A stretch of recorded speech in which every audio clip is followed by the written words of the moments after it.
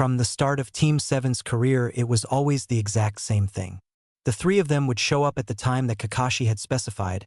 They would wait 2 hours for the masked man to show up, and when he finally did arrive, he would give some lame-ass excuse on how a cat crossed his path, or he got lost on the road of life.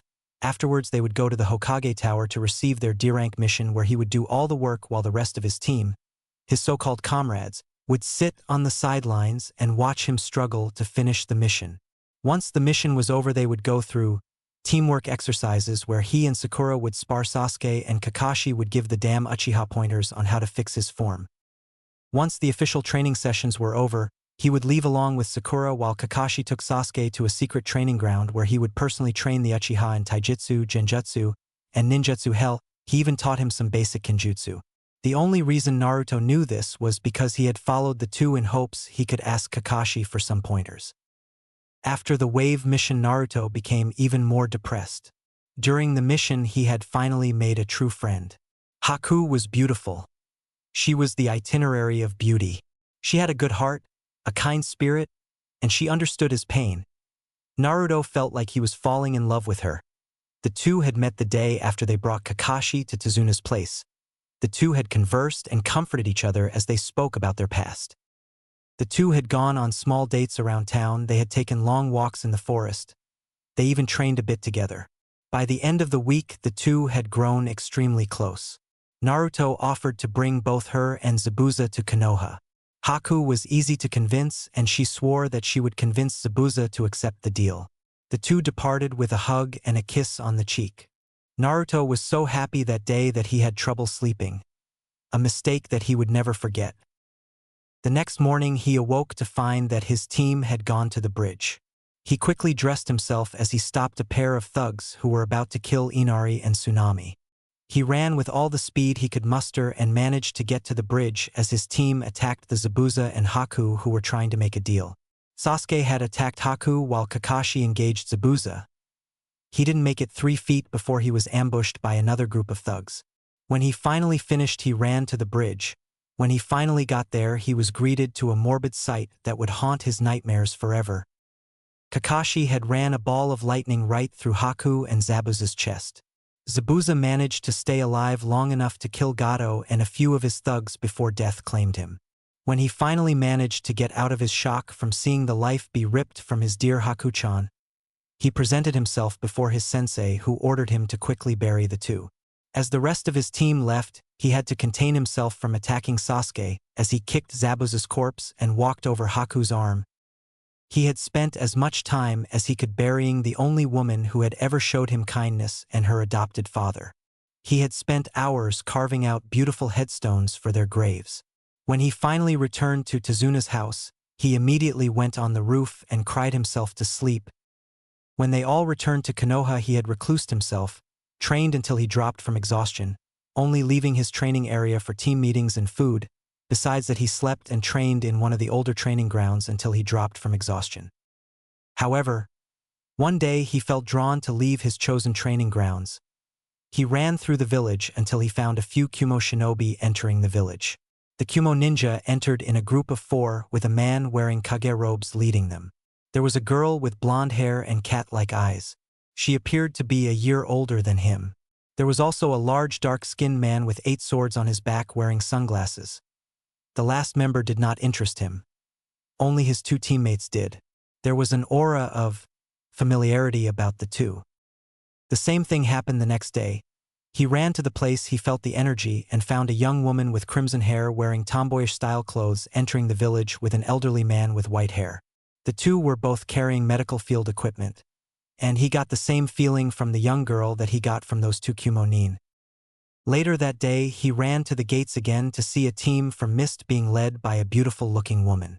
She was leading a group of 3, but like the Kumonins, only 2 interested him in the slightest. The man with silky black hair and kept a calm exterior while he blew bubbles from some form of pipe drew his interest. The same thing happened with the brash-looking man with a scar across his left eye. He had green hair and wore a basic Mist uniform with more natural applications added to it.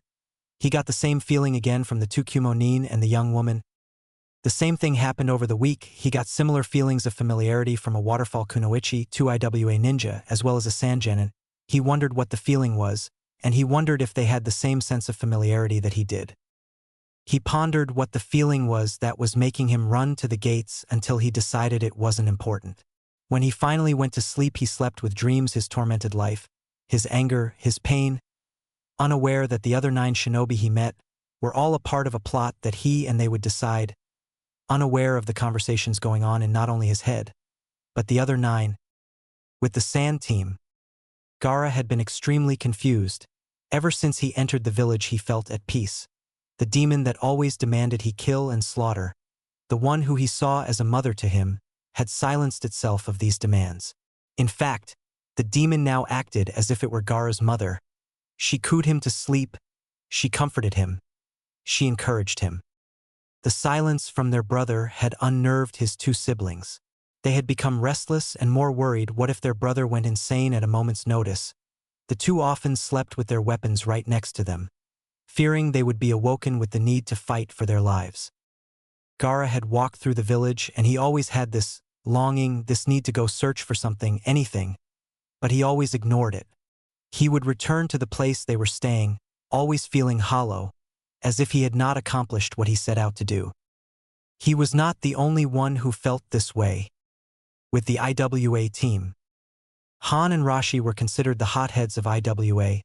Out of all of IWA, the only person who could match them in craziness was the missing Nin Deidara. But now, the hotheads were calm, quiet, collected. The Tsuchikage had come with the 2 fearing that they would go nuts and destroy the village.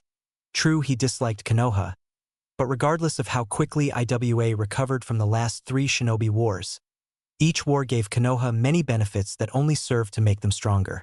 He was not going to risk Iwa's safety because of some old grudge.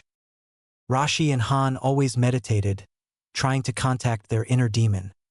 But why? No one realized they weren't the only ones trying to contact their inner demons.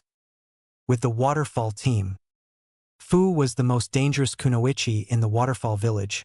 She is just one of several shinobi who make their village feared amongst the minor villages. She also was considered a tomboy. She was brash, rude, disrespectful. But now she was meditating, trying to contact the demon sealed within her by the former village leader. Most believe the old leader died from drinking the hero's water, when in reality he died using a forbidden jutsu to seal the demon inside of her newborn body.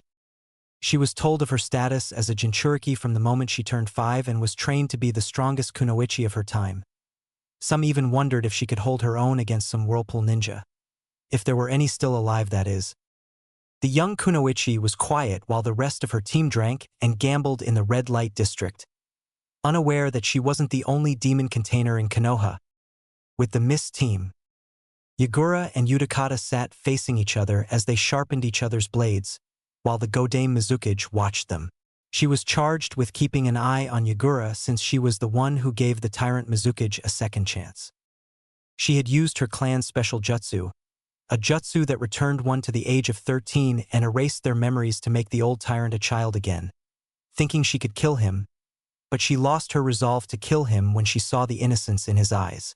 She took the title of Mizukage and gave Yagura a second chance. Yagura and Udakata became quick friends as fellow jinchuriki. The 2 became known as the dynamic duo of the mist. The 2, however, were nothing like they always acted. They were usually calm but brash. Now they were nervous and edgy. They felt a familiar presence in this village, a presence that called them, yet they ignored something another jinchuriki did as well.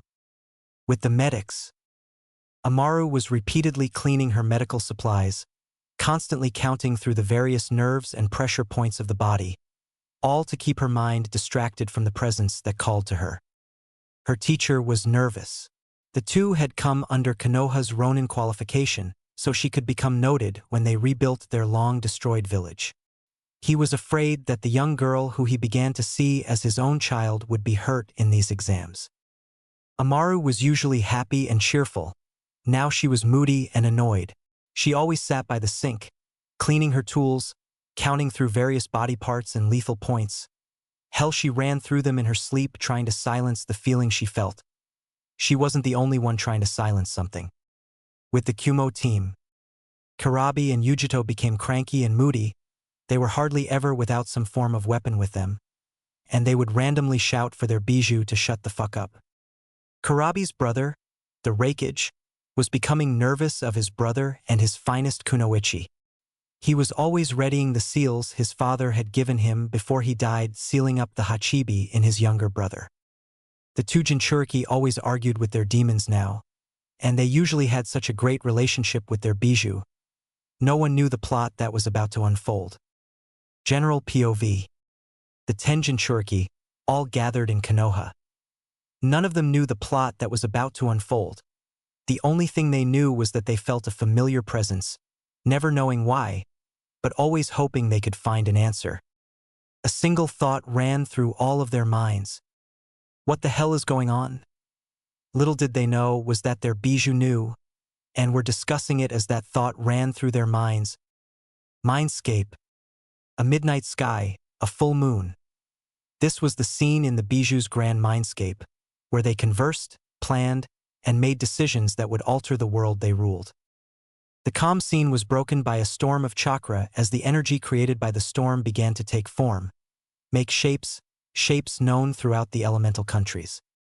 The first shape to form was a long fat form with a dark aura emanating from it. As the form began to solidify, it showed a leech-like form with a white no mask with the kanji for 0 right upon the brow. This was the Rabi no Menhairu.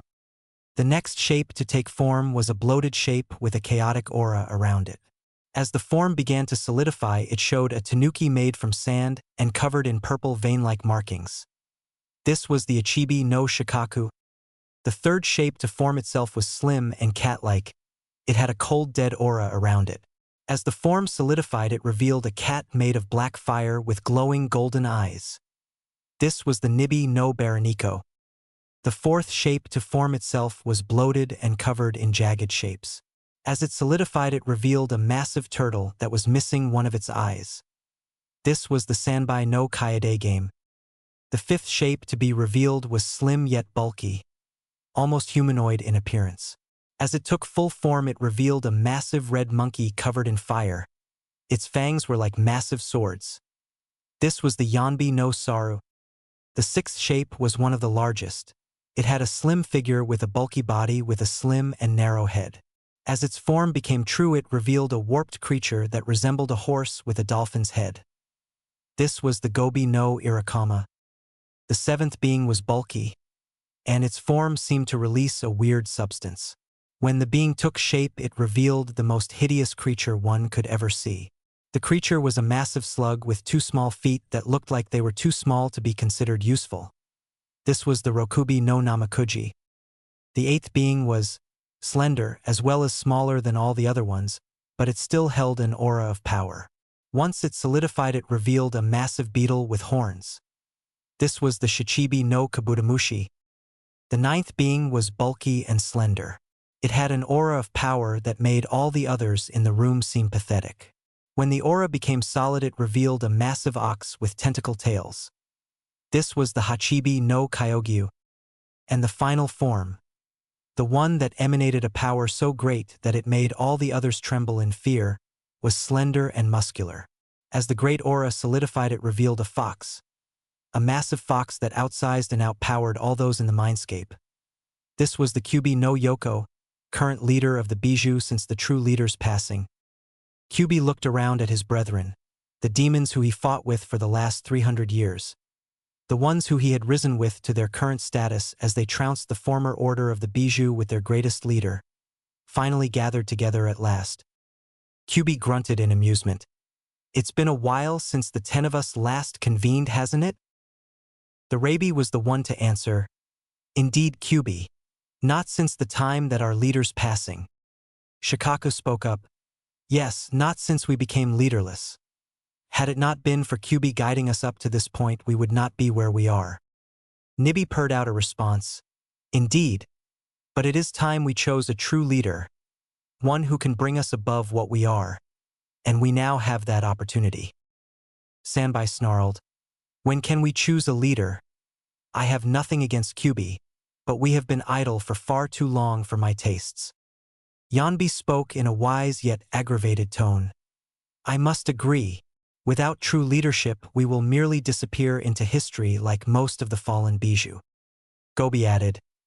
Indeed, hardly anyone remembers that old dog except for his chosen clan. Rokubi gurgled out, I hope the chance we have been waiting for does not pass us by. We will not get another chance like this. Shichibi buzzed out. Indeed, we may be immortal, but we can only be sealed a few times before we cannot be sealed again, and most of us are on our last host. Hachibi grunted towards Kyubi. So, what is the plan, Kyubi? Or is it a work in progress as usual? Kyubi looked at Hachibi in annoyance. I have a plan, Hachibi. By the end of the next few months, we will have a new leader. The biju nodded their heads as they faded into darkness, leaving Kyubi in the mindscape, pondering their next move. With Naruto team meeting spot. Naruto was walking up to the team's meeting spot at the bridge at 5 o'clock in the morning again. He had bags under his eyes that probably broke Konoha records. He had spent the entire night training himself into the ground, trying to forget that image from Wave. It didn't work. Every time he closed his eyes, he saw Haku's mangled corpse as he buried her in the ground. He saw the blood on his hands as he carried her in the ground. Why can't he just forget it? He shook his head and slumped to the ground as his teammates arrived at the bridge. Oh, Sasuke-kun, want to go on a date with me tonight? Naruto snorted at the annoying banshee. How the hell could I have ever liked her? No. Naruto made a mental note. That's the 50th time he has rejected her since we returned from Wave. The two noticed Naruto and decided to comment, Hey Dobe, why do you even bother showing up when everyone knows you won't make it as a shinobi? Sasuke waited for Naruto's response. When he got none, he grew angry. Answer your superiors, Dobe. Naruto merely glanced at Sasuke and went back to ignoring him. Sakura shouted her agreement. Yeah, Dobe, you should be on your knees thanking Sasuke for acknowledging your existence. Naruto clenched his fist and released a small amount of killing intent. It wasn't much, but it was more than enough to make the other two tremble in fear. Naruto, the baka is never like this. How can the Dobe release such killing intent? I should be the one to have this skill and power. Naruto stopped releasing killing intent as Kakashi entered the field. Kakashi saw that his two favorite students were trembling worse than Tei did on the Wave mission. He looked to see that Naruto had no reaction. He narrowed his eyes, thinking that the Dobe had caused this. Naruto, what did you do to your teammates? Naruto glared at Kakashi and snarled out a response. I shut them up, Hatake. Get used to this. Naruto got up and walked in front of Kakashi. Now, what excuse will it be today? I am not in the mood today, so I would like to know why you are late, so I can get to training myself since you clearly only care about the Achiha. So? Kakashi released a small amount of killing intent that didn't even faze the blonde. He sighed and rubbed his temple. Okay. I had to get these papers so you three could sign up for the Chunin Exams. Kakashi pulled out 3 forms. Before he could pass them out, Naruto snatched one out of his hands as he quickly signed the form and shoved it back in the Jonin's hand. Is that all? Kakashi sighed and nodded his head as Naruto left the field.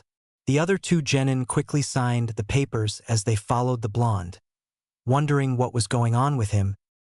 With Naruto. Naruto was walking through the village, that same feeling that has been driving him crazy for the last 2 weeks occurring again and again. Ever since those people entered the village, he felt incomplete, as if there was something he needed to accomplish.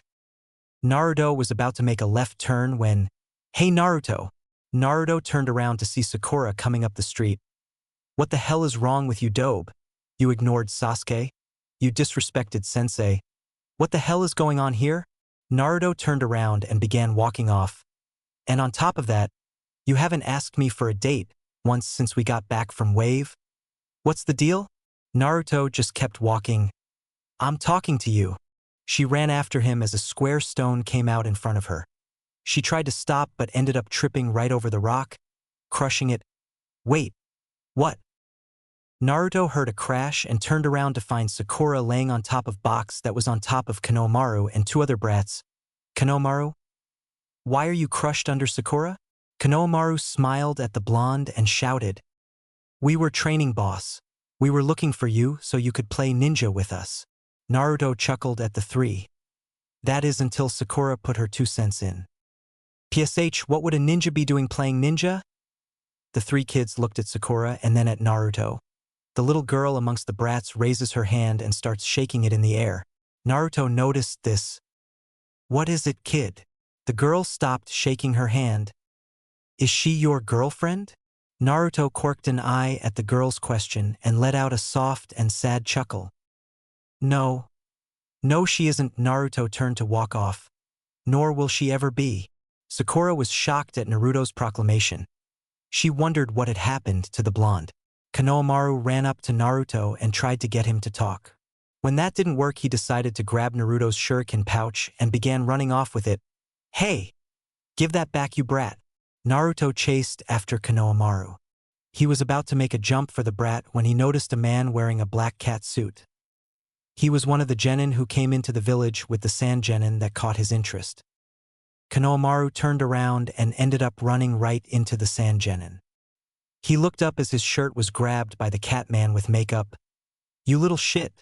I ought to teach you some manners. The genin was about to hit him when the blonde-haired kunoichi next to him grabbed his wrist. Kankuro, now is not the time. If you want to hit someone, wait for the exams. Or he will be angry. The one known as Kankuro shivered a bit and threw the kid to the ground. Fine, Temari. Where the hell is Gaara anyway? Kankuro looked up to see Naruto glaring at him. The two glared at each other until Naruto quirked an eyebrow. He then snapped his head towards the tree as he saw the sand genin that caught his interest appear in a swirl of sand. He was followed by Sasuke appearing in a swirl of leaves. Naruto stared at the sand genin.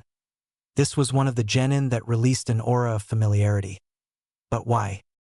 Gaara was staring at Naruto as Sasuke appeared right next to the blonde. What is your name? Sasuke smirked and answered. My name is Achiha SAS. He was silenced by a glare from Gaara. Not you. He turned his attention towards Naruto. Him. Naruto went wide-eyed. Why was this guy asking for his name? My name is Uzumaki Naruto. Gaara glared at him again. Who do you contain? Naruto was shocked beyond belief. How did this guy know he contained a biju? Gaara was curious about why he was asking that question, but it was what his mother wanted. Yes. Which biju do you sire? Naruto swallowed a lump in his throat. Kyubi no Yoko. How did you know what I was? Sasuke and Sakura looked at Naruto in shock and fear. He was the container of the demon that almost destroyed their village years ago? Gaara smiled. I know, for I contain one of its brethren. The Ichibi no Shikaku. We will meet again. Gaara shined away in a swirl of sand as his teammates followed. Naruto was still wide-eyed, but he was excited. There was another like him. He wondered if there was any others in the world. He smirked and continued to walk off as the 5 individuals with him stared at him with fear. The next day, Naruto arrived at the front of the academy where they would all be testing for Chunin. His teammates had arrived and were keeping their distance from him.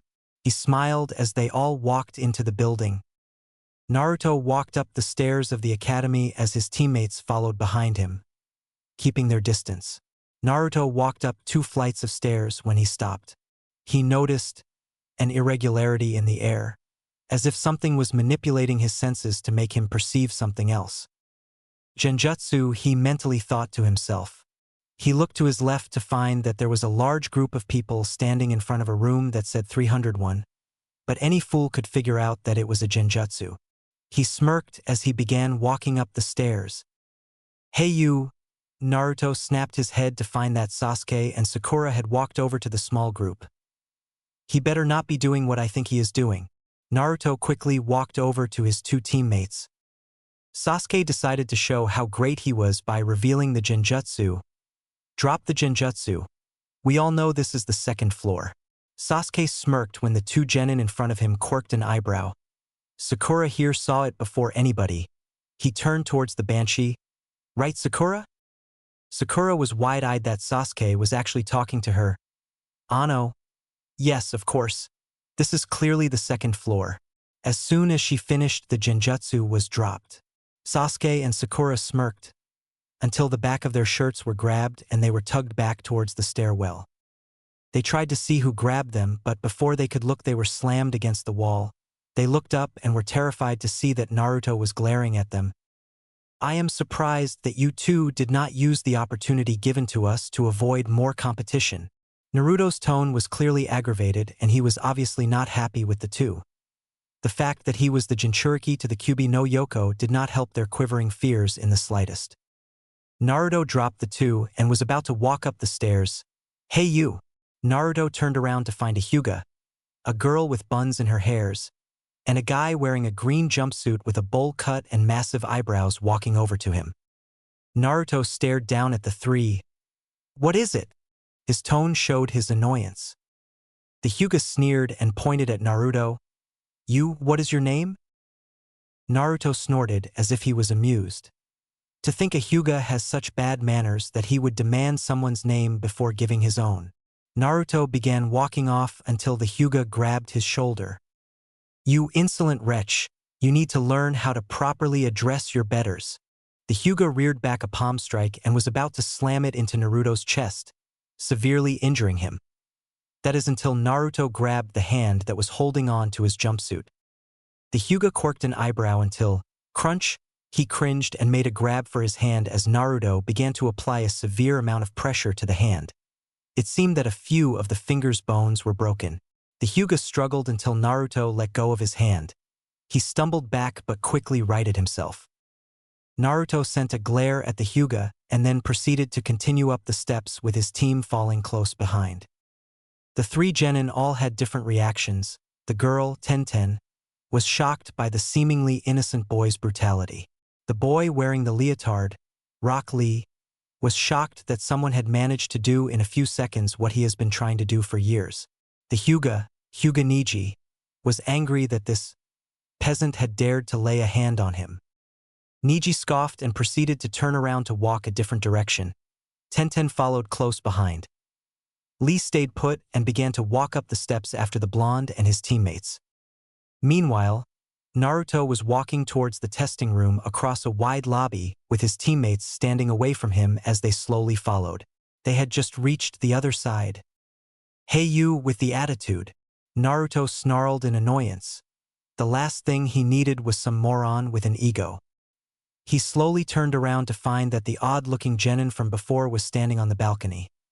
You have some nerve doing that to a fellow Konohanin. Naruto shook his head in annoyance. What do you want, bushy brows? Lee jumped from the edge and landed in a Goken Taijutsu stance. I am Rock Lee. You are Uzumaki Naruto? Am I correct? Naruto smirked that this guy knew his name. Indeed it is. And how exactly do you know my name? Lee smiled a massive smile as he did a pose. My sensei and Kakashi-san are rivals. He has told me of his rival's team. I heard about the Achiha skills, Sakura-chan's intelligence, and I also heard about a no-talent genin by the name of Uzumaki Naruto. If what you did to Neji is considered no talent, then I wish to test how strong you are. Naruto quirked an eyebrow and shrugged as he got into a fighting stance that no one recognized. Alright, your move, Lee. Lee smiled as he got into a Goken stance. Naruto smirked as Lee shot himself forwards with his fist raised. Just before Lee's fist connected, he sidestepped it and delivered a knife strike to the elbow. Lee was shocked by the move. Having never seen this type of taijutsu used before, he was unprepared for the pain dealt by that blow. He staggered for a moment as Naruto dealt a painful kick to the middle of his chest. Lee staggered back and clutched his chest in pain. He looked up to find that a foot was coming right down on his head. He moved out of the way in time to avoid the foot. He watched as the foot did damage to the concrete floor beneath it. Naruto cringed a bit. The problem with that kick was that if you missed and it hit something hard, it hurt like a bitch. He moved his foot back to a fighting stance as Lee began pounding his chest to make sure it was fine. Are you done testing me, Lee? If not, I can say we only have 23 minutes before we have to head to the exam room. Lee scowled and charged forwards. He unwrapped the bandages around his arms and threw a punch. The bandages went straight at Naruto Shing, but were stopped by a sharpened windmill. Naruto quirked an eyebrow and then turned to see. A turtle? The turtle was massive in size. It was not too big, but it was surely noticeable in size. It seemed to be scowling at Lee. Naruto also sensed a bit of chakra, suggesting that the turtle was a summon. Lee jumped in front of the turtle and kneeled. "Sensei, I am sorry, but..." Lee was cut off by the turtle. "Damn it, Lee, you know that jutsu is forbidden. So why did you use it?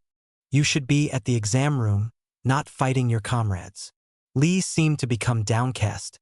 "Are you ready for your punishment?" Lee nodded his head. The turtle yelled out, "Behold, Mato Guy!" There was a poof of smoke on the turtle's back, and it revealed an older version of Lee with a jounin vest. "Why hello, I am Mato Guy, the stunning green beast of the leaf and taijutsu specialist." The odd man struck a pose until he saw Lee. "Lee, you imbecile!" Lee was punched square in the jaw and sent to the other side of the room. The man quickly ran over to Lee. "Oh Lee, I am so sorry. You are too old to be a boy, and yet too young to be called a man." Lee began to let tears fall at his sensei's words. "Guy sensei." "Oh Lee." The two embraced each other in a manly hug, or as manly as it can get with that damn sunset background, and cried tears as a sunset background with waves appeared behind them. Naruto, Sasuke, and Sakura began twitching at the sight. "Oh my god. I am trying to release it, but it won't go."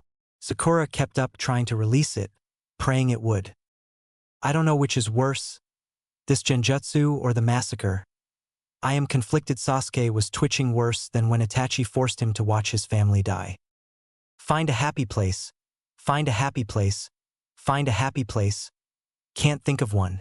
Naruto was scared worse than any of the beatings he received growing up, and he had plenty to choose from. The two continued until the one known as Guy smiled at them. Well, if it isn't Kakashi's kids." Guy walked over to the turtle. "So, has Kakashi taught you 3 properly, or is he slacking off as usual?" Naruto snorted. "Yeah, he was training. The Achiha." The turtle noticed Naruto's annoyed misdemeanor and questioned it. "Hey, Gaki, what's the problem?" Naruto turned towards the turtle and snorted. "None of your damn business." The turtle snarled at the blonde and marched over. "Now you listen to me, you brat. I am trying to be civil here, so you had better show me some respect, or so help me I'll..." The turtle's rant was cut off by a substantial amount of killing intent. Everyone turned their heads to find a mist Nin carrying a long pole with a camellia on the tip. He had purplish-colored eyes, a green scarf, a black shirt with short fishnet sleeves. He also had a stitched scar down his left eye. The turtle trembled as the man shined in a swirl of camellia blossoms. The man snarled at the turtle. "I would suggest you watch how you treat my brethren, turtle. I doubt your master would be very pleased." The turtle trembled as the man walked over to Naruto. He was slightly taller than Sasuke, about the same height as the Hyuga from before. "How are you, brother?" Naruto quirked an eyebrow, causing the man to chuckle a bit. "Sorry. I guess you didn't know I too am a vessel." Naruto went wide-eyed as the man did a curt bow. "Yagura jinchuriki of the Sanbai to Kaede game? And you are?"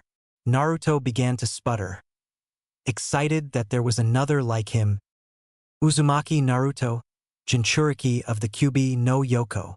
Lee was shocked that there were 2 jinchuriki containers.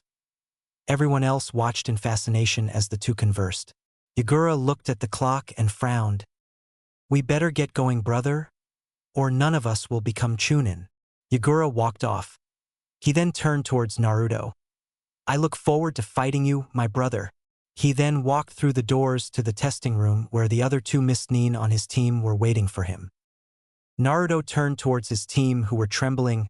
"Come on." Naruto began walking towards the testing room as his teammates followed. The moment that they got in front of the testing room, Kakashi appeared right in front of Naruto and sent a small hard glance at Naruto. The same thing from the anime happened. Naruto walked through the doors and saw the 100 or so genin in the room. He smirked as he saw Gaara and Yagura. The 2 Jinchuriki brothers smiled back at him. "Hey guys." Naruto turned to see Ino running up to them with Choji and Shikamaru trailing behind. "How are you guys doing?" She smiled as Sasuke came into the room. She quickly glomped him, which Naruto rolled his eyes at. Well, it looks like the whole gang is here. Naruto watched as Kiba and his team walked up to them.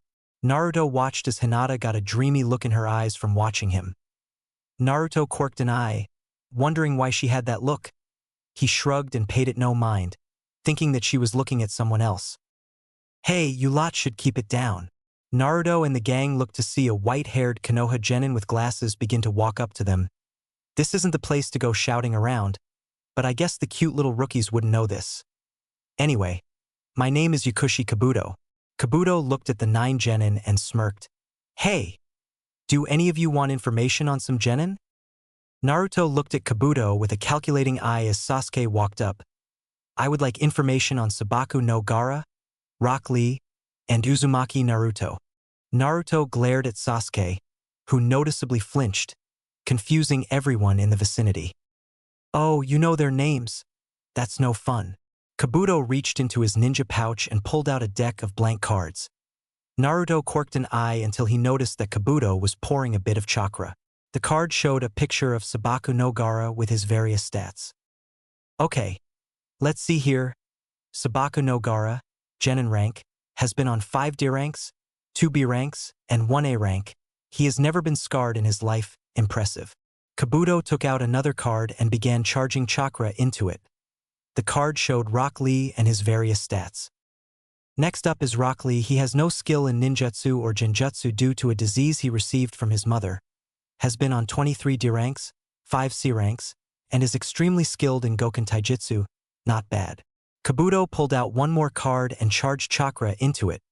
The card showed Uzumaki Naruto along with his stats. Last but not least, Naruto surprised me shitless. Uzumaki Naruto scowled at the genin's attempt to make a joke out of his surprise. Has chakra reserves that are beyond jounin, is incapable of using low-level jinjutsu. Low-level ninjutsu is also beyond his reach. Is only capable of ninjutsu and jinjutsu that are B rank or above. Maybe high C rank. Everyone was staring at Naruto with surprise, and a bit of fear from Sasuke and Sakura. Surprisingly, he is the dobe of his class.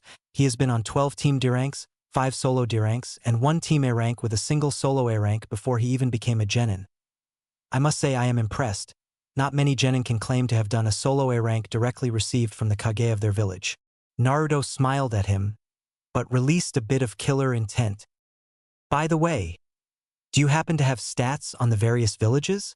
Kabuto smiled as he took out another card and charged chakra into it. The card immediately showed a map of the elemental nations with the village stats showing next. There are over 12 teams from Konoha, 3 from Suna, 6 from IWA, 1 from Taki, 5 from Kiri, as well as a few Ronin with qualification from the daimyos. Also, there is 1 team from the new Odo village, but I wouldn't worry about them, they are probably beneath most of you guys anyways. Besides that, there are mostly ninja from the smaller villages. Kabuto smiled as Naruto's killing intent let up. Meanwhile, the team of Odonin were glaring at Kabuto. They got even more pissed when Naruto shouted out that he would kick those weakling Odonin's asses. The one that looked like a mummy got a face tick and turned towards his 2 comrades.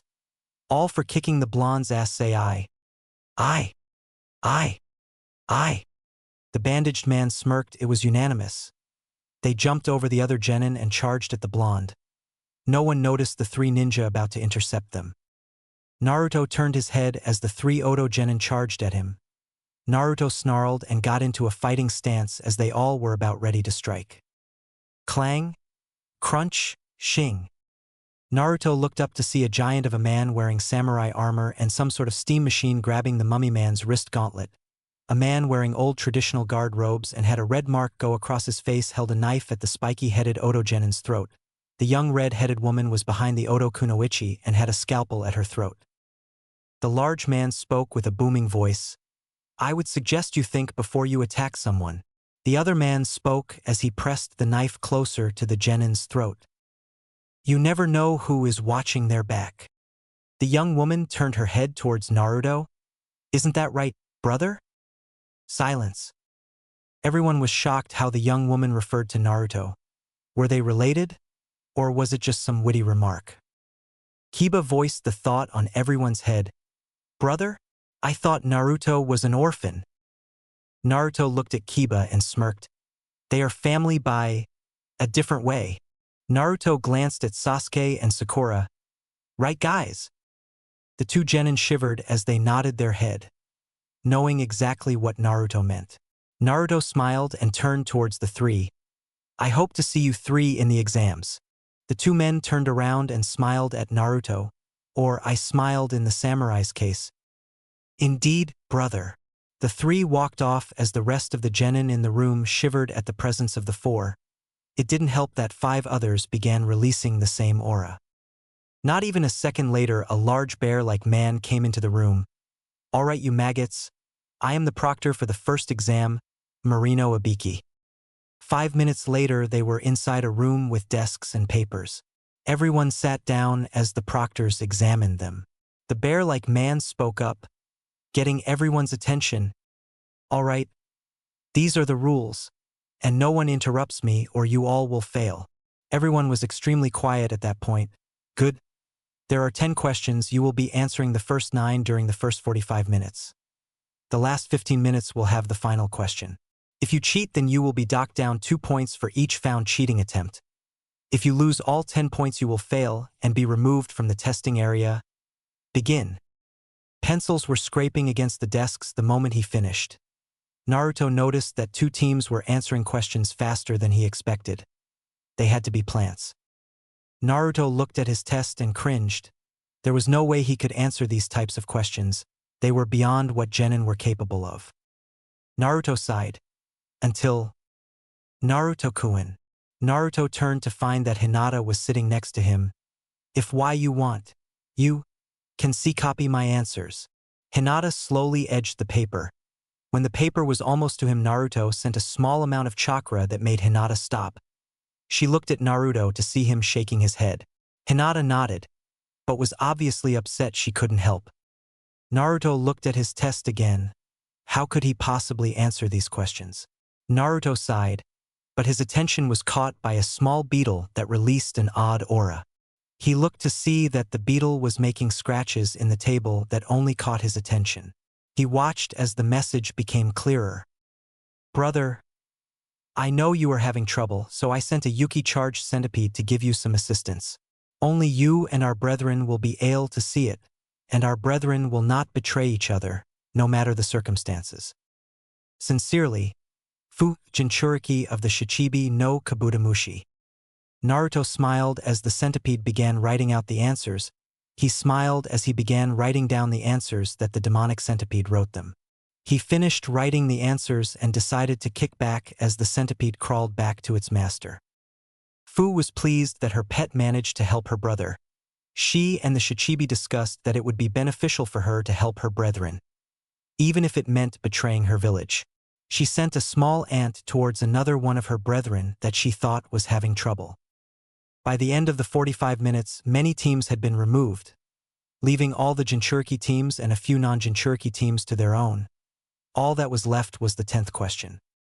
Ibiki was surprised that so many had managed to get this far. He was inwardly smiling. The next test would cut their numbers at least in half. All right, listen up.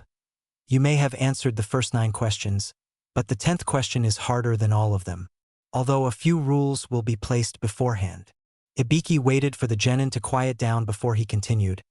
The 10th question, you have a choice to take it or not, but if you refuse to take it, then you will automatically fail and not be allowed to take the exams until next time. Temari from the Suna team stood up. Then why wouldn't we take it?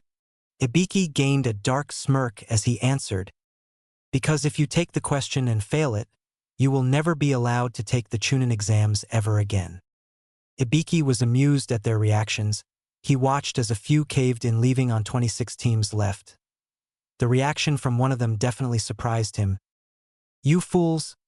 Do you honestly think he has the power to forbid you all from taking the Chunin exams in other nations? No man, no Kage has that authority. The statement was from the one known as Udakata. And besides, rank means nothing in the shinobi world, especially in mission. Everyone was confused, until the Kumo Kunoichi spoke. If you are given a mission, and you are afraid, do you deny it and live another day? The next one to speak was the one known as Fu. If we are afraid, do we surrender? The Ronin Amaru continued, "Or do we persevere?" All the jinchuriki turned towards Naruto. "Well, brother." Everyone turned to see that the blonde had a massive smirk on his face. "Of course not, my dear siblings." Naruto stood up, releasing an intimidating yet inspiring aura. "If we are asked to do something, we do it. If we see an objective, we complete it. If there is risk of death, we die for our goals. Otherwise, we would not be shinobi. Anyone who thinks otherwise is either foolish or stupid if they call themselves shinobi." Naruto smirked as the large man scowled. "Is that your answer? Are you willing to risk everything just to pass an exam?" Everyone nodded their heads, causing the man to smirk. "Then you all pass." Everyone cheered. The jinchuriki looked at each other with smiles. They got up, but frowned as they saw a black ball heading for the window. "Duck and cover!" Everyone dropped down as a black ball crashed through the window. It unfurled to reveal a banner with a scantily clad kunoichi with purple pineapple-shaper hair. "All right, maggots. I am Mitarashi Anko. Welcome to hell." "Anko, you're early again." Anko blushed until she saw the genin. "Ibiki," she said in a playful scolding manner. "Are you getting soft on me?" Ibiki smiled at the kunoichi. "No. We just have one hell of a crop this year." Anko smiled at that. "Well then, it looks like it will be fun to cut their numbers in half then. All right, everyone, follow me." She screamed the last part as she jumped from the window, forgetting that she was on the third floor. Crunch. Oh, www. On second thought, she spoke in a pain-filled voice. "Just come to Area 44 tomorrow." Everyone sighed as they left the room and headed for their hotels. Naruto had a severe irritation in his nose the moment that woman entered the room. He felt the undescribed urge to kill her for some reason. Yet something about her seemed familiar, as if he has seen her before. The one called Karabi was having the same issue. He decided to ignore it and proceeded to walk out the door, until a bug flew on his hand. He watched as it etched a message into his skin. "Meet at midnight at the northern gate. We have much to discuss with our brethren Fu." Naruto sighed and looked to see that the jinchuriki were nodding. He nodded back as he walked out the door, unaware that a certain white-eyed heiress was watching him. Hinata watched the exchange between the two. She watched as the insect etched marks into Naruto's skin. For some reason, no marks appeared, but her Byakugan was sharp enough that she could trace the faint movements in the insect's movements. She decided to follow Naruto, afraid of what might happen to the only person she loved besides her mother. Midnight Northern Gate. Naruto walked to the northern gate as per the instructions. He made sure he had a weapon at the ready just in case he needed to defend himself. When he got there, he saw that the 9 individuals who he felt the familiar aura from gathered there. He suspected that they were all jinchuriki and wondered what was going on. When he got there, the Kumo Kunoichi smiled at him. "Ah, brother. You're here." Naruto smiled at his sister, if that was the best way to put it. "Hello, sister. By any chance, may I know the name of my brethren?" The woman smiled as she introduced herself. "My name is Ni Yujito, jinchuriki of the Nibi no Baraniko." The large Kumo man next to her answered next. "Karabi jinchuriki of the Hachibi no Kyogyu." The 2 IWA shinobi stepped forwards. The large samurai spoke first, Han jinchuriki of the Gobi no Irakama. The other IWA shinobi with the red mark on his face spoke next, Rashi jinchuriki of the Yanbi no Saru. The 2 remaining kunoichi walked up. The redhead spoke up, Amaru jinchuriki of the Rabi no Menhairu. The other kunoichi with greenish hair came forwards, Fu jinchuriki of the Shichibi no Kabutamushi. The 2 Kiri ninja came forwards. The man that introduced himself before spoke up, Yagura jinchuriki of the Sanbai no Kayade game. The black-haired man with a charming disposition came forwards with his bubble pipe. "I am Udakata, jinchuriki of the Rokubi no Namakuji." Naruto watched as Gaara came forwards. "My name is Sabaku no Gaara, jinchuriki of the Ichibi no Shikaku." Everyone turned their head towards Naruto. They all gave him a stern glance. It was not cruel, but it was more expecting.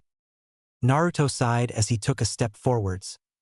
He puffed out his chest and declared with pride, "I am Uzumaki Naruto, and I am the jinchuriki of the Kyubi no Yoko." Everyone smiled as they held out their hands and brought them together. They began charging their chakra into the point where they were all touching. Naruto saw this and joined in. He began flooding the area with chakra as they were pulled into the biju mindscape. Hinata, same time. Hinata was sneaking around Konoha with nimble feet. She had followed Naruto from his house and went to the northern gate. She watched as each of the individuals there introduced themselves. Each introduction scared her. But Naruto's proud declaration at being the jinchuriki for the Kyubi no Yoko shocked her beyond belief. She quickly turned around and ran home, distraught and confused. General POV. Naruto and the jinchuriki were falling, but they felt no fear. No need to worry, it was like they had nothing to fear from this place. They watched as their descent began to slow. They landed on their feet and watched as the shape of their biju became apparent in front of them. The 10 jinchuriki faced their inner demons, literally, as the 10 lords of nature kneeled so they could better speak to their hosts. Kyubi started, "Naruto, we meet at last." Naruto smiled at the giant fox. "Hey Kyubi, how are you doing?" Kyubi chuckled at his container's question. "I am doing fine. But for now, we must discuss what is to happen during the Chunin exams." Naruto straightened up as Kyubi puffed out his chest. "During the Chunin exams, you 10 will have to make it to the final rounds of the exams, and I do mean all of you. If even one of you are not present in the final rounds, then our plan will fail. I will not give any information besides that, for now." Naruto nodded his head as Fu spoke up. "Kyubi, what is the purpose of this plan?" Kyubi chuckled at the young kunoichi and turned towards her. "What is to happen is that one of you will become more than what you once were. One of you will be granted a title all demons have sought.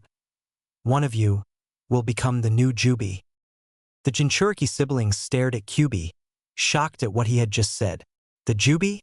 Are you serious, Kyubi?" Udakata shouted, completely shocking his friend Yagura. He was normally very calm. But then again, the idea of becoming the Jubi was probably too much to handle. Naruto was actually stuttering, trying to respond to what his biju had said. Gaara was actually twitching with shock. Yujido had dinner plate eyes, Yagura's jaw was wide open, Han and Rashi were trying to support each other from being so shocked. Fu was speaking in random gibberish, not being able to form coherent words. Udakata was hyperventilating. Amaru dropped her medical scalpel, and Karabi was trying, and failing, to rap out a response.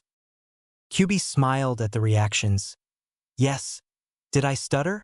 One of you will surpass the others and become the Jubi. But there is a process that must be adhered to before any of you can become the Jubi." Everyone, including the biju, looked at Kyubi. "Kyubi-sama." Kyubi looked to his surprise to see Naruto actually calm. "What is the importance of the Jubi?" The biju looked irritated for a minute. One of the biju even shouted their feelings. "You insolent ninjen. The Jubi is the greatest title anyone could ever ask for. How dare you ask its importance?" "I should." Sanbai's rant was cut off by Nibi smashing her flaming tails in front of the massive turtle. "Be silent, Sanbai. Ninjen have no knowledge of our systems of command, so it is not surprising that he would ask its importance." Sanbai looked down, realizing he had overreacted. Again, he looked at Naruto and bowed his head. "Naruto, forgive me, I overreacted." Naruto looked at the Sanbai and smiled. "All is forgiven, but I have a question. Could you possibly tell us of your demonic ranking system? I just want to know so that I don't show disrespect in the future." The biju looked at Naruto in confusion, but it quickly turned to glee that a ninjen wanted to know of their ranking system, especially given the hateful prejudice towards their race. Kyubi stepped forwards and smiled. "It is no trouble, Naruto. The demon ranking system has long since been forgotten by ninjen, and we have no problem explaining to you what the actual rankings are." Kyubi sighed as he lay down. "You might want to get comfortable. Our history is extensive, even to the most devoted scholars. The biju and jinchuriki sat down, seats forming under them that they imagined up. Kyubi turned towards his brethren and nodded his head before he began speaking. The rank of biju is as old as the third demon era. We are in the fifth era. It was created when the old demon lords began vying for power. Wars broke out that sent nations, empires, innocents, into the pages of histories. The leader of the demons felt that one supreme lord cannot keep all of them in check. So in his efforts to bring about peace, he created a new caste system of 12 lords, with the demon imperial leading the group. The 11 biju would rule over their given territories, while the imperial would keep the loose ends in check. He chose to signify the rankings through number of tails, with the Rabi being of lowest ranking, while the Jubi held the highest ranking. For the first era, the title of biju was a status that was highly honored amongst our kind, even the most noble of the demon clans showing reverence to the biju. However, during the reign of the fourth demon imperial, the status of biju became an inherited icon, rather than an earned icon as the lord before him intended. The rank of biju became passed down through the clans of the noble families that honored the fourth lord. The clans that honored him were the noble families of the frog, snake, badger, dog, weasel, rooster, shark, bee, bat, and fallen dragon clans. The title of biju was inherited in the strongest member of each of these clans for over 4,000 years. Those that viewed this as a direct denial of the 3D Lord's plan were quickly executed. Over time, the title of biju was a title that only those of those 10 noble families could have, and each member of the clan received the same title as the one before them, no matter the difference in power. One day, I and my brethren, referring to the biju, decided it was time that the title of biju had to be removed from inheritance. So we spent over 1,000 years training, along with a young demon prince of one of the noble clans to take down the current biju, as well as the ruling lord. We gathered the forces of our clans and brought our armies against the ruling lords, crushing all opposition in our path. We defeated the leading biju and ended the reign of the demon king himself. The final blow was struck by our longtime friend, the last member of a noble family that the demon king had slaughtered without mercy. For over 1,000 years we ruled in peace alongside our clans. However, disaster struck when the Hachibi of the fourth reign killed our leader, the Jubi no Ukami. She was giving birth to her newborn pup when the Yamato no Orochi killed her and devoured her child. Kyubi began to dig his claws into the ground, letting a few tears fall from his eyes. How could a member of a clan that preached that the weak must be protected kill a defenseless mother and her pup in cold blood? Kyubi released a substantial amount of killing intent, knocking most of the biju and all of the jinchuriki back. He noticed that they were all quivering in fear. He quickly let up his killing intent as he let a sad sigh escape his breath. "Forgive me. It's just that we all dearly cared for our departed leader." Even the fifth lord was hard-pressed to move on from her death. Kyubi sighed.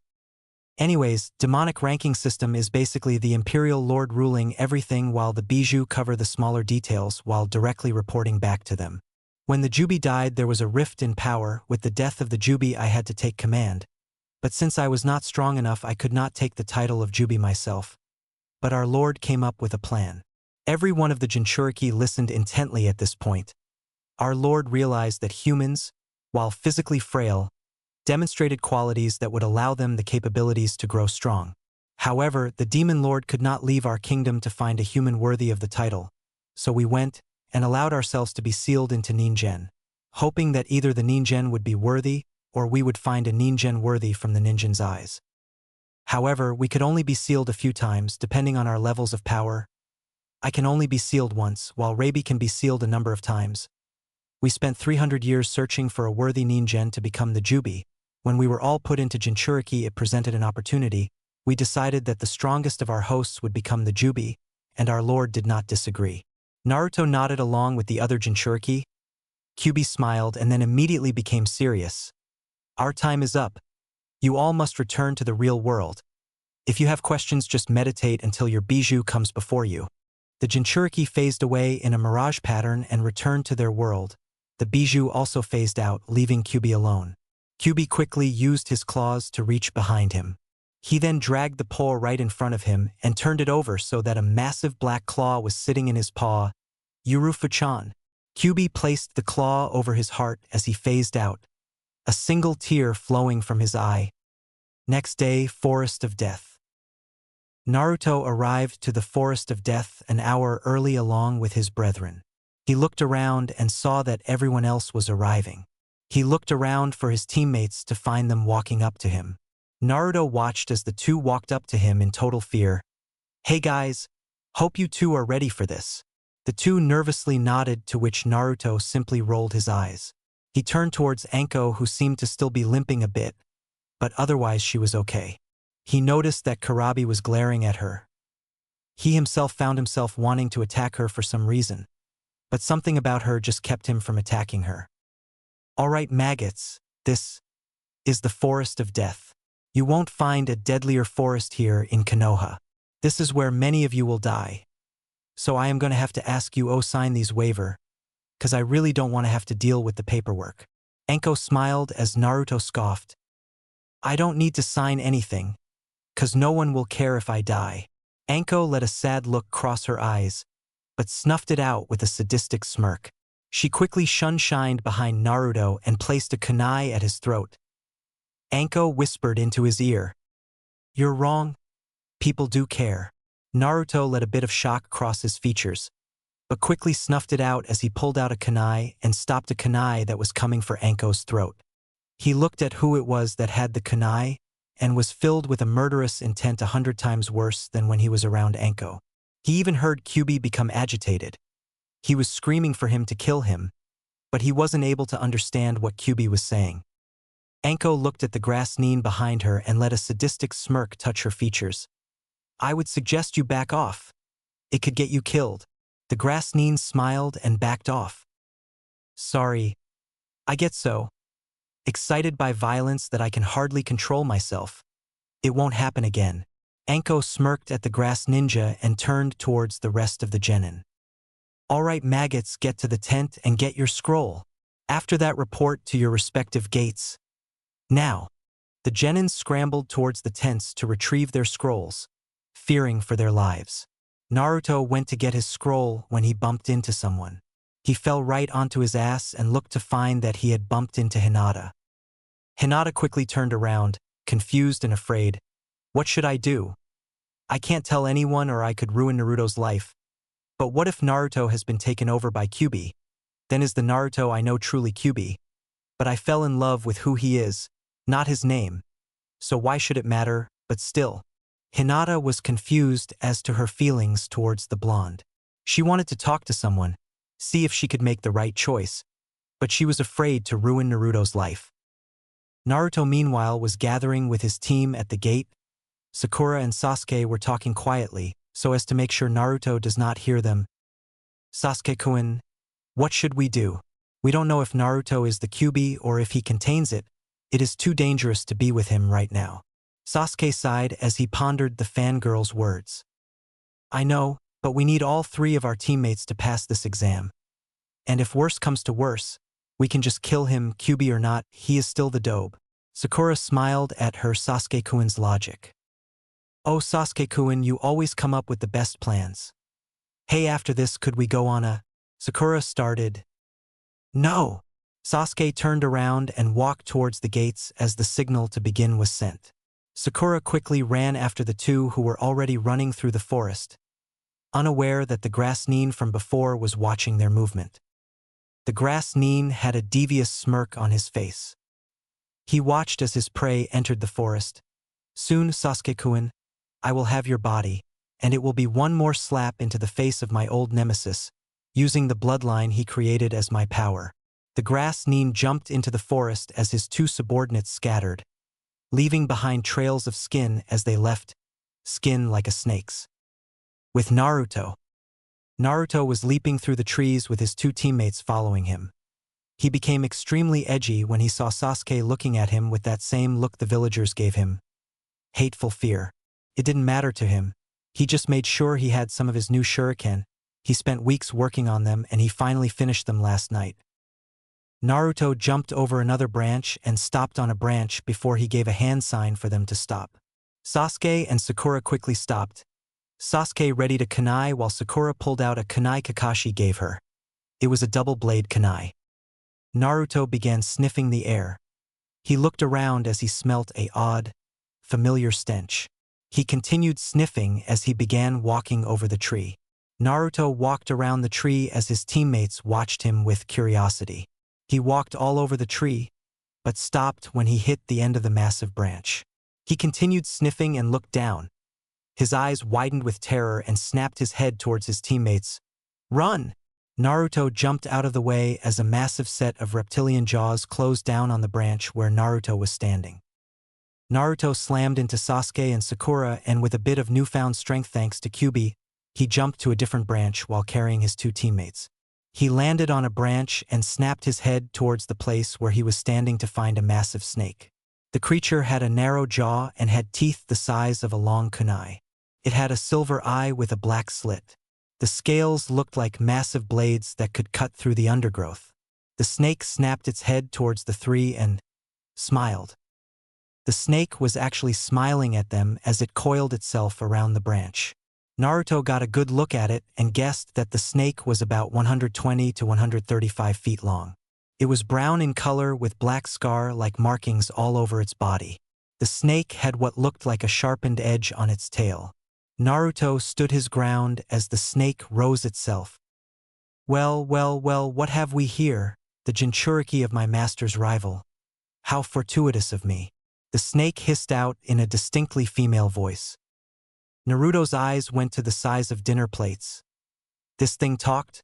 What the hell are you? Who the hell are you? Naruto pulled out a kunai he had been working on and got ready to attack the snake. The snake chuckled as she answered, "Oh, who am I? I am Stenthos." Stenthos launched herself at Naruto and his team. Naruto quickly threw the kunai in her mouth and grabbed his teammates as she curled back in pain. "Damn jinchuriki, you will pay for that." She launched herself at Naruto as he jumped over the incoming snake. She quickly snapped her head towards the blonde who was running down her back. She hissed as she launched herself at the blonde. Naruto smirked as he waited for her jaws to be in range. Stenthos was 100 feet from Naruto when he threw a shuriken at Stenthos. Stenthos paid it no mind and continued her assault.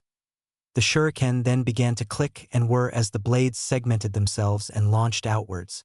They wrapped around Stenthos' mouth and began wrapping around the jaws. Stenthos' eyes widened and she tried to retract, but she found that one of the blades hit a nearby branch. Her eyes widened as Naruto grabbed a blade that landed near him. He smirked as he jumped down as the light hit an invisible string that was directly attached to the shuriken. Stenthos hissed as her head was yanked down and slammed into the side of the tree she was on. Naruto ran around the tree and wrapped the wire around the massive snake. He threw the blade at the tree hard enough to dig it in and jumped back up. He smiled and turned his back, but he froze when he saw another snake right in front of him. The snake quickly opened its jaws and was about to swallow up the blonde. Naruto dodged to the side as the snake clamped its jaw onto the branch he was on. The snake snarled. The snake slammed its jaws down and crushed the branch in its teeth. It turned its head at Naruto and hissed as it opened its mouth, poison dripping from its fangs. Naruto had a single thought running through his head. Oh shit, he quickly turned and ran as the snake charged at him. Naruto opened up his pouch and pulled out a pill. He had spent a week developing it and he had yet to test it. It was a smoke and poison pill. If he managed to throw this in the right vicinity, he should be able to kill anyone who breathes in its poison. He quickly threw the pill down the snake's mouth. Naruto watched as the snake continued its assault, then closed his eyes as the snake was about to bite down. But it never came. Naruto looked up to see the snake spasming and screaming. The snake looked towards its stomach as it began to fester and boil until it split right open. Its organs poured out of the wound as the snake's head slammed onto the branch. Dead from an acidic poison. Naruto stared at the snake's head, the fangs still dripping their poison, searing the wood it touched. Naruto slowly backed away as he looked around. He saw no other snakes and got up, but his eyes widened when he felt a buildup of chakra HIT. He was blown back by a massive shockwave that sent him careening through the trees. Sasuke and Sakura watched as Naruto was shot over their heads as they turned to see the grass Nin from before walking through the overgrowth, smiling like a predator that has captured its prey. "Ah, Sasuke-kun. It's so good to see you." The grass Nin jumped at the two as he released a substantial amount of killing intent, making it so neither of them can move. "I can't move." Sasuke struggled as the grass Nin continued forwards, readying a final strike. "No. I can't end like this. Am I really this pathetic?" Sakura watched as the ninja brought out two kunai, both poised to end their lives. The two genin closed their eyes as the kunai were only 3 feet away, but the sound of metal meeting metal broke them out of their trance.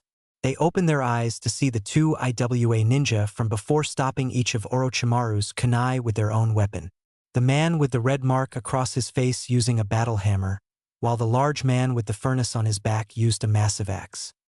The grass Nin did not have time to move as the two buried their fists into his chest. He coughed up some blood as the combined force from the two jinchuriki's punches sent him careening into a faraway tree. Both jinchurikis turned towards Sasuke and Sakura, who were panting from finally being released from the terrible killing intent. "Both of you get out of here. We will not allow our brother's teammates to be harmed. Go." The two then jump to attack the grass Nin, who is pulling himself out the hole in the tree. Sasuke and Sakura are shocked that the two could manage something so astounding. Sasuke quickly became jealous of their strength, believing he should be the one to have that power. Sakura was too scared to even think. The grass Nin finally managed to pull himself out of the tree just in time to move out of the way to avoid Rashi's warhammer. He had to duck to keep Han's axe from beheading him. The two jinchuriki got into an unfamiliar stance where Rashi was in a crouching stance with his fists connecting with the branch, while Han was towering over him with his arms pointed upwards and his hands in a double knife strike. Bijuten, Yoni no Gobi, Kai, the two were overcome by demonic chakra. Rashi's was a dark red, while Han's was a white color. A single tail of chakra formed behind each of them. Rashi had a monkey tail while Han had what looked like a dolphin tail. The grass Nin had a wicked smile cross his features as he began to allow a dark chuckle escape his lips. "So, two jinchuriki. This will be fun." The grass Nin grabbed the top of his face and began to peel it off, allowing his true features to be shown. His skin was as pale as death. He had purple markings under his slitted golden eyes. "Allow me to introduce myself. I am Orochimaru." Orochimaru jumped at the two jinchuriki, but quickly veered beneath them as he passed through their legs. He quickly kicked them in the back, sending the two toppling over each other as he turns towards the still terrified Sasuke. He lets a predatory smile grace his features as he extends his fangs. "Sasuke-kun, you are mine." He extends his neck towards Sasuke, ready to clamp down on high neck, claiming him as his own. But Sakura jumps in the way, resulting in his fangs burying themselves in her left breast. Sakura screams in pain as a curse mark develops on her breast. Orochimaru pulls away, ripping off her shirt to reveal the mark to become a series of 3 bent bars. Tayuya's curse mark. She collapses to the ground as Sasuke runs over to her side. "Damn, Sakura. What were you thinking?" Sakura groans as the pain shoots through her body. She smiles at Sasuke as she speaks. "People do crazy things when they're in love." She passes out as Sasuke tries to revive her. "Sakura, Chand, damn you monster." Sasuke runs at Orochimaru, who is snarling that he wasted precious enzymes on a worthless female. But he smiles when he sees Sasuke charging at him. Sasuke runs through some hand seals as he throws a few wired shuriken that wrap around the trees and catch onto Orochimaru's arms. Katan. Gokaku no Jutsu.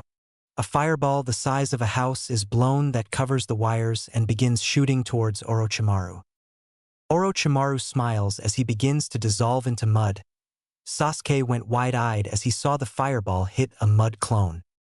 Sasuke froze as he felt a pinch on his neck, which quickly turned into searing pain as a curse mark in the shape of 3 tomos developed on the crook of his neck. He fell to the ground screaming. Orochimaru smiled, but he sneered as he had to dodge a kunai being thrown by Sakura. She had managed to somehow overcome the curse mark and now was partially utilizing it. He raised an eyebrow, intrigued by this development. She survived the curse mark and is already utilizing it. But how? She is not a jinchuriki. She has no special qualities such as demon blood or a kekei genkai. She is human, so why is it she can utilize it so quickly after being adhered with it after only a few minutes? Anko could not even use the curse mark when she barely survived it after 3 days. I must capture her and dissect her to see if this can be utilized in others. Orochimaru smiled as he began to reach for her.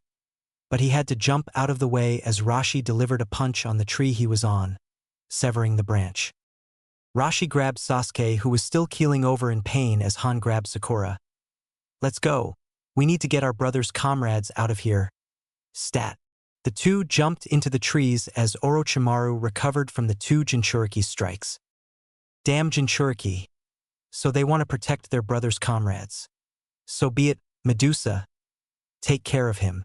A shadow slithered away from his own as it went in the direction Naruto was in. And now, for the 2 I have marked. Orochimaru jumped into the trees after the jinchuriki and the 2 he marked. With Naruto. Naruto groaned as he tried to get up. He pulled himself out of the ground where he landed. Looking around, he noticed that he had landed in a swamp. Naruto carefully walked through the swamp so as to not disturb anything in it. He had spent enough time in the Forest of Death as a kid to know that if you saw anything move, throw kunai first, ask questions later, then throw a kunai at the non-moving things just to be safe. Naruto was about to step on a rock when it slowly began to move. Naruto panicked and used his chakra to jump out of the way. He then questioned why the hell he didn't do that before to get out of the swamp. Naruto watched as the rock revealed itself to be a turtle. The thing was about the size of a large Inuzuka dog and was clearly vegetarian. Naruto breathed a sigh of relief until he felt a hot wind on his neck. He slowly turned around, and his eyes widened as he saw what was behind him. It was the most terrifying thing he had ever seen in his entire life. The body was snake-like, but it was made up of thousands of smaller snakes ranging from blue, purple, or silver. All of them had a shiny appearance, but the head resembled that of a woman's, but it was snake-like. It had massive fangs that secreted glowing green venom. Naruto watched the drops hit the ground. When it hit a lizard, it seemed to freeze up and stop moving, but the steady rise and fall of its chest showed that it was still alive. Naruto looked into its eyes to see a hypnotic green that seemed to draw him in, calling for him to answer it. Naruto quickly shook it off as the snake woman thing began to chuckle. "Hello, Naruto. My master demands your death, and he will have it." Naruto had to jump out of the way as the snake attacked him. He pulled out a few paper bombs and threw them at the snake as it connected to her sides. She screamed as the bombs burned into her flesh. She hissed at him as she launched another attack at him. "Die, boy!" Naruto reached into his ninja pouch, praying he had something to help him out. He unfortunately found that he had nothing in there to help him. So, this is it? Naruto closed his eyes. He was cornered. He had no weapons, and he had no way to defend himself. He waited for the giant creature to close its mouth on him, but he snapped his eyes open when he heard her scream. He looked to see that the creature had been attacked by what looked like a large worm that had just tunneled out of the ground. It had no eyes, and it had a circular mouth that had thousands of teeth in it. The giant snake creature screamed again. "Wretched worms, do you know who I am? I am Medusa. A pathetic leech. Yuki will never kill me." Medusa was about to bite down on the leeches when a black tendril buried itself in her head. Medusa shot her eye over to where the tendril came from to find a massive leech demon with a white no mask with the kanji for 0 on it. "No, but I can." The leech demon began to convulse, and then shot out hundreds of tendrils that sharpened and went straight for Medusa. "Goodbye, Medusa. I hope you rot in hell forever." The tendrils buried themselves in Medusa, stabbing every part of her body, leaving no possibility for her to live. The leeches let go of Medusa and then returned to the swamp while the masked leech pulled back its tendrils before it vanished into black mist, revealing Amaru. Amaru saw that Naruto was shocked by her appearance. "How are you, brother?" She got no response. "Brother." She jumped down and noticed a glazed look in his eyes. He must be talking to Kyubi. Mindscape. Naruto was staring at the enraged biju in his body. Kyubi was demanding Naruto give him control over his body. Clearly he was not happy. "Naruto, damn it, give me control. This is my fight. And no others." Kyubi began leaking out a massive amount of chakra that engulfed the blonde. Naruto began convulsing and screaming in pain. "I will have my revenge. Yamato no Orochi." Outside of Mindscape, Amaru was blown back by a raw output of Kyubi's chakra. She slammed into a tree, but her fall was broken by a leech Yuki that came out of the swamp. She watched in fascination as Naruto's skin began to peel off of his body and then burst into black ashes. His spine began to crack as a bunch of tails emerged. Naruto's screams turned into demonic howls as his face became a snout. Finally, a shockwave of chakra rushed over the swamp, setting it ablaze with burning fire. Standing where Naruto was an 8-tailed kitsune, but it had no fur and one could make out the skeletal structure from the tight skin. Amaru began to quiver as Naruto. No Kyubi took control and ran into the forest. She quickly righted herself and ran after him, praying things would not get out of hand. Back with Han, Rashi, and Team 7. Han had gone up to 3 tails worth of power while Rashi was up to 2. They were attacking Orochimaru with all they had. Sasuke and Sakura were lying on a branch away from the fight. Orochimaru was delivering strikes to the jinchuriki that sent them to the ground. Rashi snarled at Orochimaru, confused as to how he could possibly be matching them. "How? He is not a jinchuriki. But what is that scent? It's so familiar." Rashi had to jump out of the way as the now freed stent hose was about to swallow him. She smiled at her prey and shot forwards, intending to end the jinchuriki. Rashi readied a blast of lava, but he stopped when he felt a massive killing intent that also stopped stent hose. Rashi and stent hose turned their heads and were terrified at the sight. Standing on a branch, burning it to ash, was Naruto in the Hachibi stage. His teeth were leaking massive amounts of spit, and his claws looked like knives. Naruto snapped his head at Orochimaru, who began to chuckle, and then he went into full-blown laughter. "So, the Kyubi Jinchuriki has the power of a Hachibi. Let's see how Yopu fare against me, my old rival." Rashi and Han were confused. What the hell did he mean by old rival? Naruto? Or Kyubi snarled at Orochimaru. "You will pay for your past transgressions. Yamato no Orochi."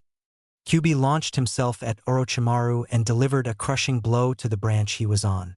Kyubi had to dodge to the side when Orochimaru delivered a crushing kick to where Kyubi was standing. "So, you know who I am. Not surprising. Especially how our last meeting was. Do you remember that day? How I took everything from you? How I killed your mate and devoured your child? Oh, it was so delightful killing the Jubi? Or is it Yurufa-chan?" Kyubi snarled at Orochimaru as he continued to chuckle. "I must thank you. After I devoured your child, my power increased far beyond what it was. But enough chit-chat. Let us finish this, Kyubi." Orochimaru grabbed the top of his face and dug his nails under the skin. He then pulled his face clean off, but rather than gushing blood, 8 snake heads came rushing out. His body shriveled up and turned to ash as 8 massive tails wrapped around the trees. His body lengthened to massive proportions until standing at his full form was the Yamato no Orochi. Yamato no Orochi smiled as each head spoke. "Kyubi, it is time for you to die." The 2 biju launched at each other as the spectators watched, unaware of the many eyes watching them fight. Kyubi launched a volley of chakra blasts at the great snake demon only for the snake to weave around them. The main head launched at Kyubi. Kyubi caught the open mouth and grabbed the snake's tongue before ripping it clean out. Yamato no Orochi screamed in pain as the head that had the tongue ripped out snarled at him while another head spoke. "I'll fillet you for that." The heads then launched at Kyubi as he ducked and weaved in and out of the strikes. The heads quickly weaved back and bit down trying to hit Kyubi. Kyubi managed to run past the heads and managed to grab the tail of the beast. He grabbed it and pulled as hard as he could. Kyubi then used all of his strength and swung Yamato no Orochi into the trees. He slid through the trees until his body fell into a lake. Kyubi saw the mile-long trench the throw made and ran towards the lake, several eyes following his movement. In the bushes, Team 8 had just gotten a scroll when they felt a massive pressure of killing intent. They went to investigate and saw a giant 8-headed snake and an 8-tailed fox that had no fur attack each other. Hinata was quivering, as she used her Byakugan to see that the fox was Naruto. Team 7 and the 2 IWA Jinchuriki. Sasuke and Sakura were shocked at the ensuing battle. They were even more shocked when they saw Orochimaru become the Yamato no Orochi. Rashi and Han were trying to keep their bijus under control. They were having little success as both biju wanted to kill the Yamato no Orochi. Team 10 and Team Guy. Team 10 had literally run into Guy's team. The two teams were about to duke it out when they felt a massive killing intent wash over them. Before they could even think, they had to jump out of the way of a massive snake barreling through the forest. They looked again to find a furless 8-tailed fox running down the same path. With some jounins, Anko had immediately run into the forest when the 3 dead faceless bodies turned up in a graveyard. Her friends Kurenai and Yugao followed her, as well as Kakashi, Asuma, Guy, and Hayate. When they finally found Orochimaru, they were about to launch their strongest attacks to kill him. But they stopped when they saw the massive 8-tailed furless fox declare that Orochimaru was the Yamato no Orochi. When they saw the snake Sannin transform, they were terrified. Anko was scared stiff and everyone else was too scared to move. But Anko grinned when the fox literally threw Orochimaru, Yamato no Orochi, or whatever he was now, into a forest and then finally into a lake. They decided to sit back and watch the show and prayed that the snake Sannin would die. Back with Yamato no Orochi. Yamato no Orochi shook himself off as his body went underwater. He hissed and then began to swim up to the surface. When he finally breached the water, he had to swiftly veer to the right as a beam of pure red chakra was launched at him. He looked to see that Kyubi was releasing as much of his Yuki as his host could handle. Yamato no Orochi smirked, thinking that this could be an advantage. So Kyubi, you want to kill me? Well, unless your host can endure all 9 tails of your power, that's not going to happen. I may have been the Hachibi, but my power is equal to yours. Now die. Yamato no Orochi opened all of his mouths as he began charging purple energy through his mouths. Kyubi saw this and then hunched down as he gripped the ground. He began charging up a mass of red energy as he readied his strike. The 2 demons then reared back as they mentally cried out their attacks. Hibi Hachikita, Kitsune Dorairu. The 2 fired out their attacks. Yamato no Orochi's strike tore through the air and sent shockwaves that knocked down the surrounding trees. Kyubi's strike tore through the earth and sent spider web cracks throughout the landscape. The 2 attacks collided, and sent a massive shockwave that tore through the forest like a rhino through wet paper. All the teams had to duck and cover as the strikes knocked down most of the forest, taking down half the teams instantly. The teams that had been watching the fight were trembling. They had been the closest, and so they felt the demonic energy. It was massive. Yamato no Orochi was not kidding. His power had to have equaled Kyubi's at least for the attack from Kyubi not to overcome his own. Hinata was trembling in fear. Was this really her Naruto-kun? Anko was frozen with fear until her cursed seal suddenly began acting up. Age. Kakashi quickly ran over to her and tried to get her up, but he was frozen when another blast of killing intent washed over him. Kyubi ran at Yamato no Orochi as the great snake pulled himself out of the water. Die, snake bastard! Yamato no Orochi had no time to dodge Kyubi's attack and ended up getting slashed by one of his claws across his eyes. Damn fox. That's it. I am going to kill you just like I killed your precious Yurufa-chan. He then reared his head back and widened his mouth as the fabled Kusanagi erupted from his mouth. The snake closed his jaw as the blade extended. Yamato no Orochi swung the sword at the shocked Kyubi. When Kyubi saw the sword, his mind wandered back to the day his love was murdered. Flashback. Kyubi was returning home from running several errands for his mate. She was in heat, but she needed to take care of their child. He had gone to the city to retrieve some lamb meat and a new batch of herbs. The two had grown up together, and after she claimed the title of Jubi and he gained the title of Kyubi, the two married. After 9 months of waiting, they had a beautiful cub to call their own. Kyubi turned the corner to the grove that he and his mate lived in when he smelt snake.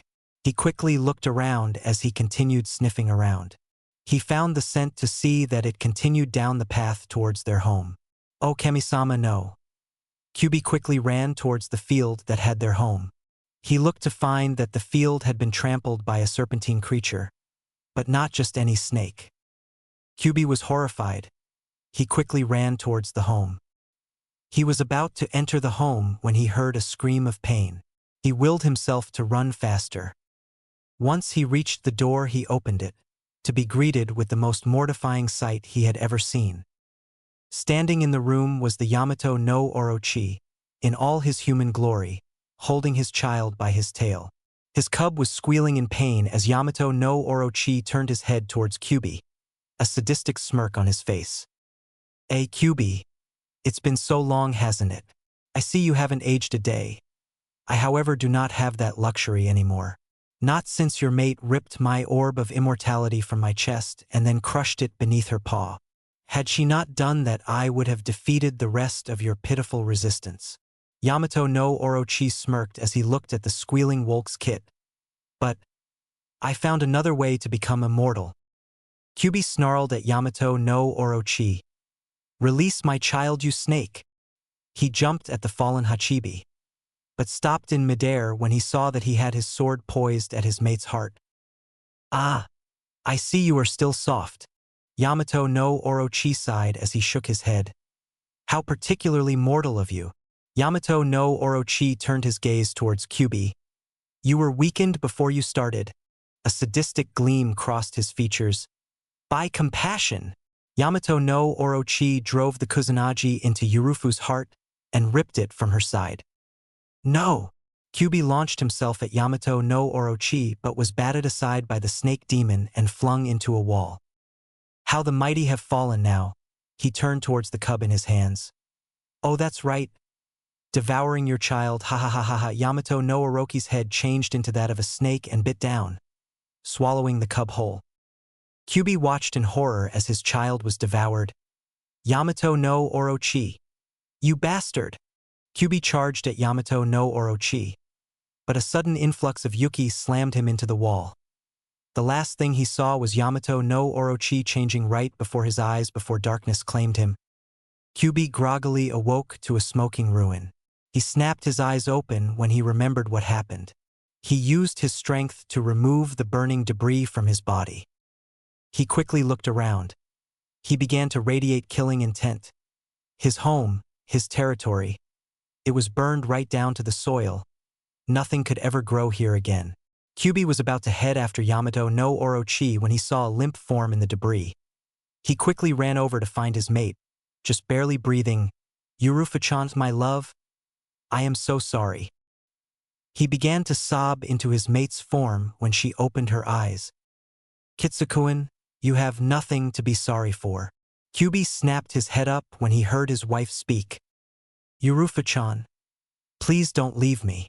The wolf demoness smiled as she grabbed her necklace before she quickly ripped it off. She placed it to Kyubi's hand and squeezed it shut. "Goodbye, my dear Kitsunji." Her body went limp as her last breath left her lips. Kitsunji tried to revive her. "Yurufa-chan? Yurufa-chan?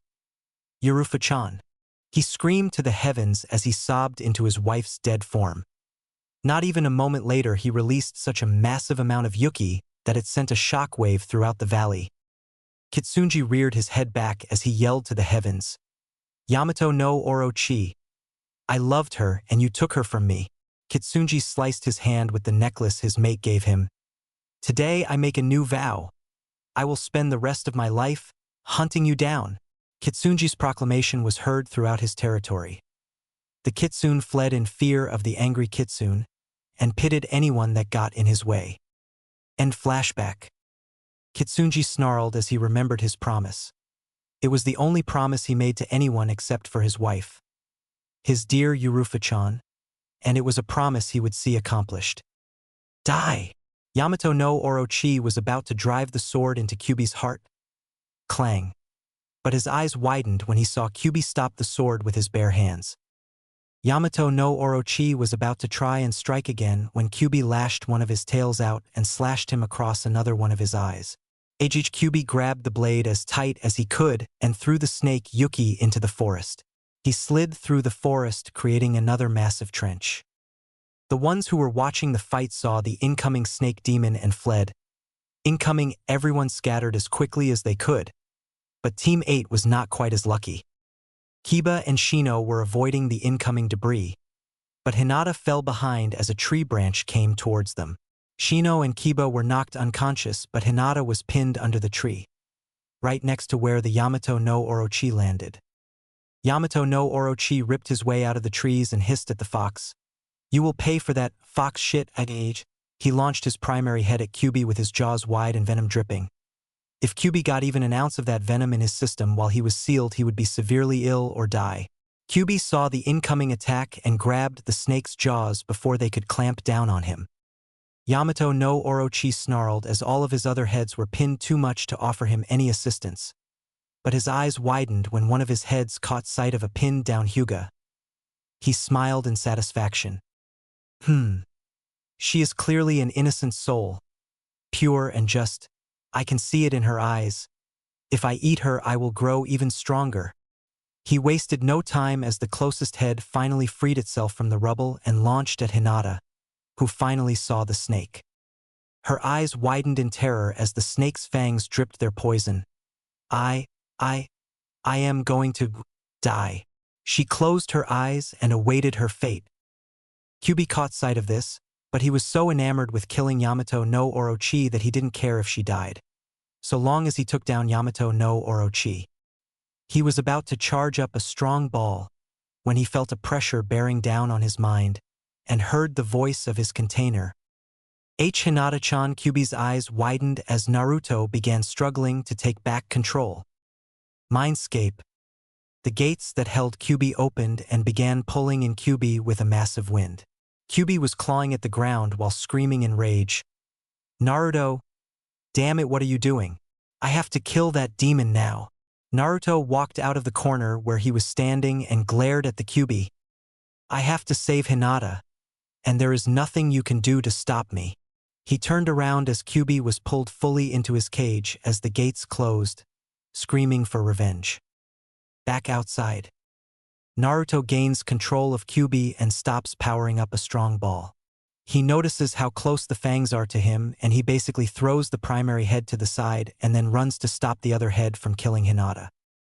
Hinata watches as the head is about to close down on her and then closes her eyes as a single thought goes through her head. I didn't even get to tell Naruto-kun how I feel. She waits for the inevitable as she hears the sound of piercing flesh, but she felt no pain. She quickly opens her eyes to find the fangs not even an inch away from her. She was confused, but she was shocked out of her stupor when she saw the blood flowing down the massive fangs. She slowly looks up and is shocked to see Naruto, still in his eight-tailed state, but replacing the red eyes was the usual cerulean blue she loved so much. Naruto flinched in pain and then screamed in agony as Yamato no Orochi ripped his fangs from the jinchuriki turned demon as he went back to being the same old Naruto. Yamato no Orochi began twisting in pain as his body shattered like glass, and in the place of where his body was pinned was the snake Sannin Orochimaru. Orochimaru cringed in pain as he pulled himself from the rubble. So, you still live? No matter. My venom will kill you soon enough? Jinchuriki of Kitsunji. He had a wicked smile as he turned his head towards the direction he sensed Sasuke and Sakura thanks to the curse marks on their body. But first, I must acquire my new test subjects. Orochimaru walked off as Hinata finally freed herself from the tree that was pinning her and ran over to the poisoned and bleeding Naruto. Naruto-kun, please don't die, please. I love you. Naruto did not make any sign of movement except for the steady fall and rise of his chest, which was quickly becoming erratic. She rummaged through her pouch and pulled out a medicinal cream she had been working on. "Cammy, please let this work." She pulled out as much of the cream as she could and began coating Naruto's open wound. She saw some of the cream begin to eat away at the leftover poison, so there was the chance that it was working. But Naruto's wound did not heal in the slightest. She began running through what medical jutsu she knew and tried to heal his wound. Orochimaru had since found Sasuke and Sakura. Sakura was barely standing while Sasuke was still in pain from the curse mark. He smiled at how easy this was going to be. "Looks like Sasuke can't stand the curse mark as easily as you can, wench." Sakura ran at Orochimaru with a kunai, but Orochimaru simply grabbed her shirt and threw her to the ground, ripping off almost all of her upper clothing, revealing her upper body, and the curse mark as well. The curse mark has a 1 in 10 chance of survival, and if you do survive it, you will be unconscious for a few days before you are even capable of even activating it. Yet not only do you survive it, you also manage to activate and use its power not even a minute after application. He grabbed Sakura by the throat. The question is why? Why is it that someone so pathetic, one who shows no qualities of a bloodline, demon blood, or any other great qualities besides an extremely low chakra pool, can survive such a mark? Orochimaru pulled out a syringe. "I guess I will just have to study you to find out." Just as he was about to plunge the syringe into Sakura's body, a kunai plunged into his arm. "Ajich." He looked up to find Anko glaring at him. He smiled in anticipation as he saw his dear apprentice. "Ah, Anko-chan. I see your aim has gotten better." He threw Sakura to the ground as he pulled the kunai out of his arm. He then ran up the tree at Anko as he drew a kunai at his old apprentice. "But what about your knife skills?" Anko blocked an incoming strike from the snake Sannin/fallen Hachibi as he began using his snake jutsu to gain the upper hand. "Damn snake shit. I will kill you for what you have done to me." She threw a kunai with an explosive note on it as she sent a volley of snakes at Orochimaru. He quickly held up a hand sign as the snakes quickly stopped their assault. They then turned their attention to Anko and attacked. She was about to dispel them, but they wrapped around her and kept her from performing a single hand sign. "Kuku, I don't think so, Anko-chan. I am the Lord of Snakes, no matter if I am a biju or not. The Snake Clan serves me." Anko struggled as she cursed Orochimaru. "Damn fucking snake shit. I am going to kill you, you piece of shit." Orochimaru chuckled and then went into roaring laughter. "Ha ha ha ha ha ha ha. How humorous." Orochimaru reached for Anko, causing her to flinch. "Are you going to kill me? If so, just do it, you fucking shit." Orochimaru began to chuckle again. "Oh, Anko. What makes you think that I would kill you, my own daughter?" A look of horror crossed Anko's features as Orochimaru's statement met her ears. You're lying? You're lying." Orochimaru began to chuckle as he stroked Anko's cheek. "Now, Anko, what could I possibly gain from lying to you, my dear daughter?" Orochimaru walked back over to Sakura and plunged the syringe in her stomach. "Your interference cost me a potential test subject, but I guess her blood will do just fine." "Oh, don't worry, Anko, I won't kill her." "What point would there be in killing a potential host?" Orochimaru threw Sakura to the ground as he performed a set of hand seals. His body caught flame as he disappeared. "Goodbye, my daughter." He disappeared along with the vial in his hands, leaving Anko in shock. Anko was wide-eyed. Her sensei was her father? If that was the case, then why was she alone? Her mother had banished her from the Mitarashi clan when she returned from being kidnapped from Sea Country. All because she had the curse mark. Mother. She hated that woman above all other people. She was banished from the clan because of something she had no say in. Anko began to weep. She had always wondered who her father was, and now that she knew she wanted to die, her mother had forsaken her, and her father was the cause of it. She wept as the other jounin surrounded her. Kurenai ran to her longtime friend and tried to comfort her. "Sho, Age. It's all right, Anko-chan. It's all right." Meanwhile, across the clearing, Hinata was weeping for Naruto, who was slowly dying from Yamato no Orochi's poison.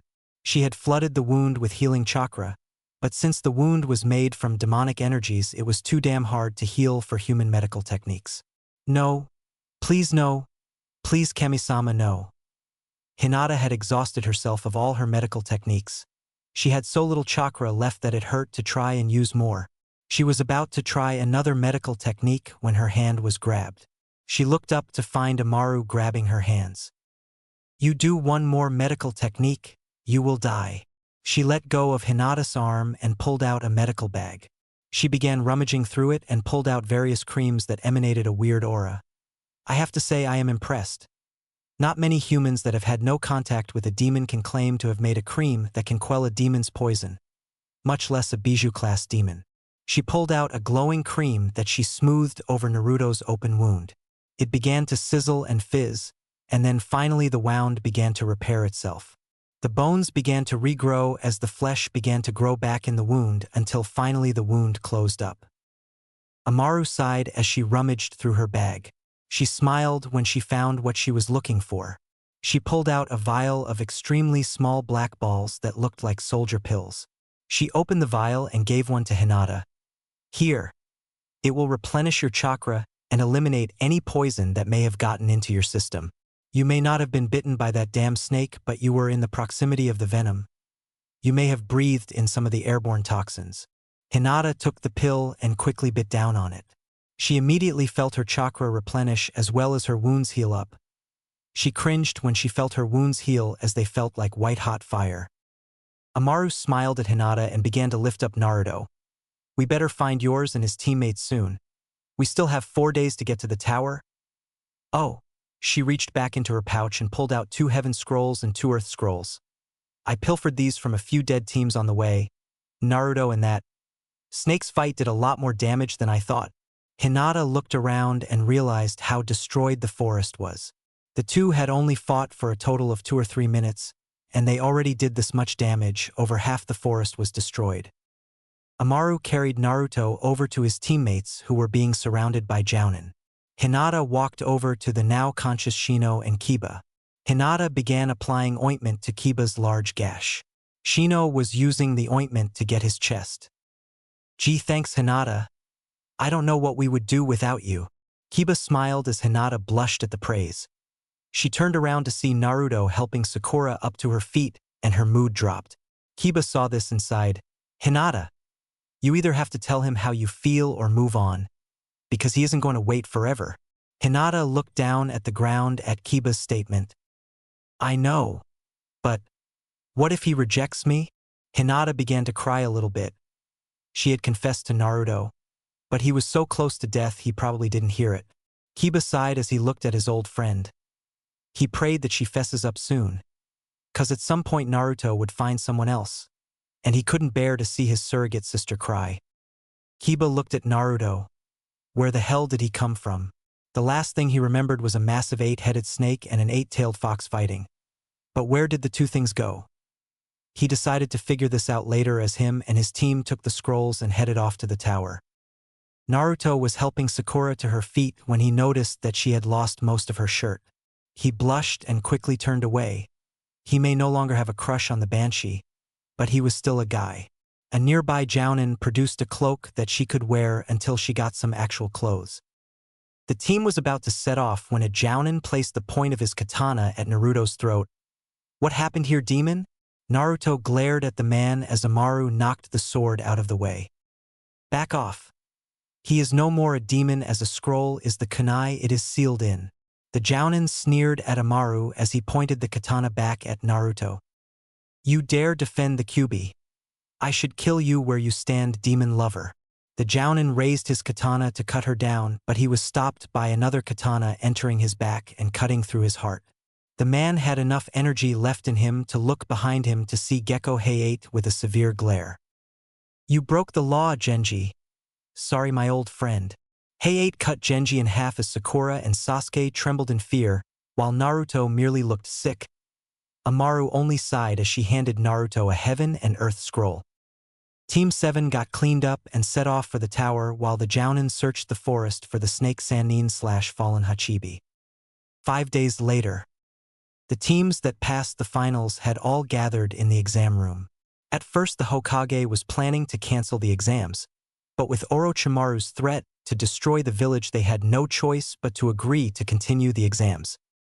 The only remaining teams were Team 7, 8, 10, that veteran genin team, Kabuto's team, the Kumo team, the IWA team, Amaru, the team from Kiri, the Takigakure team, as well as the Suna and Sound teams.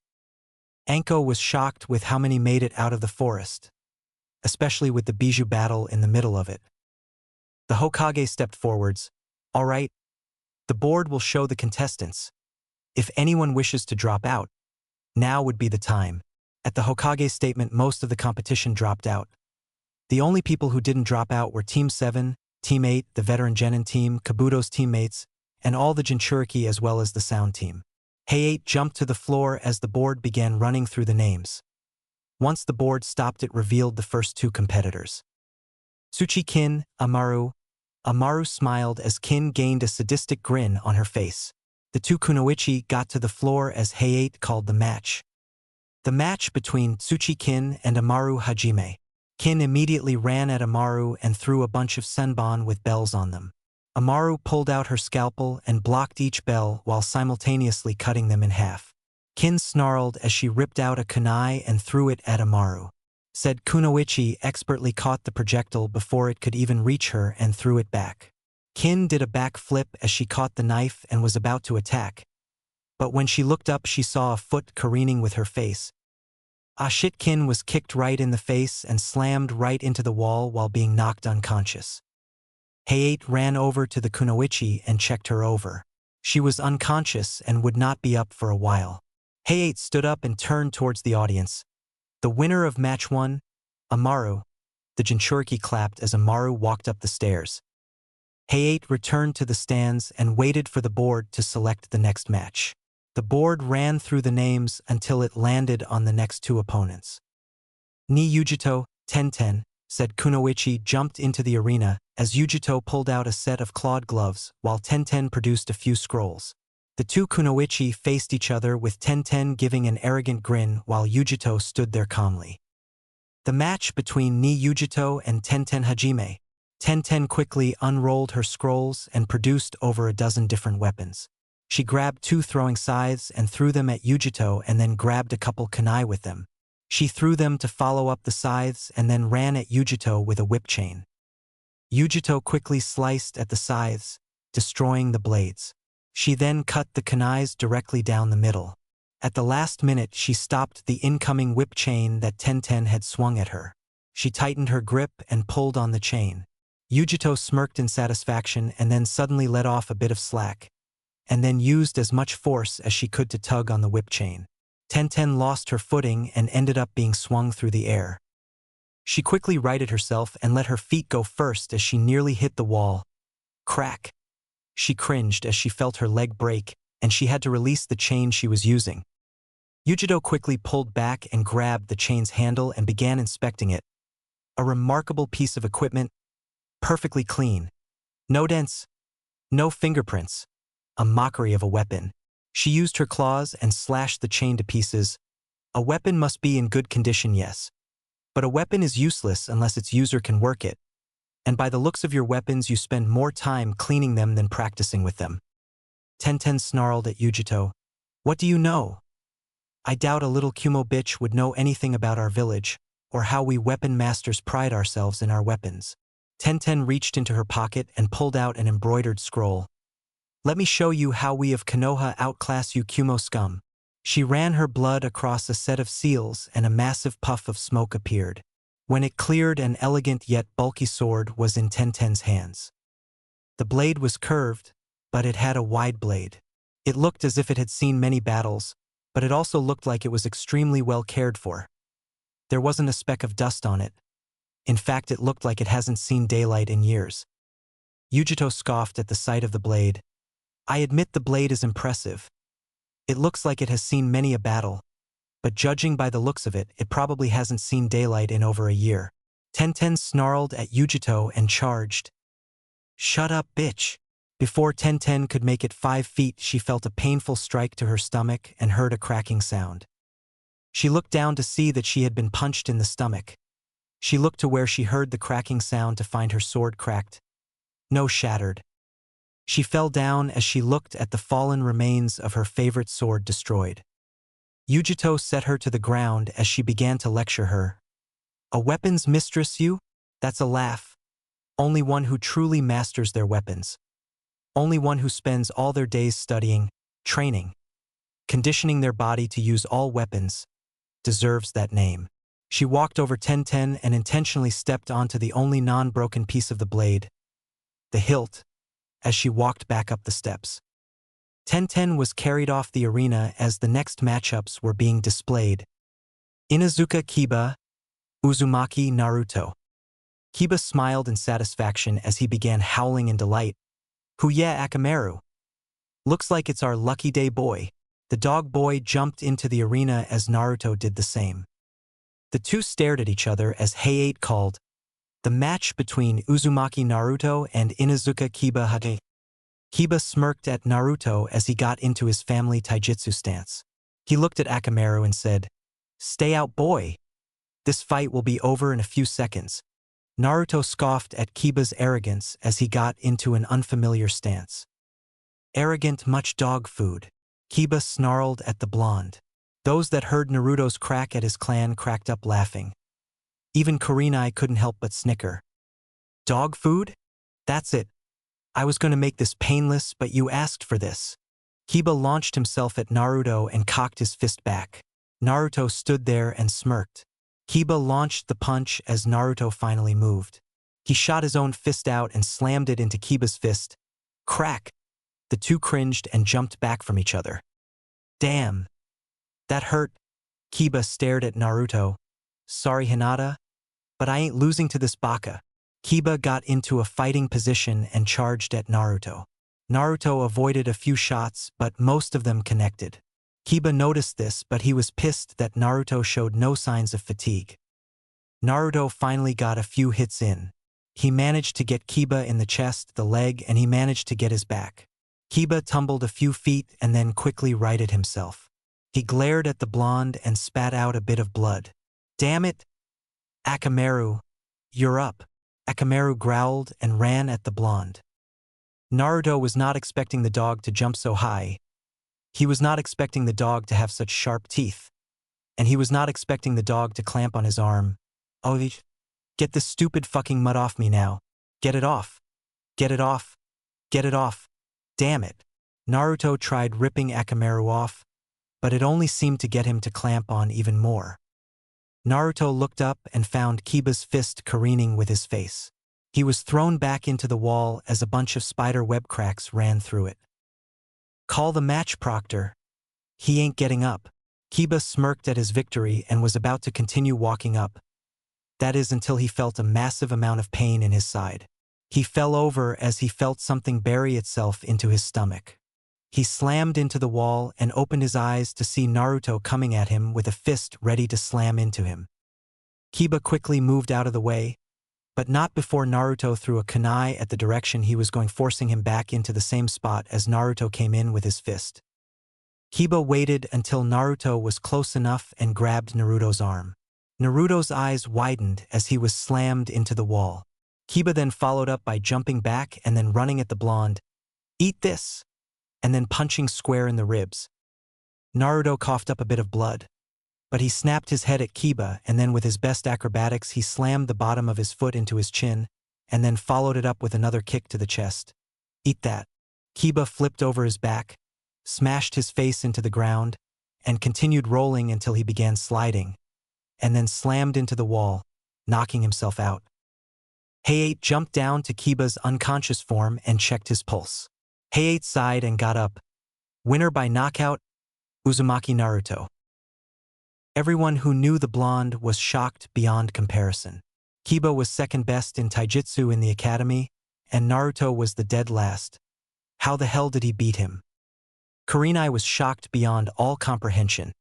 She had been training Kiba for the last 6 months. She never expected Naruto to beat Kiba. She turned towards Kakashi. "Kakashi, what the hell have you been teaching him?" Kakashi was just as shocked as Kurenai.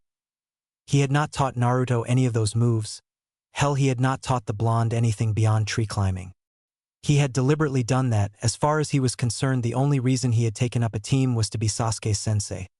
He felt he owed it to Obito, and if it meant his other two students fell from grace, he did not care.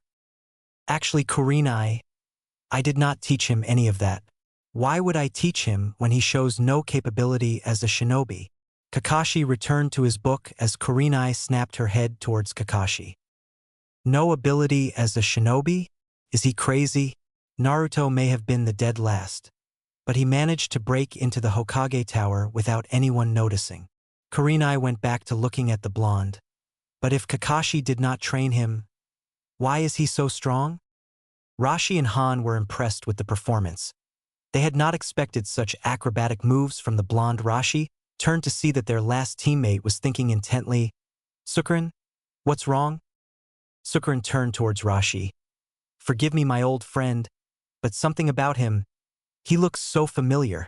Rashi turned to the blonde, wondering what his old friend meant. Naruto walked up the stairs as he passed by Hinata. Ano, Naruto? Naruto turned around and looked to find Hinata twiddling with a jar of ointment. Ya, Hinata? Hinata nervously swallowed and shoved the ointment in front of her in Naruto's direction.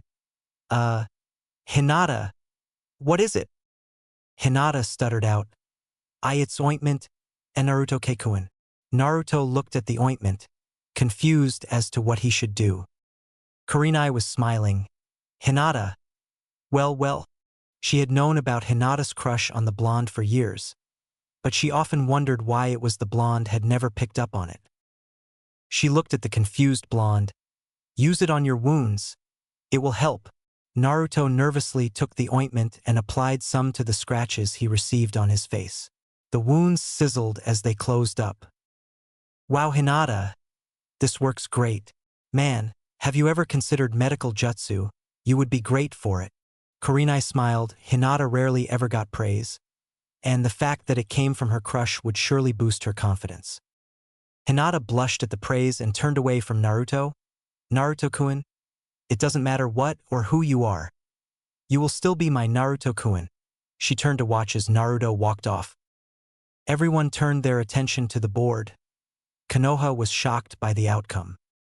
Hyuga Hinata versus Hyuga Neji. Neji smirked as he sent a malicious glare towards Hinata, causing her to flinch.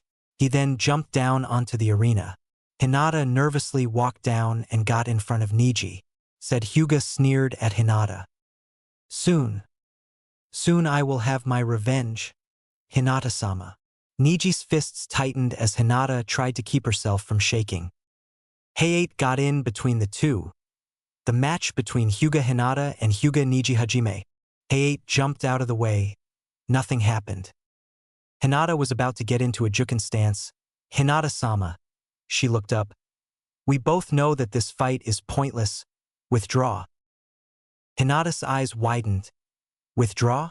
Neji continued talking. We both know that fate has decreed that I win. You are just the lowly main branch member who has no talent whatsoever. You are destined to remain as you are, a pathetic, worthless failure, who will never extend past what she currently is. Neji smirked as he spoke again. You probably only entered this because you would feel guilty that you held your team back. Hinata snapped her head up. She was clearly nervous. No, I really wanted tea to change. Neji scoffed as he looked at Hinata. Tastes change, seasons change, but people never change. All you will ever amount to is the pathetic, insignificant, most pitiful disgrace of a Hyuga that has ever. Shut up. Everyone looked around to find that Naruto, Kirabi, Fu, Udakata, Han, Rashi, Yagura, Yujito, Gaara, and Amaru were releasing a small amount of killing intent and were directing it at the Hyuga prodigy. Naruto spoke up. Hinata-chan, don't let that stuck-up ass tell you what you can and can't do. Kirabi rapped out. Yo, Hinata girl. Don't let him break you down. Don't let him talk. Just rock his world. Fu yelled out. Yeah, girl. Show that arrogant prick what you're made of. Udakata spoke calmly, but with clear aggression. Pop his little closed bubble and take him down. Han roared. Take that fucker down, bury his ass. Rashi calmly yet heatedly spoke. Burn his pride, painfully. Yagura snarled. Crush that arrogant little prick. Ujido hissed at them. Make him wish he hadn't fought you. Gaara. Make him wish it was mother fighting him. Kankuro and Temari were shocked. Gaara was cheering someone up. Amaru? And remember girl. All the jinchuriki yelled out. Kick his ass. Everyone was looking at the jinchuriki. Why were they cheering for her? Only one of them was even in the same village as her. Neji scoffed at the group's cheering. Please, as if this pathetic main branch scum could ever beat me. It has been decided by fate that she will. Neji was knocked down when he felt a strong crash against his chest. He tumbled back before he righted himself. He clutched his chest as he looked up. Hinata had gotten inside his guard and delivered a blow to him. Impossible. Neji got up in a Juken stance. If Hinata had charged chakra into that kick, he would have been down for sure. He charged at the heiress, who quickly activated her Byakugan. She used her knife strike to redirect Neji's Juken and sent an open palm at Neji. He jumped back and then ran again and sent a strike to her arm. She cringed as she spun out of the way of another strike. Neji ran at her. Hakurokujion show Neji sent 2 strikes at Hinata. 2 palms. He sent another 2 strikes that Hinata barely avoided. For palms he turned and sent another set at her back. 8 palms. She jumped away to avoid 3 of the strikes. She stumbled as Neji came forwards with another set. 16 palms. She could not avoid any of them. 32 palms. Hinata was on her last legs as Neji came forwards with the final strikes. 64 palms. Hinata was shot across the field where she collapsed. Neji turned to the proctor. She won't be getting up. He turned to walk away. Wait! He turned to see that Hinata was standing up, severely irking him. Why do you continue to try? You will only cause yourself more suffering. Hinata coughed up a bit of blood. No, Neji. It is you who are suffering. Neji snarled at Hinata and ripped out a kunai. He ran at her faster than anyone could believe. The Jounin had one thought going through their heads. Have to stop him. They were about to move when they felt a massive influx of chakra. Neji was about to plunge the kunai into Hinata's chest. Shing, clang. But he stopped when he saw a sight that actually scared him. All 10 of the jinchuriki were surrounding Neji, keeping him from moving another inch. So, even shinobi from other countries pamper the heiress of the main branch. Neji shut up when he felt Amaru tighten her grip on his throat. It's people like you that give shinobi a bad name. Neji smirked at Amaru. Oh really? He used chakra and shot the kunai out of his hands, plunging it in Hinata's chest. 'Cause I think I am a perfect example of a shinobi. They let go of him and ran over to Hinata, who was now hyperventilating. Amaru looked her over. Shit! She dug into her pouch and pulled out 3 metal straws. That strike had an underlying chakra pulse in it. It crushed her lungs. Kurenai ran over as she saw Amaru about to shove the tubes in Hinata's chest. Get your hands off her! Kurenai was held back by Han and Karabi as Amaru placed each tube in.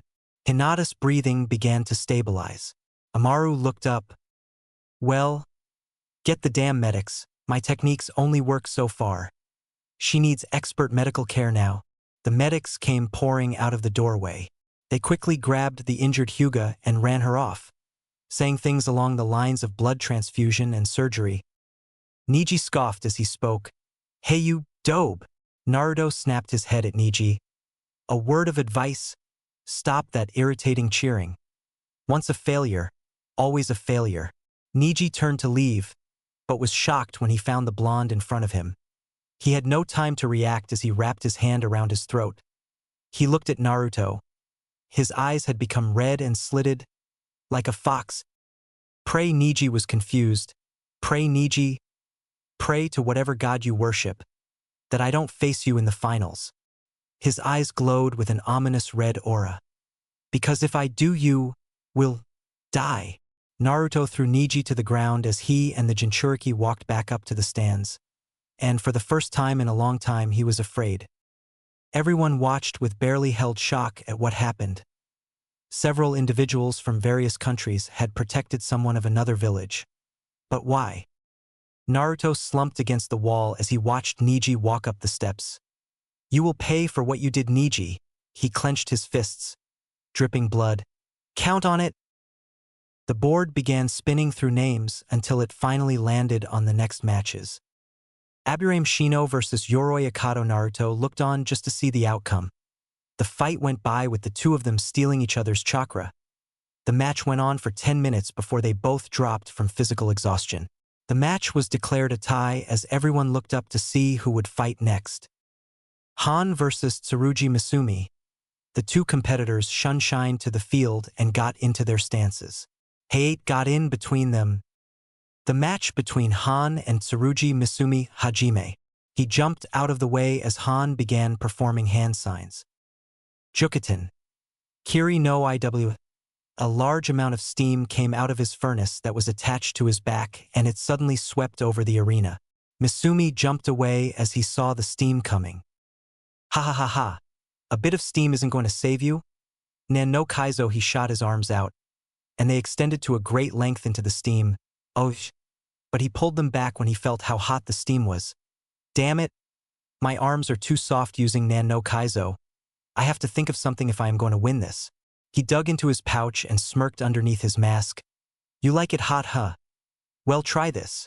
He threw a set of 3 kunai attached together and threw them into the steam. Boom! The steam immediately dispersed as an explosion went through it. Han skidded out of the other side of the steam cloud as an explosion chased after him. Misumi jumped on the wall and used chakra to stick to it as he ran at Han. He shot his limbs out as he twisted in the air. His body became a living soft drill. But at the speed he was spinning, it might actually kill him.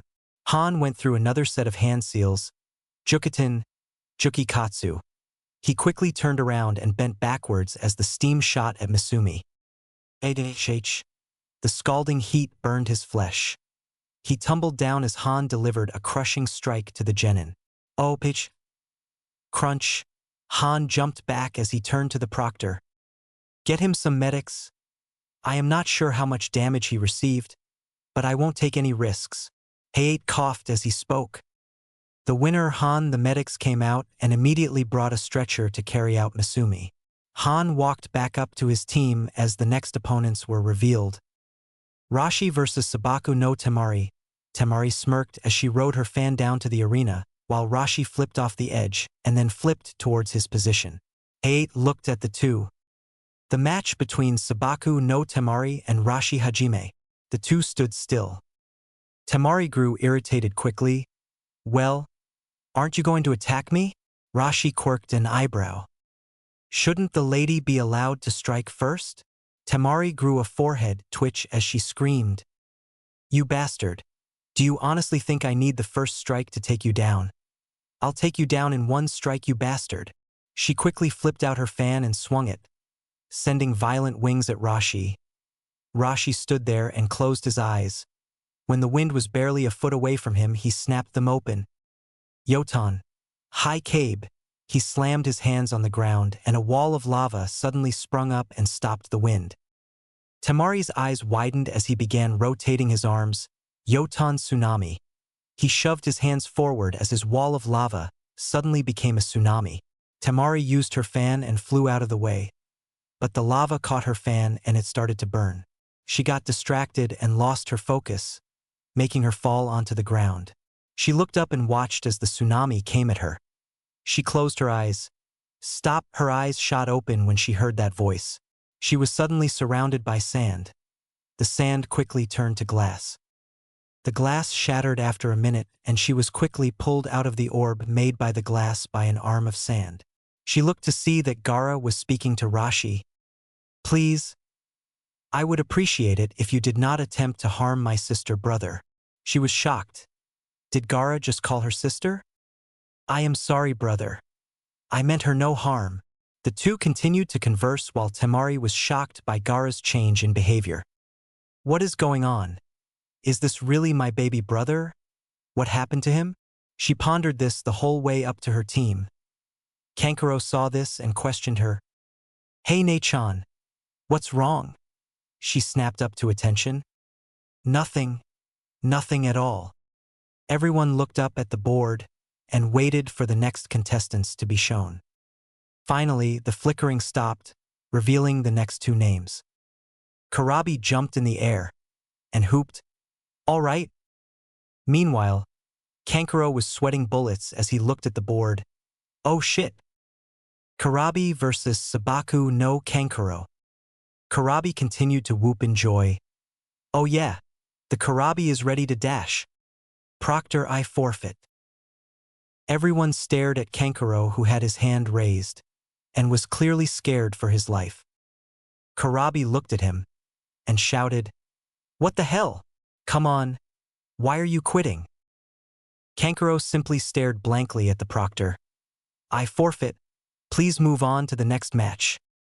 The proctor sighed and nodded. "All right." Hayate coughed slightly and waved to the stands to get the board running again. Meanwhile, Karabi was growling, twitching as he clenched his fingers around the bars of the stands, glaring at Kankuro. "I can't believe it! Here I am, ready for a fight. And that little punk chicken's out like os." Karabi was silenced when Fu suddenly punched him in his kidneys with an annoyed look on her face, before she returned back to viewing the fights. Everyone turned their attention back to the board, and it began to cycle through the remaining names. Fu leaned over the rail with a smirk as she saw her name flicker. With only a few contestants left, her chances of going up significantly increased, and she was itching for the chance to fight. Gaara watched the board impassively, but inside, he was also eager to fight his next opponent. Yagura was simply leaning against his staff, blinking each time his name passed. Finally, the board stopped, revealing the next set of names. Yahoo! Damn it! Sabaku no Gaara versus Rock Lee. Rock Lee was leaping for joy in the air, while Fu had her forehead against the metal railing after their little outbursts. Yes, at last, I, Rock Lee, shall have my chance to fight. Guy was grinning as he placed his hand on Lee's shoulder. Congratulations, Lee. Now get out there and show them what you are made of. Lee began to tear up, Guy-sensei, and hugged Guy. Guy began to tear up as well and hugged Lee back. Lee! Guy-sensei. Lee! Guy-sensei. Lee! Thwack! Both were bashed over the head by an irate Fu, who was foaming at the mouth. Would you two knock it off and get in the arena? She grabbed Lee by the scruff of his neck and threw him into the arena, and face first into the ground floor. Guy simply stared in shock.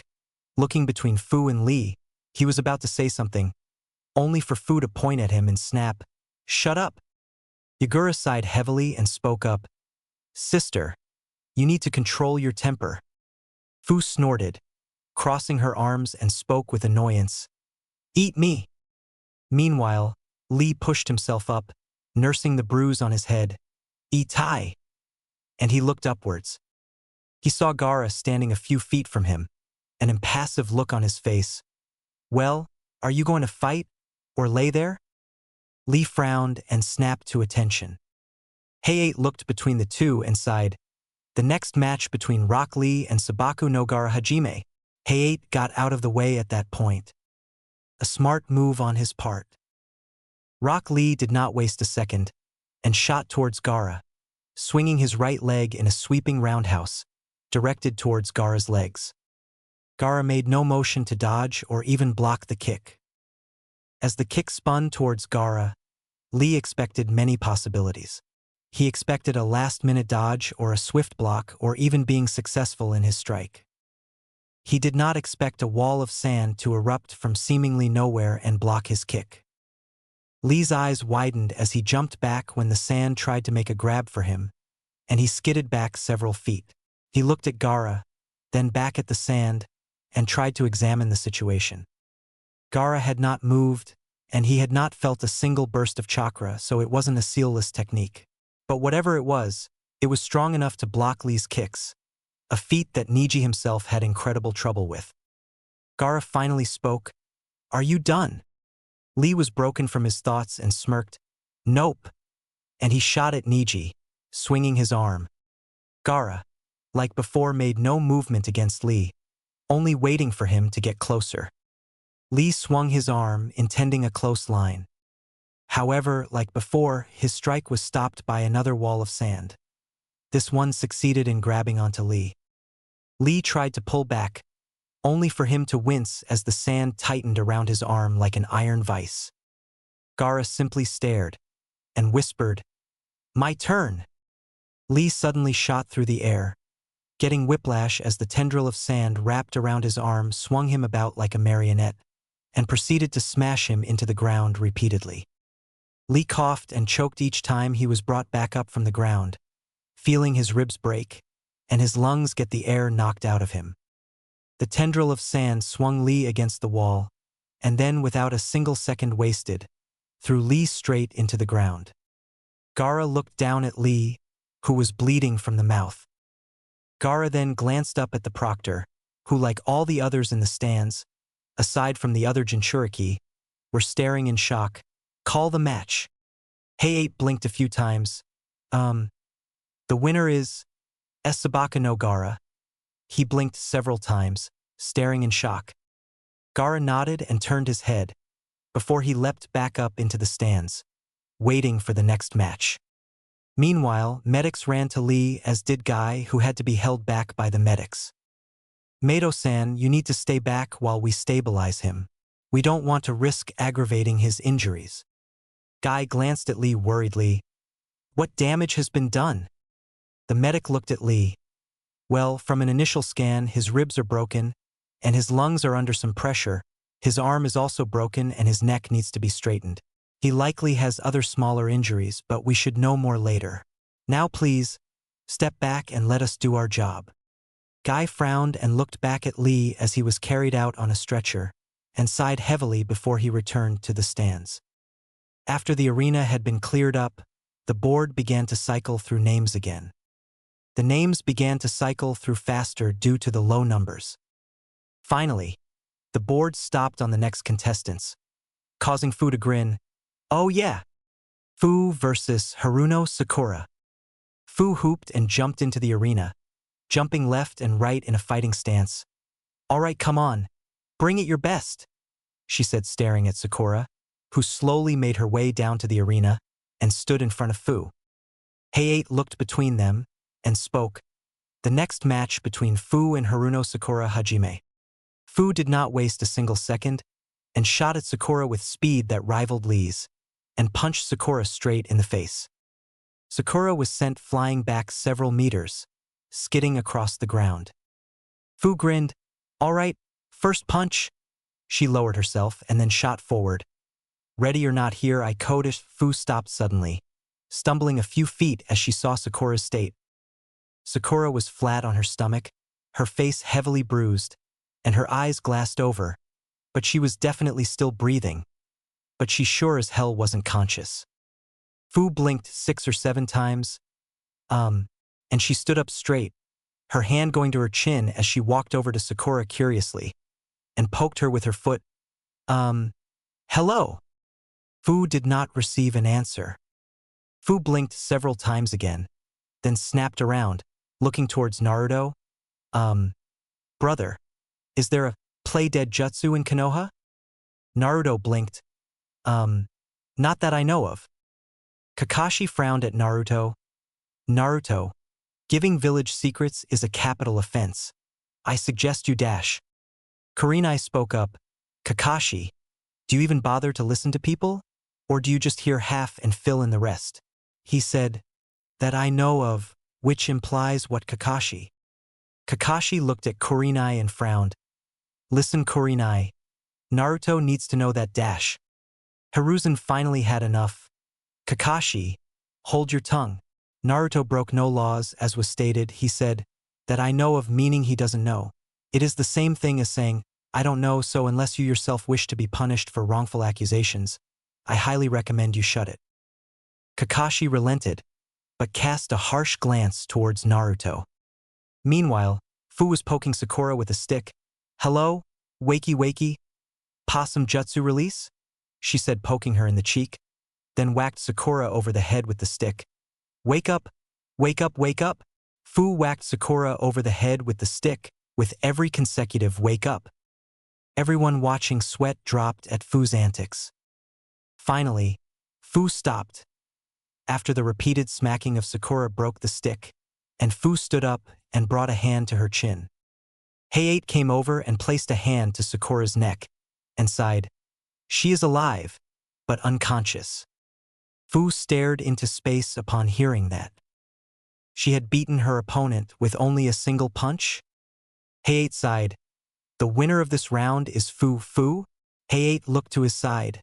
Fu was no longer standing beside him, and he looked up at the stands. She wasn't there. "Fu!" He looked left and right. A cough up in the stands drew his attention, and he saw Udakata pointing off to the side he had not yet looked at. Hayate then turned his head. He was met with the sight of a depressed Fu sitting in the corner of the arena, with a gloomy cloud overhead. Kurabi leaned over the railing and called, "Sister, what are you doing?" Fu slowly turned her head, revealing a dead look in her eyes as a waterfall extending from her eyes. "Lamenting my crushed hopes and dreams," and she turned back to the wall with a heavy sigh. 10 minutes later, they managed to drag the depressed Fu up to the railing, where she continued to sulk. The board began to run through the remaining names, the remaining contestants staring at the screen with anticipation. When the names flickered, everybody was confused. Udakata versus Udakata. Hiruzen stared in shock. What the devil? He walked up to the machine and opened up the panel, looking inside. Meanwhile, Udakata stared in curiosity. What had happened to the machine? Why did it pick his name twice? Sighing, Udakata looked up. It didn't matter. Even if there was an issue with the machine, he would soon be fighting. Hiruzen called up some shinobi who maintained the machine, who began to try and work on it. The contestants waited impatiently while the shinobi tried to fix the machine. Finally, after 5 minutes, Hiruzen walked forward and spoke. Due to an error in the programming of the machine, and due to a new policy that was enacted in the recent months, Udakata will be given a free pass to the Chunin exam finals. To say people were irate was one thing, especially Udakata. Hiruzen spoke up.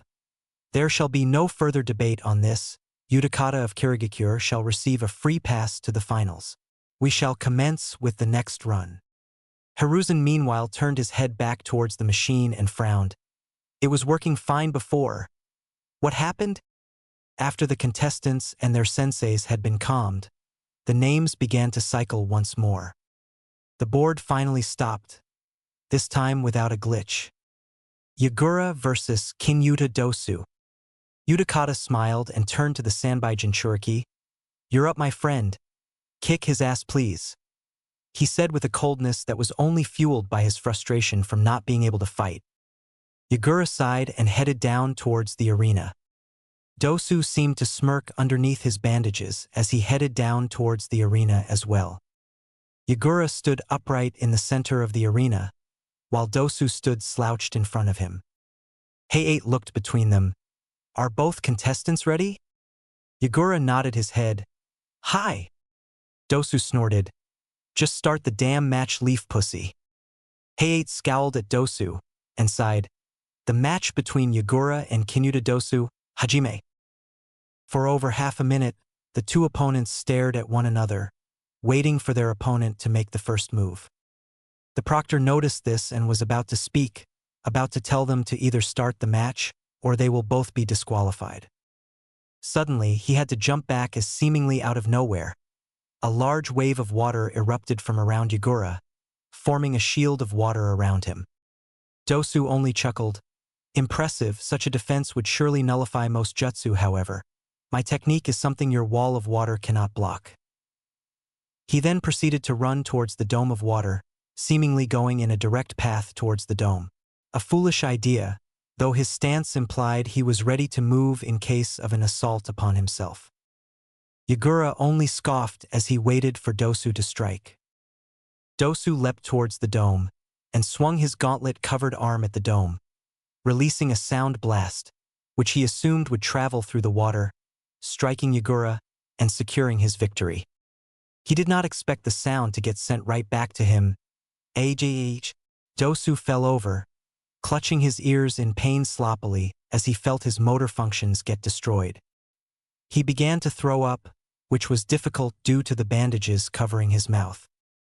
Yagura released the water wall, which seemed to disappear, and he walked up to Dosu, and with a single swing, smashed Dosu into the ground, completely unconscious. Hayashi stared for a moment. To the winner of the match is Yagura? He stared in shock at what he had just seen. So much water had appeared out of nowhere. He dared say it resembled the techniques used by the Nidaime Hokage, Tobirama Senju. However, he theorized that it was all sealed inside of his staff. The medics began to clean up the mess left by Dosu and readied the final round. Udakata spoke up, "Hokage-sama, surely you could just have me fight Sasuke Uchiha.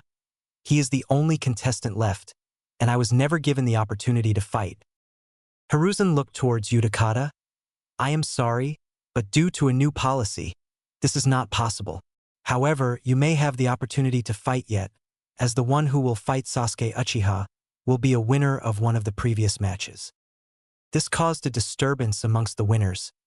"Wait a minute, why? Udakata here is ready, as is the Uchiha. Why have one of the winners do it? It would be just an advantage for the Uchiha. Frankly, this just seems like blatant favoritism for Konoha shinobi, since most of the victors are not from Konoha." Hiruzen looked to see Shino, Amaru's sensei, speaking, "While yes, there are victors from Konoha, the fact remains that there are so far only 2 winners from Konoha, while all the others are from out of the village. Frankly, this seems more like a ploy to try and give Konoha a larger menagerie to display." There was loud whispering throughout the arena stands, and everyone looked towards the Hokage with an incredulous gaze. Hiruzen sighed. "I assure you, it is nothing like that. It is just a policy which due to certain events we have to abide by within the village. I am sorry, but I must follow the laws. If I do not follow them, then what reason will anyone else have to follow them?" Everyone got quiet at that, but kept up their harsh glance. Sighing, Hiruzen waved his hand, and the board began to cycle through the winners of the previous rounds. Everyone was staring at the board, waiting for the outcome. Kurabi was hoping to be able to unleash some steam on the Uchiha, Kankuro having forfeited the match before he even started. Fu had broken from her depression and stared at the board. Sakura had been such a pitiful fight that she really wanted to fight somebody else. Udakata stared up at the board. He had not even been given the option to fight, so he hoped that since his name was being cycled, it would fall onto his name. Han had his arms crossed as he stared at the board, his eyes showing pure focus as he waited for the names to cease cycling. Rashi leaned against the railing, similar thoughts going through his head. Yagura had his arms crossed as he gently gripped his staff. His opponent had barely put up a fight, and he had a lot of pent-up energy. Yujito was in a similar position. Tenten had not been a threat to her. Her arrogance and bravado had been her downfall. Yujito wanted another shot at a stronger opponent. Gaara stared impassively at the board as usual. Neji scowled towards the board as he clenched his fists. Naruto only frowned as he watched the board slow its cycle. Finally, the board stopped, revealing the name of the contestant who would fight Uchiha Sasuke. Everyone was surprised at the results. Uzumaki Naruto versus Uchiha Sasuke. Naruto and Sasuke gave each other a glance. They nodded to each other, and then turned towards the steps. Sasuke began walking down towards the steps. Once he passed Naruto, Naruto followed in step with him. The two shared a look. It was easy to translate, "Don't hold anything back."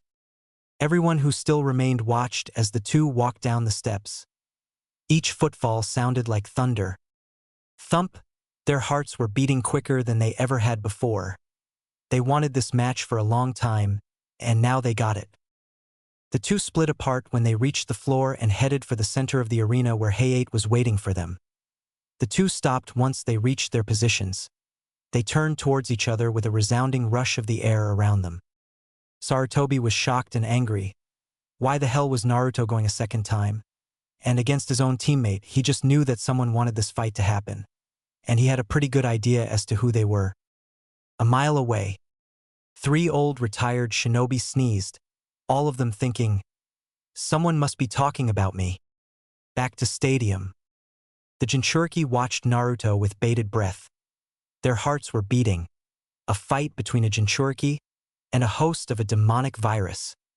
This would definitely be a fight to remember.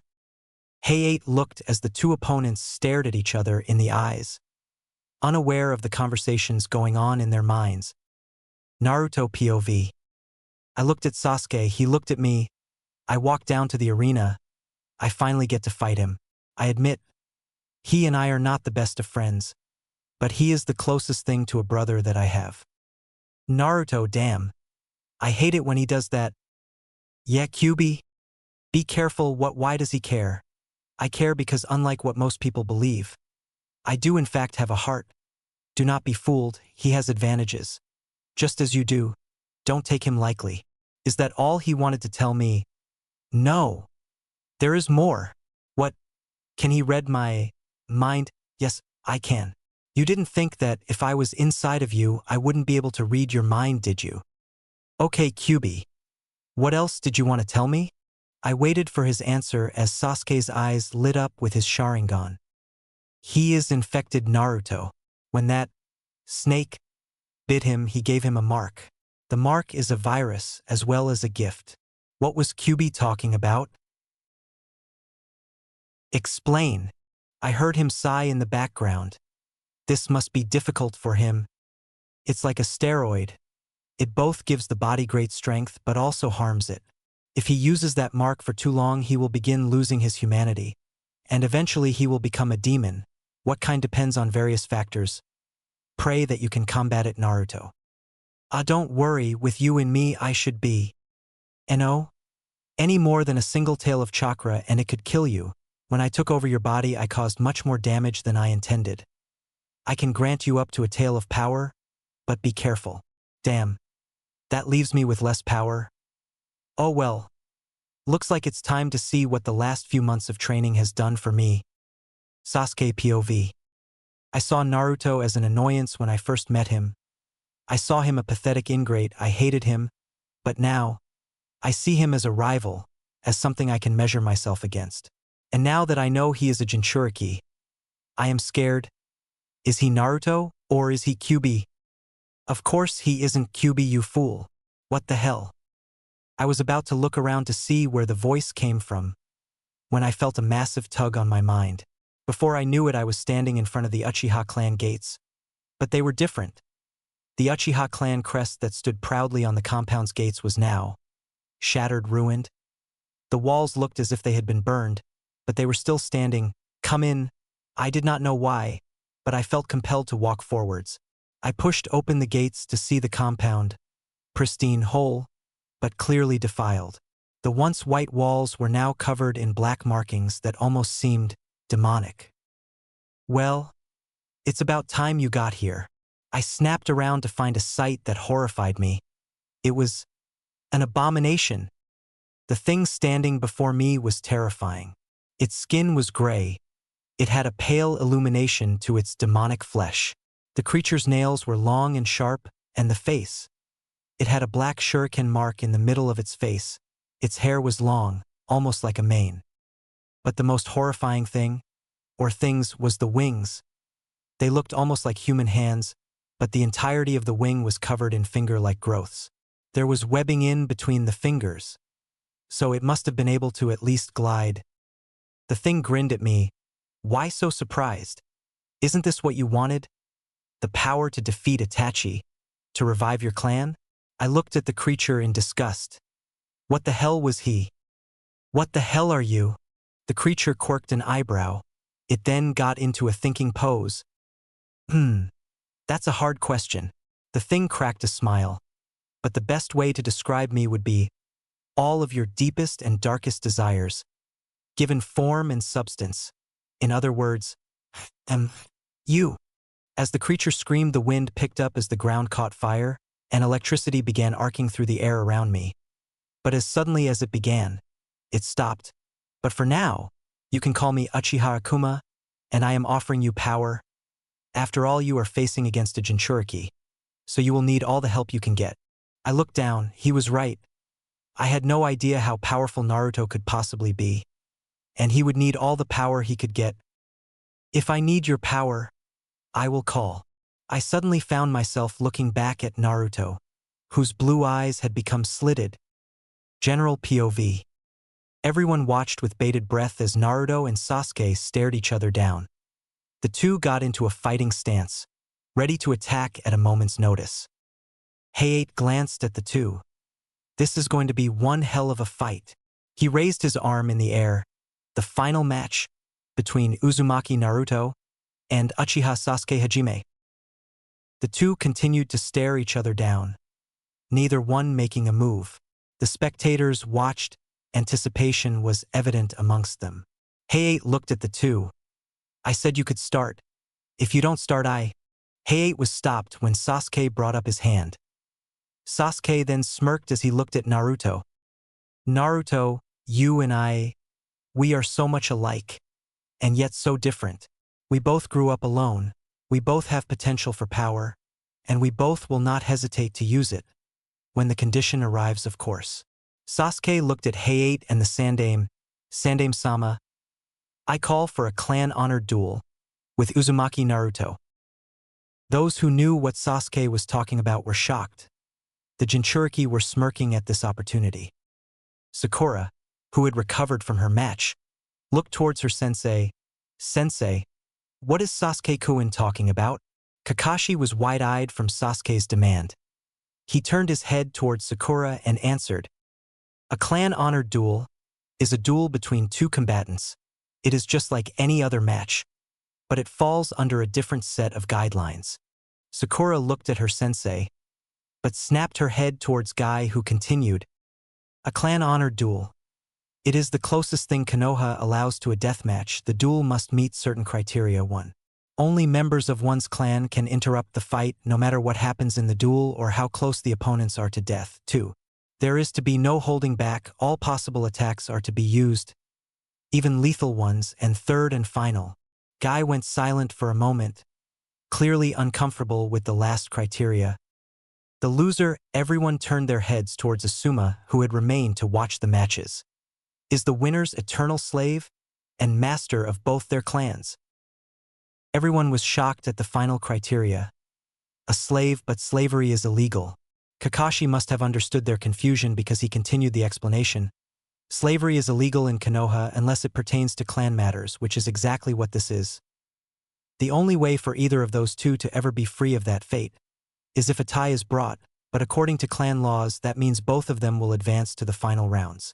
Kakashi looked up to the Sandaime, who nodded his head at Sasuke. And the worst part is that since it is a clan matter, the Hokage cannot say no to it.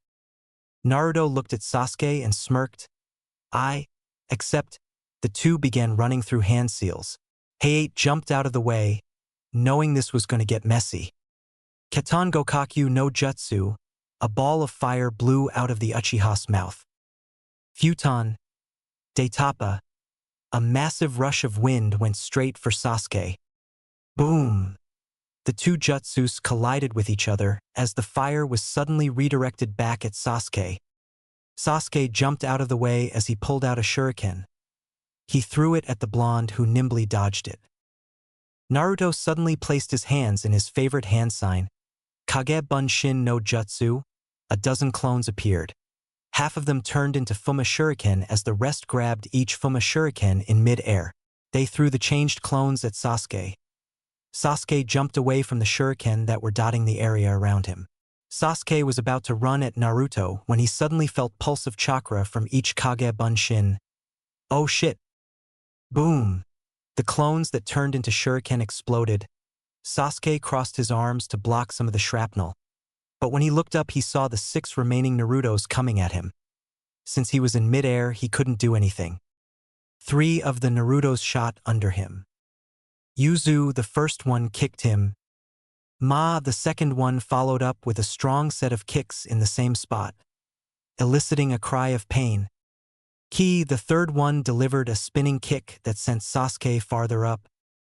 Sasuke opened his eyes to see that the other three were above him.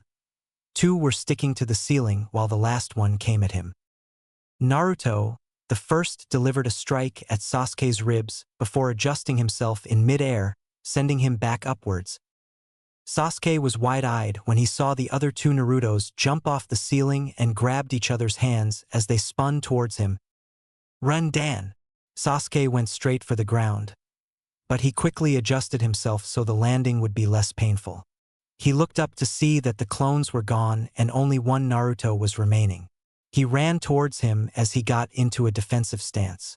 Sasuke threw a strike at Naruto. He dodged to the left and sent one at Sasuke.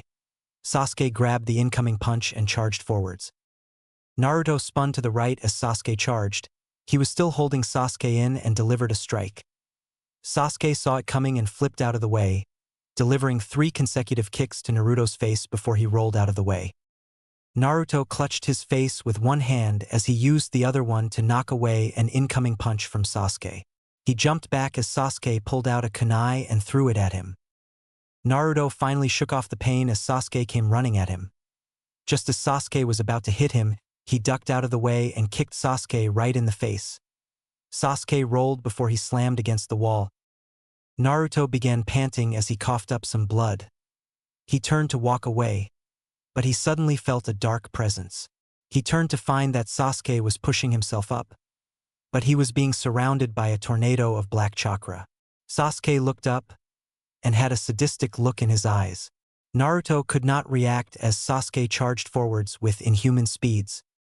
In the stands, Kakashi was about to jump into the match to stop it before Sasuke got out of hand when he was grabbed on both arms.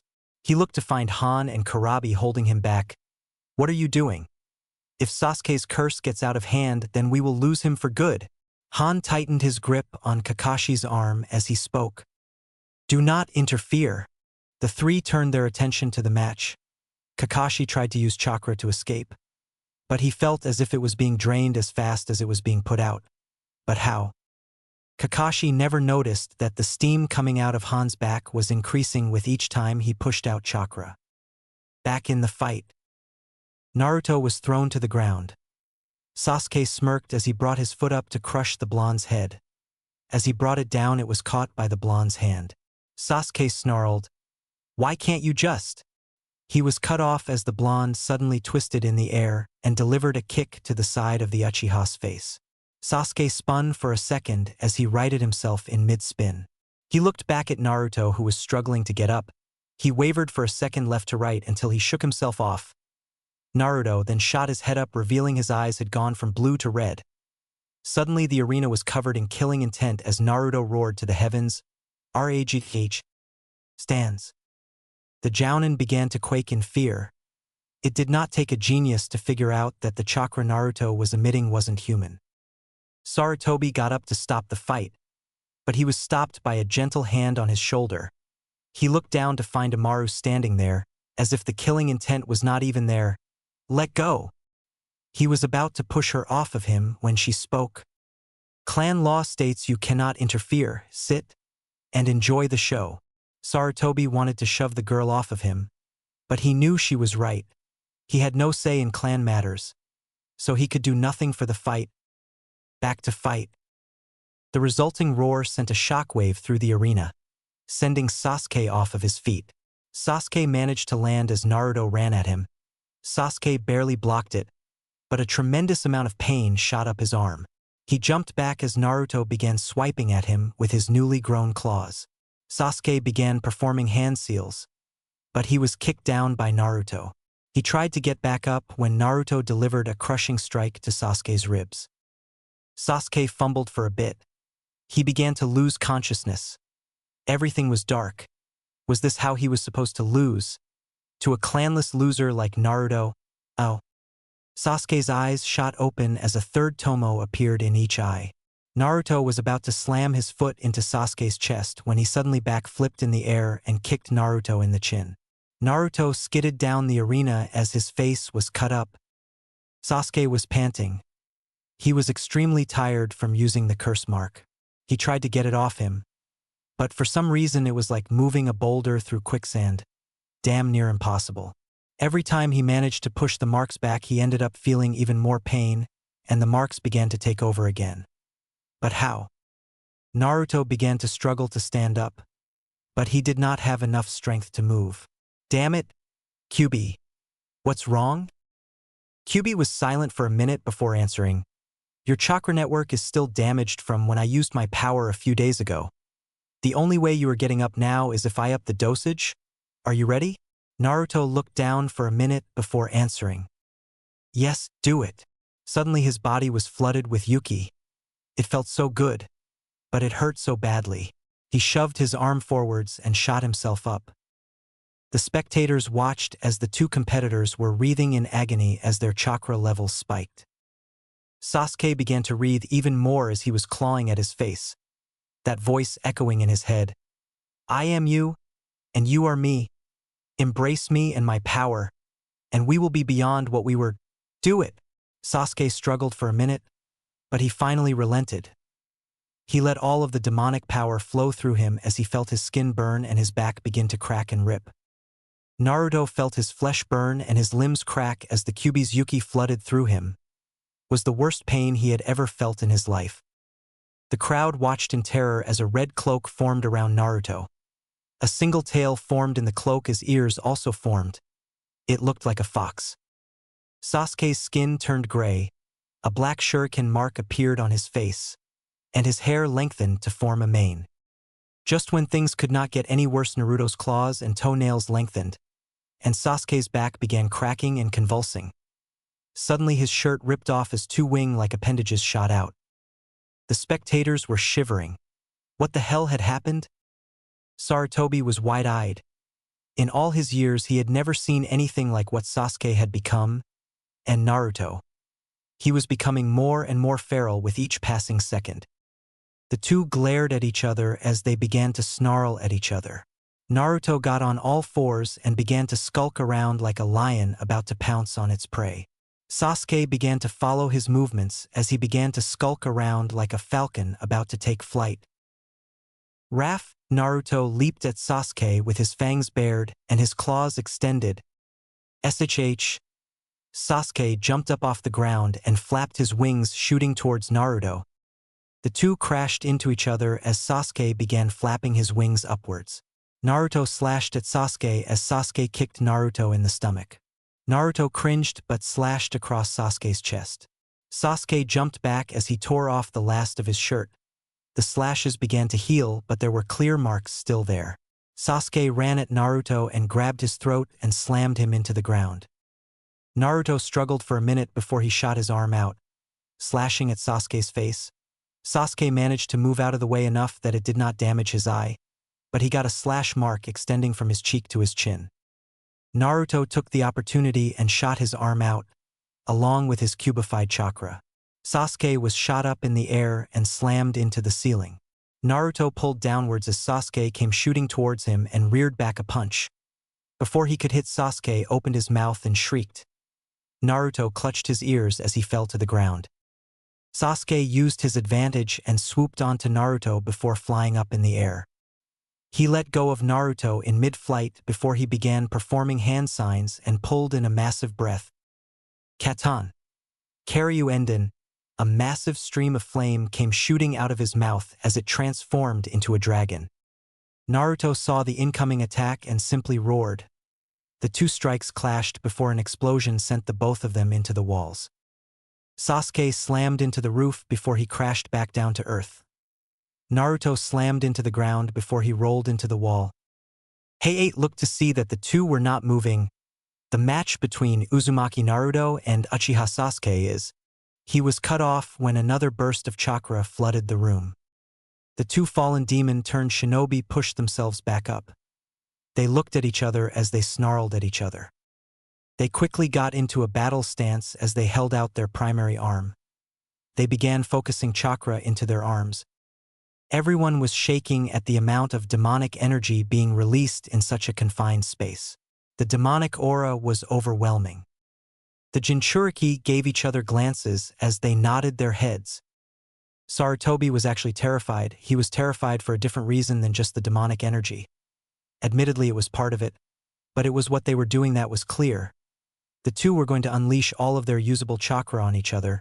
The resulting explosion of demonic energy would not only be felt over Konoha, but it would destroy their chakra networks, ending their shinobi careers. Naruto winced in pain as his arm began to burn as the skin actually began to melt off. Damn. I don't have much time. I got to finish this. Sasuke began to feel sick as he coughed up blackened blood. Damn. This power is poisoning me. It's now or never. The two launched themselves at each other as they cried out the name of the technique they were using. Shukai Chakra Sentu. As the two got closer, the energy began to strike at each other as if they were attracted. The two were only a foot away from striking. Now. Suddenly the two fists were stopped by the jinchuriki. Han was standing in between the two, grabbing each of their fists. Yujito was holding Sasuke back, and Yagura was holding back Naruto. Karabi was grabbing Naruto's forearm, and Rashi was grabbing Sasuke's. Udakata was behind Sasuke, holding him from moving, while Fu was doing the same with Naruto, and Gaara was covering both of the two with sand to stop them. The Jounin were shocked. Not even a second ago the Jinchuriki were standing next to them. Sarutobi was slack-jawed. Come on! He remembered that Amaru was standing right next to him as he saw her jump down and ran towards the two. Han was using as much strength as he could to prevent the two attacks from clashing. It made the job easier since his armor could absorb chakra like a sponge. But he could only handle so much. Just as he was about to collapse, the two opponents began to revert back to their human forms. The chakra cloak disappeared from Naruto as Sasuke's skin turned back into its pale Achiha color. The two slumped down as the Jounin surrounded the two. Kurenai spoke up. Why did you stop the match? Granted, I did not wish for those two to be permanently injured, but isn't it a clan matter? The Jinchuriki turned to Kurenai as Han answered. That's why we stopped it. Did you honestly think we would let our brother be permanently injured? The spectators were confused now. Who was their brother? As if he was reading their minds, Udakata spoke up. Naruto, he is a Jinchuriki like us. So he is family, and thus we are a clan. Granted, it is not an official clan, but in all other terms, he is a member of our clan. The Jounin quirked an eye, but let it go when the medic nin came out for the two. When the medic ninja came to get Naruto, Amaru got in between them. We will take care of him. Tend to the Uchiha. The medics were about to argue against her, but Sarutobi stopped it. Let him be. They know what is best for him right now. The medics turned towards Sasuke and began to help him while Amaru began assisting Naruto. Yujito came up and began using some of her medical ninjutsu to heal the damage that Amaru could not get to at the moment. Sasuke watched as the Jinchuriki helped Naruto. They are like him? They consider each other a clan, so you do have family, Naruto, just not related to you. Sasuke closed his eyes and dozed off. Neither one would awaken until the next day. The next day, Naruto opened his eyes as he groaned in pain. He tried to move to find himself unable to. He looked and found himself bound down, unable to adjust himself. Damn it! What the hell do they think I am going to do? They think you will go berserk and kill every innocent in the hospital. Would you stop that, damn it? Kyubi chuckled at Naruto's outburst. Sorry, I couldn't help myself. But besides that, yes. They think that you will go demon on them and slaughter everyone in the hospital. I heard the nurses talking while you were out. Naruto sighed in annoyance. When will these people learn that he is not Kyubi? Kyubi sighed. He was disgusted with the humans. Not even the damn Oni treated their own like they treated Naruto. True, Oni had a more savage tendency, but even they refused to harm a child, especially one so pure. The nurse came in, clearly feeling a bit frightened by the blonde. Why, you see, can go now. Naruto rolled his eyes at the girl and got out of bed as he went to the door. Before he left, he turned to the girl. If you are so uncomfortable being around me, then don't bother trying to heal me in the first place. He walked out of the room as the nurse looked at the ground, wondering what her sensei would do. Minato sensei. In the Sandame's office. Sarutobi. You must kill that thing for corrupting the Achiha. Hamura screamed. I agree. That thing should have been killed like the council wanted, Koharu agreed. At the very least, allow me to take charge of him. Danzo spoke up. Enough! Sarutobi was severely irked by the elders. So this is why they had Naruto fight Sasuke, so they would try to have a reason to do away with him. Sasuke called for a clan-honored duel, as such all abilities are allowed to be used. That includes a jinchuriki's biju. The elders were fuming that Sarutobi was not doing as they asked, demanded is more like it, and blew their top. That thing is a monster. It corrupted the Achiha. Look at what happened to him. Sarutobi glared at Hamura. We both know that Orochimaru did that to the Achiha, and we both know Naruto had all rights to use his power on the Achiha. And it was a clan matter. None of us can do anything about it. Sarutobi glared at the three. Now get out of my sight. The elders scoffed in annoyance and left the office. Once the door was closed, Sarutobi sighed. Minato, what would you think of these people knowing what they have done to your son? Sarutobi was about to get back to doing paperwork, when suddenly the alarm went off in his office. He quickly ran to the security panel and looked to where the alarm had been triggered. It was inside the Hokage monument. Sarutobi wasted no time and shunshined to the point. Not even a second after he shunshined did he find himself inside the high security point of the Hokage monument. He quickly threw off his Hokage robes and was standing in his battle armor. He quickly performed hand seals and slammed his hand into the ground. Kuchios no Jutsu. A puff of smoke surrounded Sarutobi. When it cleared, it revealed Enma, the Monkey King. Sarutobi. What is it? He then looked around and saw where he was. So, in here. No wonder you came yourself. Sarutobi nodded his head as Enma transformed into a long staff. That's right. The only living people who know about this are you, me, Jiraiya, Tsunade, and Orochimaru. And with Orochimaru showing up again, we can't take any chances. Sarutobi looked around. He suddenly ran towards the wall when he heard a patter of footsteps. The rock shattered as he began looking around again. Hey, old man. Sarutobi snapped his head towards the voice. His eyes widened at who he saw. He was so shocked, in fact, that he did the one thing he never thought he would do. He fainted. 10 minutes later. The secretary was running through the paperwork that was being turned in, since the Sandaime had ran off to check that alarm, which only her and the Sandaime heard, since it was only heard in the lobby and the Hokage's office as per instructions by the Sandaime himself. She was now stuck with the paperwork. She was about to read through another document. Excuse me. She gave a grunt to let the person know she heard them. I would like you to have Uzumaki Naruto report to the Sandaime's office. She sighed. She had nothing against the Uzumaki boy, but she absolutely hated his pranks. She nodded and began to type in a request for Naruto to come to the Hokage's office.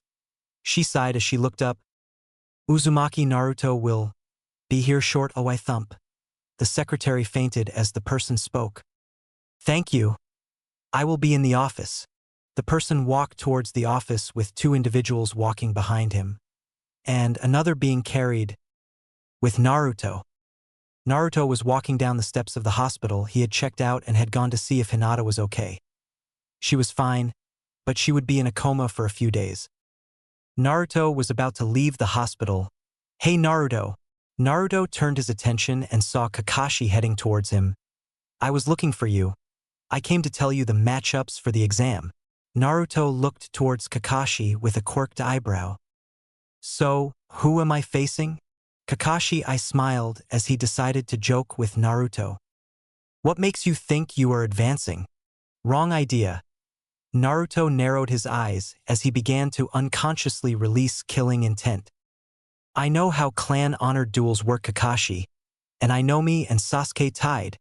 So who am I facing? Those who heard Naruto's clearly irritated snap at Kakashi looked at him. Kakashi sighed. Maybe joking around with his student wasn't the best thing to do right now. You will be facing Hyuga Neji? Naruto tightened his grip on his fists as he began to draw blood. Neji! Naruto snarled out the name as if it was a bitter poison. He looked at his sensei.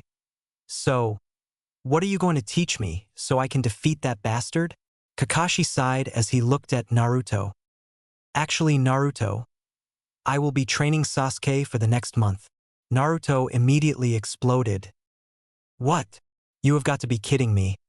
I have to beat that bastard's ass for what he did to Hinata-chan. Kakashi sighed as he pulled out his book. Look, Naruto, even if I spent the entire month working with you, there is no way you will beat Neji. You just don't have the capability. Besides, Sasuke will be facing that Gaara kid. You saw what he did to Lee. Lee may never be a shinobi again because of him. Naruto snarled at Kakashi. And Neji won't be as dangerous? You saw what he did to Hinata. He has no problem trying to kill his own family. Kakashi, I smiled at the blonde. Now don't worry, I got a better tutor for you.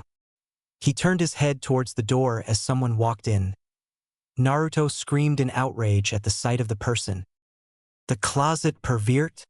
Naruto was about to continue his tirade when he simply glared at Kakashi. You know what? You can take your hired tutor and shove it up your ass. I will train on my own. Trash. Naruto turned away and walked out of the building as Kakashi simply shrugged his shoulders. Ebisu looked after Naruto, thinking to himself, does he really deserve what has happened to him? Naruto began walking towards his apartment, hoping he could get his scrolls so he could go and train. Naruto snarled as he remembered who he was fighting. Hyuga Neji. You will pay for what you did to Hinata, count on it.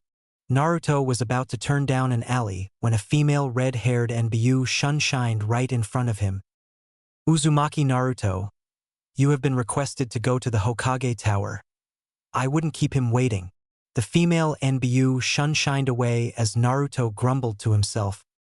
What does the old man want now? Naruto began walking to the Hokage Tower, ignoring the hateful stares of the villagers. When he finally arrived, the doors were wide open. Not wanting to take any chances, he pulled out a kunai and got into a ready stance. He slowly edged towards the office. He suddenly saw movement in the office that was nothing like the old man's. He performed his favorite hand sign and summoned 3 Kage Bunshin. The Bunshin and him charged into the room, but they stood stock still when they saw who was in the room. The Sandaime was sitting in his chair, knocked out cold. The ANBU from before was sitting on the desk. A girl about his age with red hair was sitting in the chair with her legs crossed. And standing in the middle of the room was the Yondaime Hokage himself. The clones poofed out of existence as Naruto stared at the Yondaime. The one person he hated more than he hated the villagers. It was his fault he was condemned to hell. It was his fault he had suffered worse than any criminal ever should. Naruto was about to begin shouting when the Yondaime spoke. Hey Naruto, how are you, oh son of mine? The Sandaime was sitting in his chair, knocked out cold. The ANBU from before was sitting on the desk. A girl about his age with red hair was sitting in the chair with her legs crossed. And standing in the middle of the room was the Yondaime Hokage himself. The clones poofed out of existence as Naruto stared at the Yondaime. The one person he hated more than he hated the villagers. It was his fault he was condemned to hell. It was his fault he had suffered worse than any criminal ever should. Naruto was about to begin shouting when the Yondaime spoke. Hey Naruto, how are you, oh son of mine? Naruto's eyes widened as he stared at the Yondaime. Fair, son? Story start, now. Naruto was blank. The Yondaime was alive. And he was his father? Minato looked at Naruto with that same goofy grin he always used. Heh, so how have you been? Heh, stupid question. You were nominated for the Chunin Exams right after becoming a genin. That's an impressive resume. Not even your mother or I could claim to have done that. The female ANBU removed her mask to reveal a smiling red-haired woman. Her name was Namikaze Kushina. She smiled at Naruto as she spoke. Yeah. Once we found out about the Chunin Exams happening in Konoha, we came running to see if you were nominated for them. And look at you, you even made it to the final rounds. She walked over to the stunned Naruto and ruffled his hair. You look so much like your father. She smiled and walked back to her husband. The young girl smiled at Naruto and screamed out, Hey Odotu, how are you? Naruto looks at them with clearly pained eyes, but the 3 do not notice it. Where were you all this time? The three look at each other before smiling. Oh, we were training your sister. She has to be strong for her new husband after all. Naruto looked at his parents. What is going on here? I thought I was an orphan. And you are still alive after all this time. Naruto looks down as he sits in a chair behind him. Minato smiles as Kushina answers. Well, yes. It was all a part of the plan after all. Naruto calmed himself. Even though he wanted to explode at them. They were his parents. They had a good reason for leaving him, right? They had to. What was this plan? Minato looked at Naruto and answered, Oh, why not? You are a primary part of it after all. He sat on his desk as the Sandaime began to come to. What? They are alive. We all thought they were dead. And what is this about a plan? Sarutobi tried to move to find that he was too damn tired to move. Shit. Minato looked at Naruto as Kushina and the young girl, who was assumingly Naruto's sister, sat on either side. To fully understand the plan, we will have to tell you about ourselves. Your mother and I were both orphans. We grew up without a family. We scavenged around for food, but we had a crap load of fun. Eventually, we both decided to join the Ninja Academy. Of course, your mother and I did not even meet until the two of us fought each other during the Chunin Exams. After all, your mother and I lived in two separate countries. Minato nervously chuckled. But beside the point, you see, Naruto, we were both the dead lasts of our class, however. Both of us were masters in a certain field of jutsu. I was a master in seals, and your mother a master in kenjutsu. Through this, we became the most well-known shinobi throughout the elemental nations. Kushina spoke up next. When your father and I fought, we were basically evenly matched. He finally got a hit on me and managed to injure me. He could have killed me at any time, but instead he kept me safe and got me back up to health. He escorted me to my homeland, Yuzu no Kuni. But by the time we got there, it was destroyed. Your father offered to bring me to Konoha. When we arrived, we began to slowly grow closer to each other. A year later, he asked me to marry him. I happily said yes. A month later, we were wed by the Sandaime, and a week later your father was crowned the Yondaime. Kushina smiled at her husband as Minato continued. A few months after our wedding, we found out that Kushina was pregnant. We had all planned out training schedules, regiments, and various new weapons to give to our child. But we came at a complication when we found out that your mother was having twins. We decided that the firstborn would be trained in our arts. But then we came at an impasse as to what we would train the second-born in. After 8 months of planning and thinking, we heard that the Kyuubi was on its way to Konoha. I planned to drag the Kyuubi to hell by using the Shiki Fuin Jutsu to summon the Shinigami. But then I came at a realization. Minato looked at Naruto with immense pride. What if we could control Kyuubi's power? What if our child was able to command it without fail? We decided that rather than send the Kyuubi to hell, removing the chance of power, we decided to seal it in our second-born. Naruto's eyes widened as tears threatened to fall from his eyes. His head was down so his parents and sister did not see it. The Sandaime's eyes widened in cold and burning fury. You could have gotten rid of the Kyuubi, and instead you seal it inside of him, for power? Sarutobi was trying and failing to move. Kushina continued with the story. On the week before the Kyuubi was supposed to attack, we discussed what we would do about our second-born. If we brought it along with us, then we could destroy all of our years of planning, and we did not know anybody who could possibly use in using a biju's chakra. So we decided that our second child would stay here while we trained your sister. But then we thought of something. What if you never found someone that you could spend the rest of your life with? Your legacy would end at you. So we decided to arrange a marriage between you and your sister Sora. After all, who could you possibly be closer to than your own flesh and blood? Naruto was grinding his teeth together. They left him. All because of a plan. Naruto could not hold it in, and for the first time in years he began to cry. Minato did not stop. We decided that it would be easier to train your sister if everyone thought that we were dead. So we made it seem like both of us died, and after I sealed Kyuubi in you with my altered Shiki Fuin, we headed out to train your sister to be the ultimate kunoichi and your wife. Minato looked at Naruto, who was trembling with his head down. So come here, son. Give your family a hug. The three did classic Naruto-like grins. unaware at how much shit was hitting the fan. And heading straight for them. Sarutobi was so angry he was shaking enough to move his heavy-ass chair. Those bastards. Do they have any idea what the life of a jinchuriki is? Minato, you disgust me. When I am finally able to move, are dead. Naruto was trembling in pure rage, holding in every last drop of killing intent he could. They left me, they abandoned me, for some plan. Why? Do they have any idea the life I had to live? The torment I had to endure? And they set me up to marry my own sister. Naruto began to clench his teeth as his canines began to lengthen with his nails. No.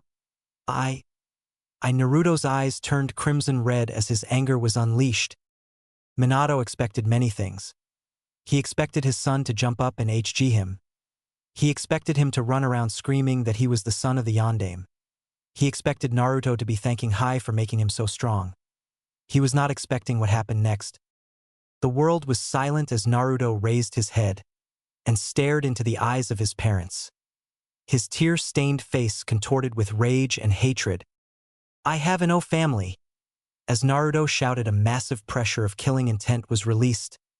Minato, Kushina, and Sora were knocked over as the glass windows of the Hokage Tower were shattered into bits. Those outside felt the massive output of demonic chakra. The Konoha shinobi ran to where the power was circulating from. The Jinchuriki ran to find their brother, and to make sure he was safe. Minato tried to move, but the killing intent was so great that he could not even move. He looked to his son, and watched as the Kyuubi's chakra enveloped his body, forming tails, first one, then two, then three. The number increased until Naruto was surrounded in a silhouette of crimson chakra. Naruto, my son.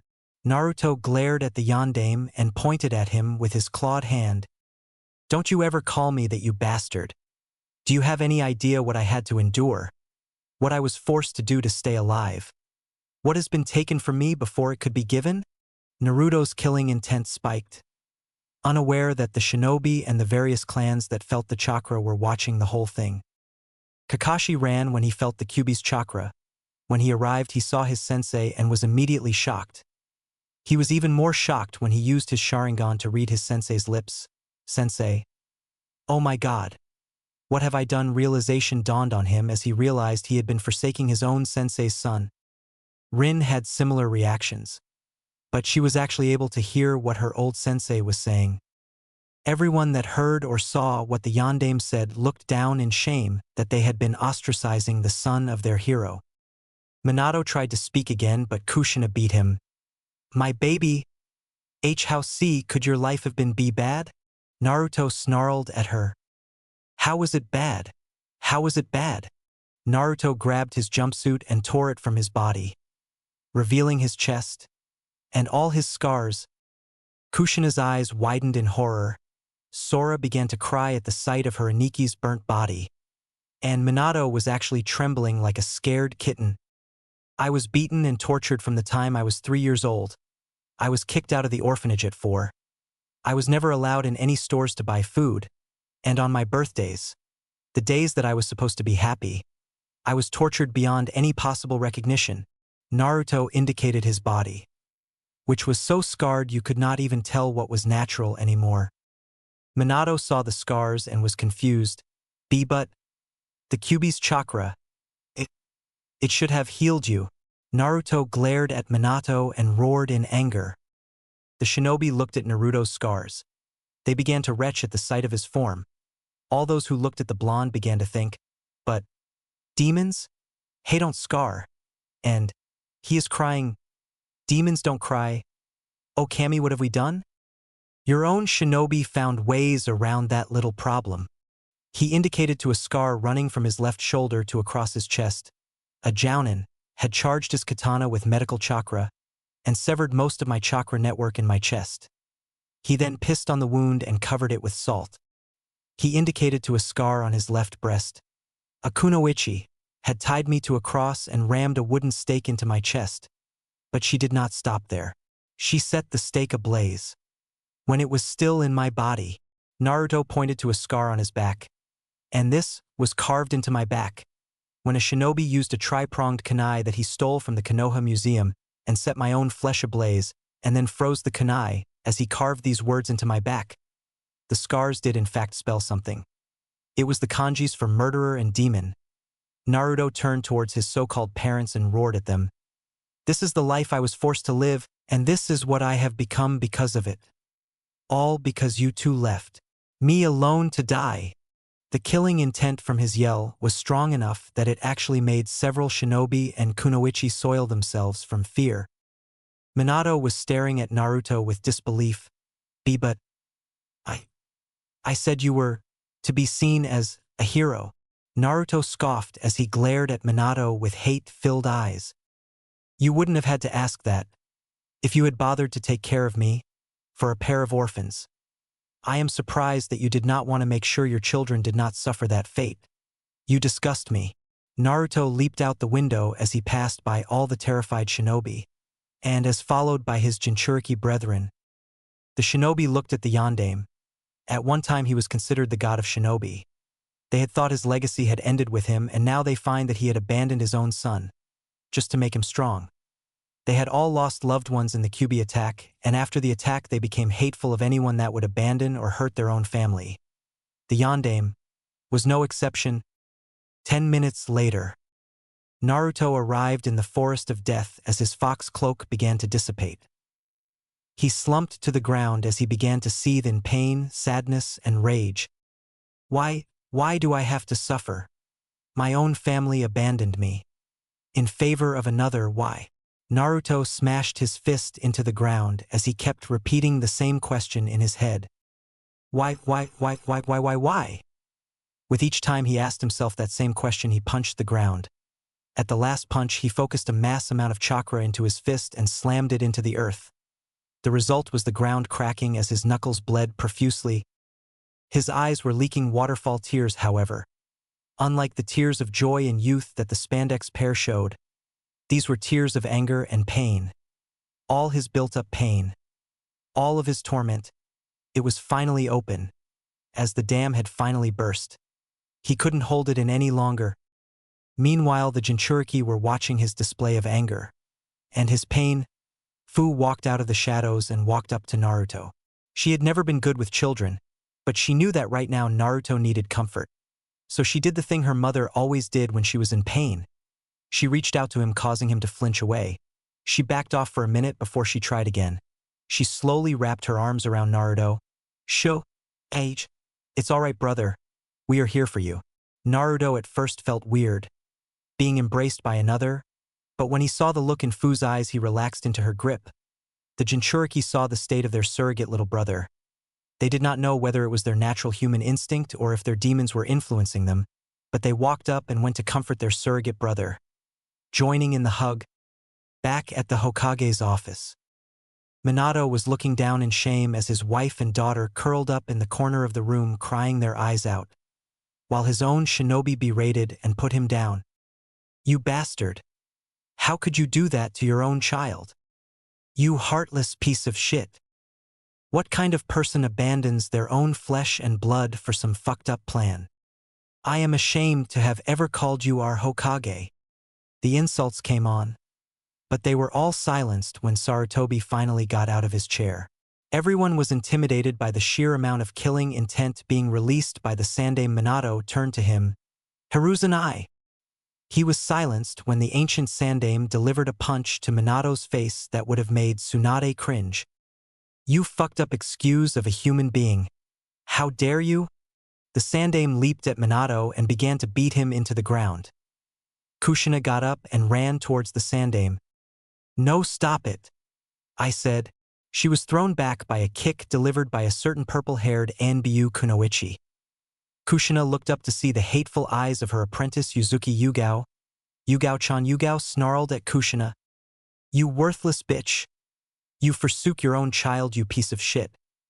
Do you have any idea how many times he was near death, and how many of those times it could have been prevented if he had a parent? Kushina began to tremble. She steeled herself as she came up with a retort. He wouldn't have been hurt had you all honored my husband's wishes. She got kicked right in the ribs. Hard enough that it actually knocked the wind out of her. It should not have mattered. He was your son. And you abandoned him for some shit-ass plan that there was little to no chance of working. You idiot. She was about to kick Kushina in the face again. But she was stopped by an equally angry Hayate. Don't. This thing is not worth the effort. Hayate turned towards the shinobi. Come on. Let's go find him now. The shinobi and Kunoichi replied with a sound of highs and immediately went off in search of the blonde, who they now realized was a victim, in all forms of the word. Before they left, Kakashi and Rin turned towards their sensei. Kakashi spoke first. I think I speak for Rin here when I say this. I am ashamed to have ever called you sensei, and Obito would have been ashamed of you for abandoning your son. They're worse than trash. Kakashi and Rin jumped out of the window and went to find their former sensei's son. Yugao looked at Kushina with a hateful glare. She sniffed and snorted for a minute, and then spat right in her sensei's face. Bitch! I hope you rot in hell for what you did to your own son. Yugao jumped out the window with Hayate following close behind. The Sandaime looked at the two.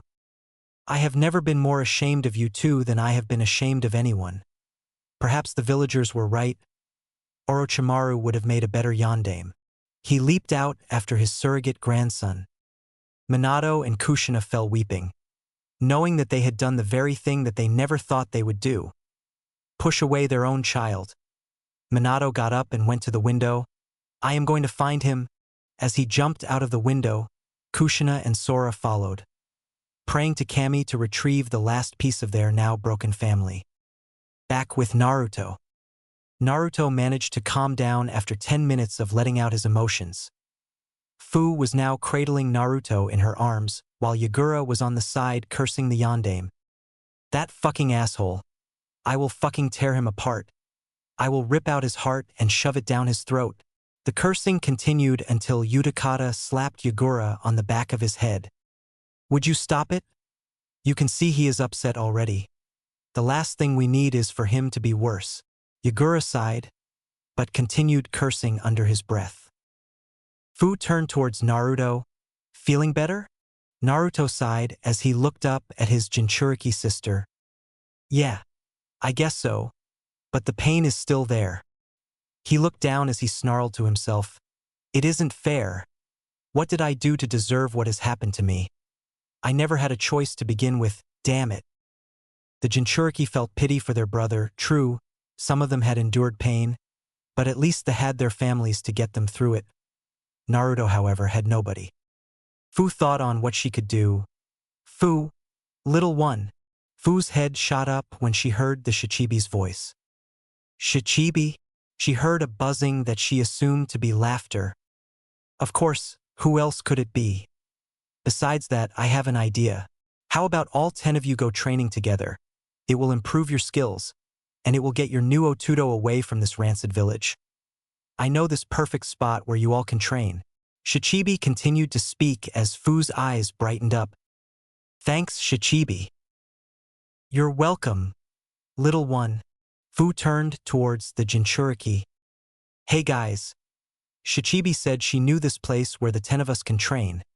She even gave me a jutsu that could transport us there quickly. The jinchuriki looked at each other and nodded. All right. Let's do it. The jinchuriki gathered in a circle as Fu began the hand seals. Meanwhile, the shinobi were searching around for the blonde. Now that they realized that he is their hero's son, and the fact that his own family abandoned him for some stupid plan, burned their pride, and destroyed their faith in the yondaime, they were searching everywhere for Naruto. Kakashi checked his apartment to find it empty and cleared of anything valuable. He quickly summoned Pakken, who tried to find Naruto's scent, but the scent smelt as if it was burned away. Rin was looking around the hospital, thinking that he may have come to the hospital after using the Kyuubi's chakra to no avail. Yugao checked the ramen stand he usually was at, thinking he may have come in for a bite. Minato, Kushina, and Sora were looking everywhere, each second feeling more broken as they heard the yells of the villagers. The yondaime has returned. Finally, the demon will die. Now our loved ones can be avenged. Minato felt like dropping himself in a bed of spikes for how stupid he was. Had condemned his son to this, all because of some fucked up plan. And look how well it worked. His son hated him, and there was no guarantee he was getting him back. Kushina wanted to commit seppuku and let herself be dragged to hell. Her only son was condemned to this hell because of their stupid idiotic plan, and now they were paying for it. Sora's heart was racing. Ever since she found out she was betrothed to her brother, she was ecstatic. She saw nothing wrong with being married to her brother. Who else could she be closer to? She had spent every night dreaming of the day the two would wed, and now they returned to find that her brother was the exact opposite of what their parents had intended. He was not happy, fun, or even loving. He was angry, hateful, and loathing. She looked down as she thought to herself, if I hadn't been born first, this would not have happened. Sora ignored that nagging voice in her head that said she would have suffered the same fate as she sulked over her brother. The three were about to turn a different route when they felt an influx of demonic power. They turned to where it was the forest of death. The other shinobi felt it and immediately ran for the forest. They jumped through the trees following the demonic aura. When they got to the field, they saw the jinchuriki in a circle with a bright golden orb in the middle. The young Taki Kunoichi looked at the portal and yelled, "Yuki Shun Shin." The area was blanketed in demonic energy.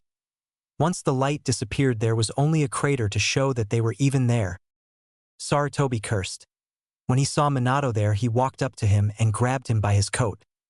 "You had better pray he returns for his match, or it's your head."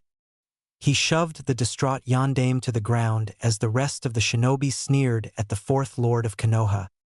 Minato and Kushina curled into a ball and began to sob, while Sora whimpered in a corner as she began to pray that her brother would return. Back with Naruto. The jinchuriki reappeared in a flash of light. Naruto's eyes opened to see a blue sky. He was about to move. "Stop!" He stopped when Fu began waving her arms in the air. He was about to question her why, but his question was answered when he saw what they were standing on. It was the same patch of earth that they were standing on in the forest of death. Before he could say anything, crack! He looked down to find that the patch of earth he was standing on was cracking down the middle. Today just isn't my day, is it? The earth split right in half as the jinchuriki fell over, making the patches of earth fall downwards. Naruto hoped that they were on a flat surface, but instead found that they were on a point-tipped mountain in the middle of a massive forest that was surrounded on all sides by a massive desert. "I was asking for that one." "Ajijijich." The jinchuriki screamed as they fell downwards towards the earth.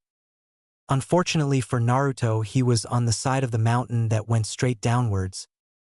He was trying to reach for the rock, but failed miserably. He was about to close his eyes when he noticed a large spire jutting out of the mountain face. He decided that it was his best bet. He reached towards the spire as he fell. He watched as he slowly got closer and closer to the wall as he sped towards the earth. Finally, he reached as far as he could and grabbed the rock spire. He watched as the pieces of earth fell to the ground and shattered upon impact. "That could have been me," he sighed. But his eyes widened when he felt the spire he was holding on to move. Oh shit! The spire cracked as Naruto was swung downwards. But surprisingly, he did not fall to earth. Instead, he was swung right into a nearby opening into the mountain and slid down a slide of grime. He slid down until he reached the bottom and splashed into the water. He immediately swam to the top. Once he reached the surface, he gasped for breath and began to retch at the taste of the water. Ag. Disgusting. "It tastes worse than the garbage I ate as a kid." Naruto looked around and saw a ledge nearby him. He swam to it and pulled himself out of the water.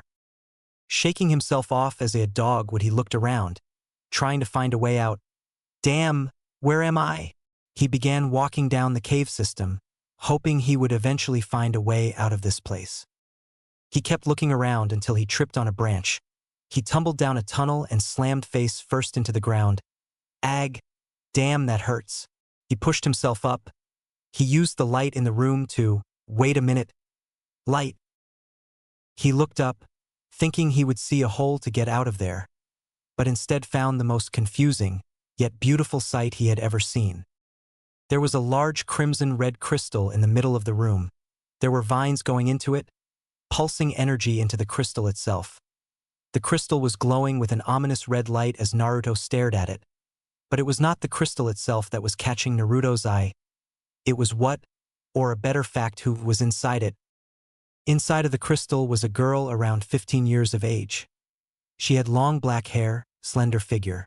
She was wearing old-fashioned kunoichi armor that was worn over 100 years ago.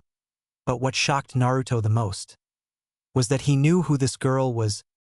During his training, he had gone through Konoha's myths and legends, hoping to find something that could aid him in controlling his chakra better, in more unseen ways. In his readings, he found legends, old tales of a woman that struck fear into the hearts of all but two individuals. The Achiha crest proved it, as well as the markings on her face. The woman, inside the crystal, was none other than Achiha Ora, younger sister of Achiha Madara. Naruto walked a bit closer to the crystal. It was Achiha Ora. But she was just a myth. Even if she wasn't, it has been over 100 years since she was supposed to be alive. And by the looks of her, she hadn't aged a day. He walked close enough to the crystal to examine the markings on her face. They looked to be tribal designs used by samurai. She had blue tribal designs that branched off from the edge of her eyes and curved down the cheekbones. As he got closer, he looked at the crystal she was in. He had never seen anything like it. The crystal had an energy running through it. It was almost as if the crystal was alive, as if it had a living chakra network. He got right next to the crystal and placed the palm of his hand on the surface. RMMM. There was a humming sound coming from the crystal. Naruto quickly backed off as the crystal's glow began to intensify. The glow was so bright that Naruto had to cover his eyes. But he saw something in the light that shocked him. The eyes of Achiha Ora were opening. The crystal shattered, sending dozens of shards running through the air. Naruto was in the direct path of one of the shards and braced himself for the pain to come. But when the crystal touched him, it completely phased through him.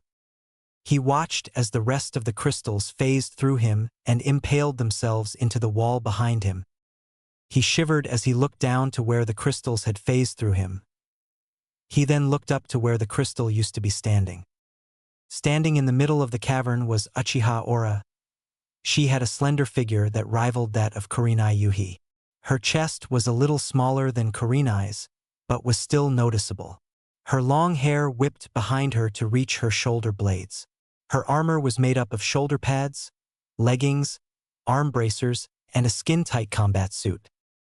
Naruto slowly looked up to see that her eyes were still adjusting to the lack of light, if her constant blinking was any indication. She finally stopped blinking and looked directly into Naruto's eyes. Her own eyes widened as she got into a fighting stance. So, my pitiful excuse of a brother sends an assassin to finish me off. She began to run through hand seals.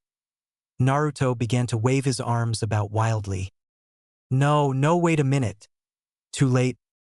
Katan. Achiha Gokakyu no Jutsu. She opened her mouth wide open as it was filled with fire. She then threw her head forwards as a massive ball of fire came hurtling at the blonde. Naruto jumped out of the way as the ball hit the wet rock, sending a large wave of steam in the air. Ora looked around with her Sharingan activated. Come out, assassin. Fight me like a shinobi. She began to walk through the steam, looking for her prey. Naruto was running back down the tunnel he came from. He was almost to the end. I found you. He turned his head to find Ora hot on his heels, her Sharingan eyes swirling with righteous fury. She began to run through hand signs again. Sueten. Suryuden no Jutsu. The steam condensed in the air and became a dragon of water. As it roared, it shot itself after the blonde. Naruto got hit with so much force that he was smashed right into the wall. He fell to the ground and began to cough up blood. He tried to get up, but he was pushed down by Ora, smashing her foot on his chest. He looked up as her eyes turned into the eternal Manjikyu Sharingan. This is the end, assassin. Her right eye began to spin as she stared at the blonde. Naruto awaited the black flames to come. He had studied the history of the Sharingan and found that the right eye shot out black flames that would burn for 7 days and 7 nights. He was doomed. Ora screamed out, Amaterasu! But as the chakra flowed through her eyes, instead of black flames, she got a white flood. The water kept coming and sent the two of them back out through the hole in which Naruto came in. They shot out of the hole like a geyser. The two landed on a soft patch of earth. Naruto pushed himself up and got into a fighting stance. Ora was looking at the white water. Water? Where is the black flames? What good is this garbage? She turned her head towards Naruto and could not help but find herself blushing. His form was sinewy, and the water that was covering his bare chest glistened in the sun. She looked closer and saw scars? There were scars covering the entirety of his chest. He stood in a fighting stance. She broke herself out of her trance and charged at the blonde. She swung strike after strike at him, but he kept blocking them. Naruto swung a punch at her and drove it into her chest, but she also delivered a kick to his chin. The two flew back, both trying to keep themselves up from their opponent's attacks. Ora looked at Naruto and her left eye began to spin like a vortex. I am through playing with you? Now I will make you suffer. Her eye spun wildly. Tsukuyami. Naruto's eyes widened when the two made eye contact. Oh shit! Where the hell am I? Ora screamed out as she looked around where she was. She was in some kind of sewer. She began to walk through the water and down the many tunnels as she looked around. She stopped when she saw a chamber that said memories. She walked to it. I wonder. She opened the door and looked inside. There were hundreds of shelves with vials with different dates on them. But in the center of the room was a pedestal. On it was a name. Momochi Haku. She walked up to the vial and smirked to herself. This must be a precious memory for it to be standing on a pedestal. I wonder. She reached for the vial. Stop! She turned and saw the same blonde running right at her. She grabbed the vial and kicked Naruto right in the stomach, sending him crashing into the ground. So, this memory must be precious to you. She looked down at the ground to see a bowl made of stone. She walked over to it and looked inside. It seemed like she was supposed to pour the vial into the bowl. Let's see what it is. She opened the top and poured the vial into the bowl as Naruto screamed. No, I beg you, stop. But it was too late. The bowl lit up as the memory washed over the room. Ora saw everything about this Momochi Haku. She saw the two talking, holding hands, kissing. She looked to where the blonde was standing as he screamed in pain. She did not know why he was screaming, until she saw the next part of the memory. A ball of lightning, going through her chest. She opened her eyes to find herself back on the mountain. She looked around, wondering what the hell that was. How dare you? She turned around to see Naruto trembling on the ground. Red chakra began to come off of his body. How dare you? He kept repeating that phrase as the chakra became more intense. Ora fell to the ground at the amount of killing intent being released. What is this power? Her eyes widened as the man snapped upwards and screamed. How dare you show me that? How dare you play with my emotions? He ran at her and swung his open fist downwards. Ora moved out of the way as he began to slice and attack the ground that she was on. This chakra is not human. What in the hell is he? She jumped out of the way and began to run up the cliff face. She saw as Naruto began to climb up the cliff face as well with his 3 tails of crimson chakra burning the ground around him. She looked at Naruto. Dai demon, her left eye began to spin like a vortex. Kamui. She expected a vortex to open in front of the blonde and rip him into another dimension. She did not expect a portal to open and a girl wearing a rather short skirt riding on a 2-circled item to come out. Naruto's eyes widened as the object's front circle pile drive into his face, sending him careening back to earth. The girl looked around and answered in a beautiful feminine voice, Where am I? She looked down at the blonde she was sitting on, who was now unconscious and had swirls in his eyes. Ora looked at the blonde, and then the girl, then the blonde, and then the girl. She then screamed to the heavens, What the hell is up with my eyes, damn it? The young girl who was sitting on the blonde looked at his face. She then saw the blood trickling down his face from where her bike impacted. She suddenly smelt a sweet scent in the air. She could not help herself. She opened her mouth and bit down on Naruto's neck. She was in ecstasy as she drank his blood. It had so much more flavor than any blood she had ever tasted in her life. She continued to drink as she began to moan at the taste. Not noticing the blonde waking up, Naruto's eyes slowly began to open when he felt a sudden stinging sensation in his neck that now felt extremely good. He looked to find that something, or someone was nibbling on his neck. Wha. Moka let go as the terrified Naruto got a better look at her face. She had a soft set of facial features, emerald green eyes, and a long set of flowing pink hair. The features, however, were far superior to what he saw on Sakura, whereas Sakura had a more childish cuteness to her. The girl in front of him had a beauty that rivaled the most beautiful women in Konoha. He found himself blushing as he looked at her. She tilted her head in a fashion that practically screamed, "Kawaii," and he proceeded to pass out. The girl and Aura looked at the blonde, each having different thoughts in their head. There is no way this guy is an assassin. But what was that power from before? Aura pondered this as the girl began to poke Naruto to wake him up. He has tasty blood, and he seems nice. Maybe he will be my friend. She smiled at the thought of a friend as she grabbed Naruto's arms and began to drag him off while Aura followed her, hoping to get some answers. Next day, Konoha. News that Naruto was the Yandame's son had spread like wildfire.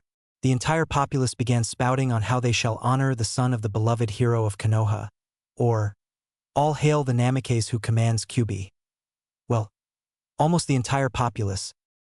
And stay out. Minato was literally thrown out of Ichiraku's by Tsuchi while Ayam threw out Kushina. How dare you show your face in this store after you abandoned him? I don't want you two to even look at this store. You are no longer welcome here.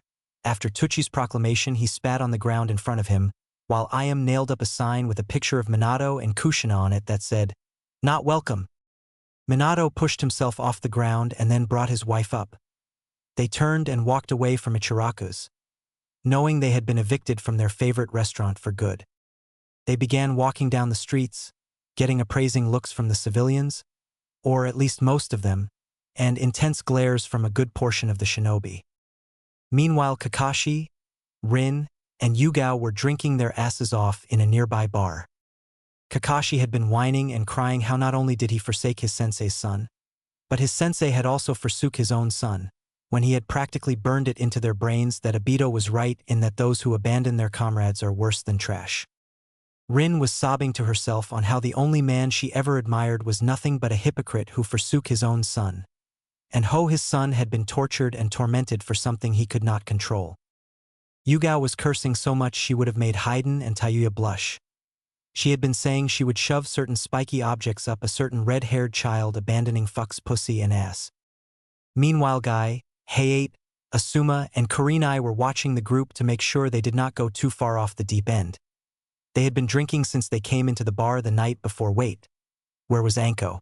The group finally realized that Anko was not there when the waiter came up saying that the purple-haired lady took her sake and did not pay. Kurenai ran out of the bar and looked around left to right.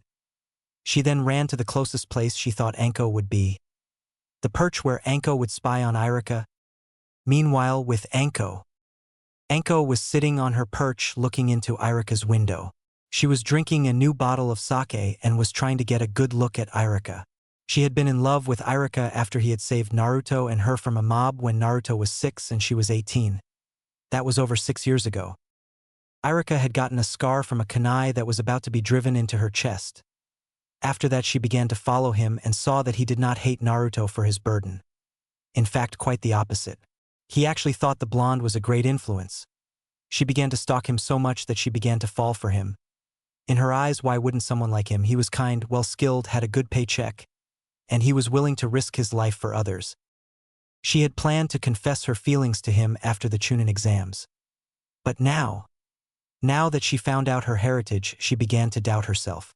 Having stalked him for over 6 years, she found out that Irika absolutely hated Orochimaru for the experiments he performed on young children.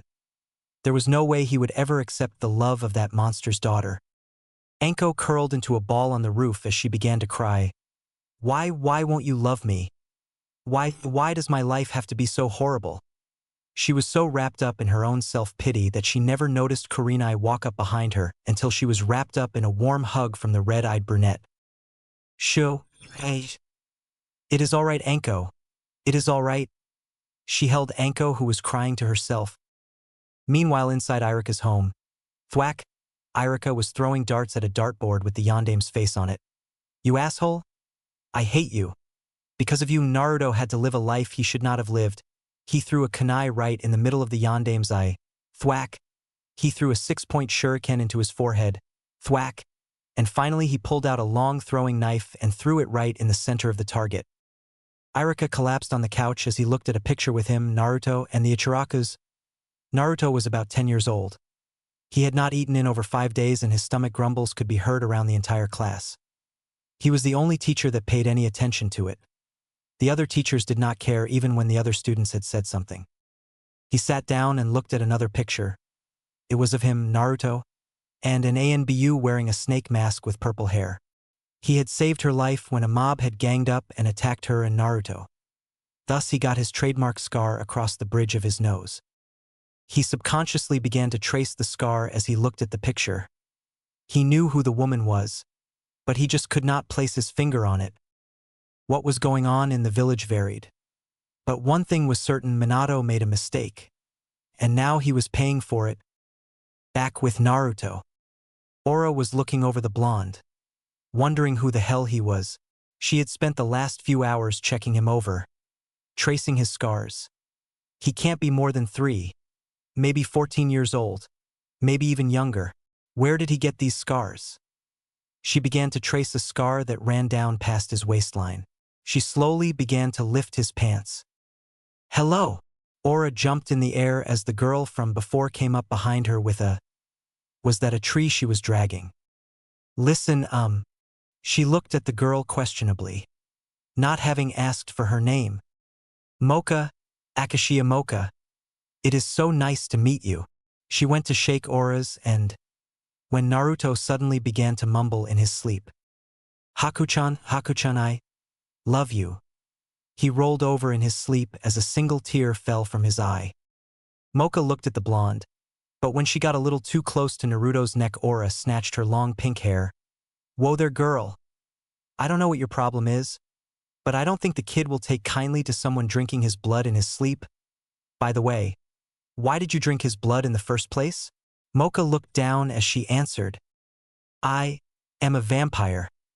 I smelt his blood and I just couldn't control myself. She looked at Naruto with a blush on her face. Ora looked at Moka as if she had grown a second head. What is a vampire? Moka looked at Ora and smiled. A vampire is an S-class monster. We feed on the blood of others. This Rosario, she indicated to the cross on her neck. It acts as a seal for my full power. If it were to be removed, I would become a true full vampire. But not even I can remove it. Moka looked at Naruto. What is he? His blood tasted human, but there were qualities on it that tasted monstrous. Ora looked at Moka and then at Naruto. I don't know, but whatever he is, he sure is powerful. But he is no way an assassin. Moka looked at Ora and smiled. Oh well. The good news is that he is safe. Moka reached for Naruto. Well. Look at what we have here, boys. A couple of nice young girls that we can have some fun with. Ora and Moka turned around and saw a group of large lumbering beasts. They were humanoid, but had bone spikes jutting out of their body. Their skin was a pale gray, and their eyes were pitch black. Ora got into a ready stance. Moka, stay back. Whatever it is you are no match for these creatures. Moka looked at the lumbering beasts and then back at Ora. What are they? Ora looked at Moka for a second. Ogres, stone ogres to be precise. They are well known for air fetish with human girls. The head ogre gurgled at Ora and began to lumber towards her. So true. And my, do you two look quite stunning. We will have a lot of fun with you tonight. The ogre pulled up its axe and swung it down on Ora, who jumped out of the way. She began to perform hand seals, until Moka jumped right in front of her. "Moka, what the hell are you?" She was silenced when Moka delivered a kick to the ogre's chin that sent it flying into the wall. "Doing?" She looked as the ogre fell to the ground. The ogres looked at Moka. "Looks like we got a fighter, boys. This will be very fun." The ogres charged at Moka as she blocked another one's axe. She barely managed to dodge a second one's strike. She was about to jump out of the way when another ogre smashed his club into her side. She slammed into a tree right next to Naruto. Ora looked at the ogres surrounding her and performed shunshin to get out of there. But her chakra reserves only allowed her to get right next to Naruto and Moka, who had finally gotten up. The ogres began to skulk towards them. "Let's fuck Pinky up first." The ogres agreed as they began to walk towards the girls. "Over my dead body."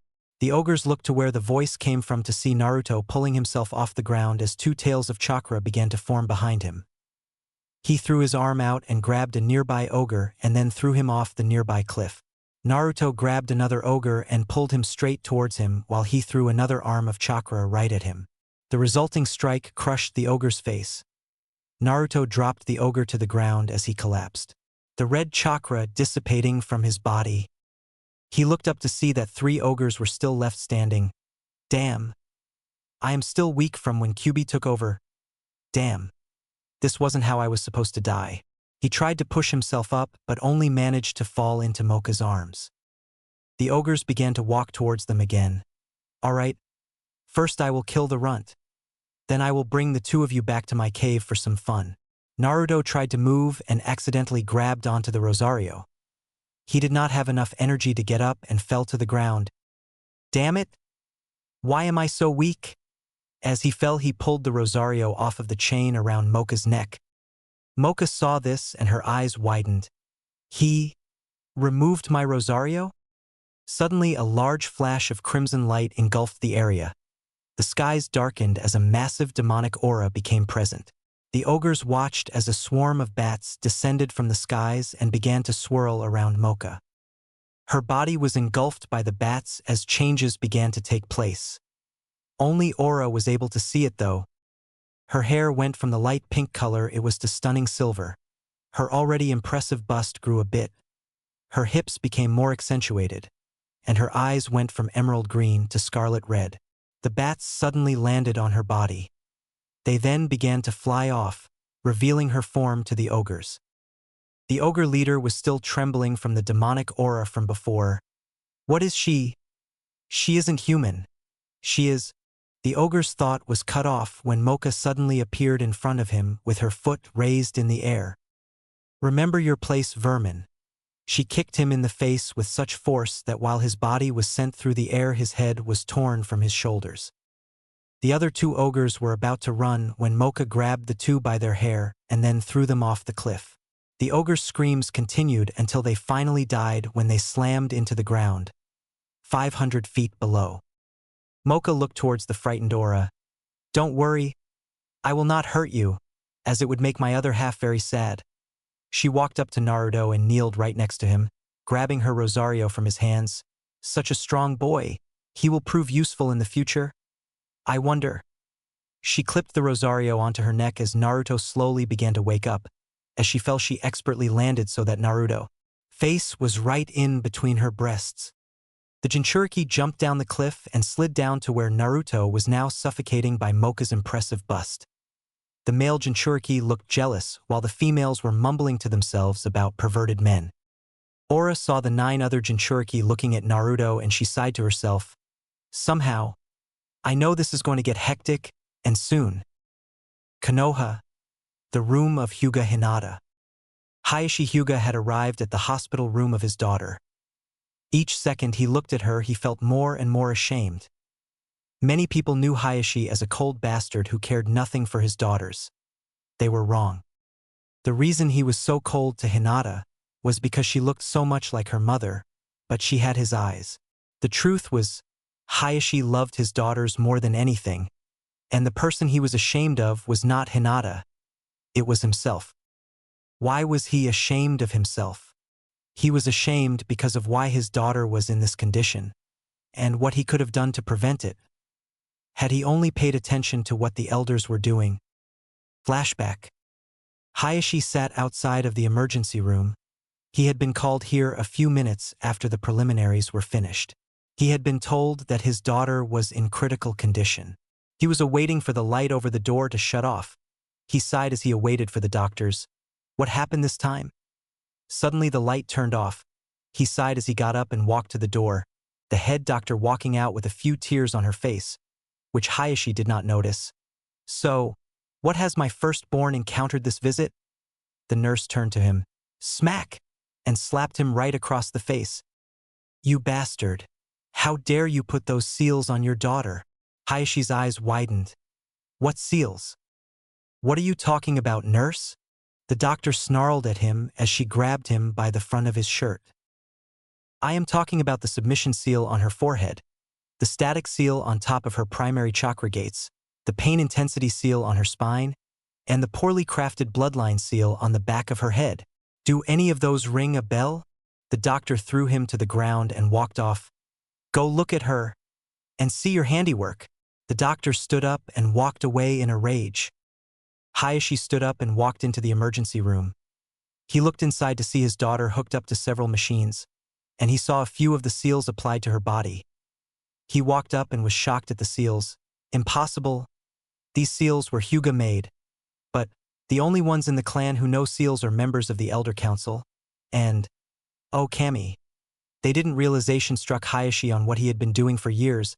He had been punishing his daughter for being weak, when it was not her fault in the first place. But why had he not heard of these seals until now? By the looks of the seals, they had to be at least 10 years old. Hayashi snarled in anger. Someone was covering up information, and they were having the doctors of the hospitals assist them. Hayashi turned and marched out of the room, fully intending finding out who did this to his daughter. End flashback. He had spoken to the head doctor, who was quick to supply him with the documents on all those who had worked on Hinata's injuries. It was the same 5 people for the last 10 years. He had quickly called in an ANBU squad to investigate who had sealed up his daughter without his consent. So far, he has not left his firstborn's side. On the chair next to him was his other daughter Hanabi, who was looking at Hinata with worry etched on her features. She turned to her father. Tusan, is Nei-chan going to be all right? Hayashi looked at his daughter and sighed. I don't know, Hanabi-chan. I don't know. The two went back to looking at the steady fall and rise of Hinata's chest. When the door behind them opened to reveal the ANBU, Hayashi had charged with investigating the seals. Hayashi-sama, we have found the criminals. Hayashi looked at the ANBU. Have someone come and protect my daughter, and I will deal with them myself. Hayashi stood up. Hanabi followed close behind, while the ANBU looked at Hinata, a pitying look in his eyes. I am so sorry, Hinata-sama. A closer look revealed his eyes were white, and one could just barely see a bit of bandages through his eye holes. Training ground. Neji Hyuga was attacking the training posts with fervor, while Tenten sat off to the side, looking at her teammate. Neji had been training like a madman, trying to perfect his technique, the one he used to try and kill Hinata. Damn it, Jukin. Kazikin is extremely difficult. I barely managed to cut any of that girl's nerves, but I will make up for it by killing her beloved Naruto-kun. He smiled evilly to himself, while Tenten grew a bit scared at the look in his eyes, and Guy was watching him with an emotionless expression. What is with him? Ever since the announcement that he was to fight Naruto, he has been training like a madman, and his eyes. I haven't seen eyes like those, except in the eyes of a murderer. Neji. How unyouthful have you become? Guy sighed as he turned to Tenten. Come on, Tenten. Let's go. Guy began to walk away. Sensei. Guy turned to see Neji glaring at him. I called you out here so you could train me, not leave me here to train by myself. How else am I going to kill that blonde? Guy did something out of his normal character and glared at Neji with hatred. I refuse to be part of any training that would give one the strength to kill a comrade, and for you to even suggest that I would support your endeavors is foolish. I will have no part in training from here on until you change your attitude. I am no longer your sensei. Guy walked off towards the village. Tenten got up to leave. Tenten. Tenten flinched as Neji snarled at her. Get over here and help me out with my kaiten. Tenten looked at Neji. The hateful look in his eyes. The promise of pain. She steeled herself and answered. No. She began to walk off. But Neji grabbed her by her hair and threw her to the ground. How dare you say no to me? An elite, you should be honored to help out me. Neji spat in her direction. Bah, I don't need you. I will find another person who is far more useful. Failure. Neji walked off as Tenten pushed herself back up. She watched as Neji went back to attacking the logs. What did I ever see in you? She turned and walked away, limping towards her home. Neji attacked the log with increased fervor, aiming to destroy it completely. He fell over as he felt his chakra calls tighten from overuse. Damn. This power. It is not enough to defeat that blonde embarrassment. I can't just defeat him, I have to utterly humiliate him. But where can I attain power to accomplish that? Neji got up, about to strike the log again. I believe I can help you with that problem. Neji snapped around as he heard the voice and got into a fighting stance. Who are you? Show yourself. Neji heard chuckling as a shadow appeared from the forest. Neji watched as the figure's form was revealed. He was clearly humanoid, but the aura emitted by the being was foul. Call me Melchia, and if you want to utterly defeat that infernal jinchuriki, then you will listen to my offer, Ningen. The being raised its head to reveal black pupils with sickly yellow slits for eyes. Neji smirked at the offer. I'm listening. Meanwhile, Naruto was sitting by the fire, looking up at the darkening sky. He let out a few choked sobs as he remembered what he had to see. Over and over again, Haku-chan Naruto whimpered out as he curled his legs inward, sobbing lightly into his knees. The jinchuriki, Aura, and Moka watched as the blonde, carrier of the Kyubi no Yoko, was reduced to a simpering man. Aura felt guilty. Had she known what Naruto's life was like, she would never have done what she did. Moka was sad for Naruto. She knew what it was like to be alone. Since she went to a human school, she often felt like there was no one who cared about her. The jinchuriki felt saddened for their surrogate brother. Yujito turned to Aura. Aura, how old do you think that memory was? Aura pondered this. She had managed to see a few reflections of Naruto in the image, so she knows that Naruto could not have been too much younger than what he was now. I would say about half a year at most. I am not sure, but it could not have been that long ago. Why? Yujito looked at Fu. Fu, I have an idea. Fu nodded her head as she stood up. Me and Yujito will be back in a little while. She looked at Naruto. Keep an eye on our brother, please. The jinchuriki nodded their heads while Aura and Moka smiled. Fu and Yujito walked away from the group as they headed to a nearby clearing. They waited until they were far enough away from the group before Yujito began to speak. Fu, we need to bring Haku back to life. Fu looked at Yujito, as if she was crazy. Yujito, are you crazy? There is no way we can bring a girl who got a raikiri rammed through her chest back to life. Yujito looked at Fu with a raised eyebrow as she indicated to her stomach. Fu, Nibi is capable of such a feat. This is why I want you to bring us there. Fu sighed, knowing this argument would lead nowhere.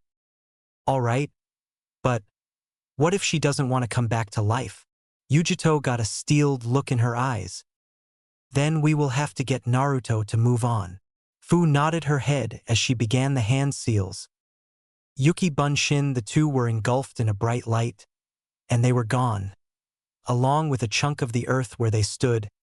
Nami no Kuni.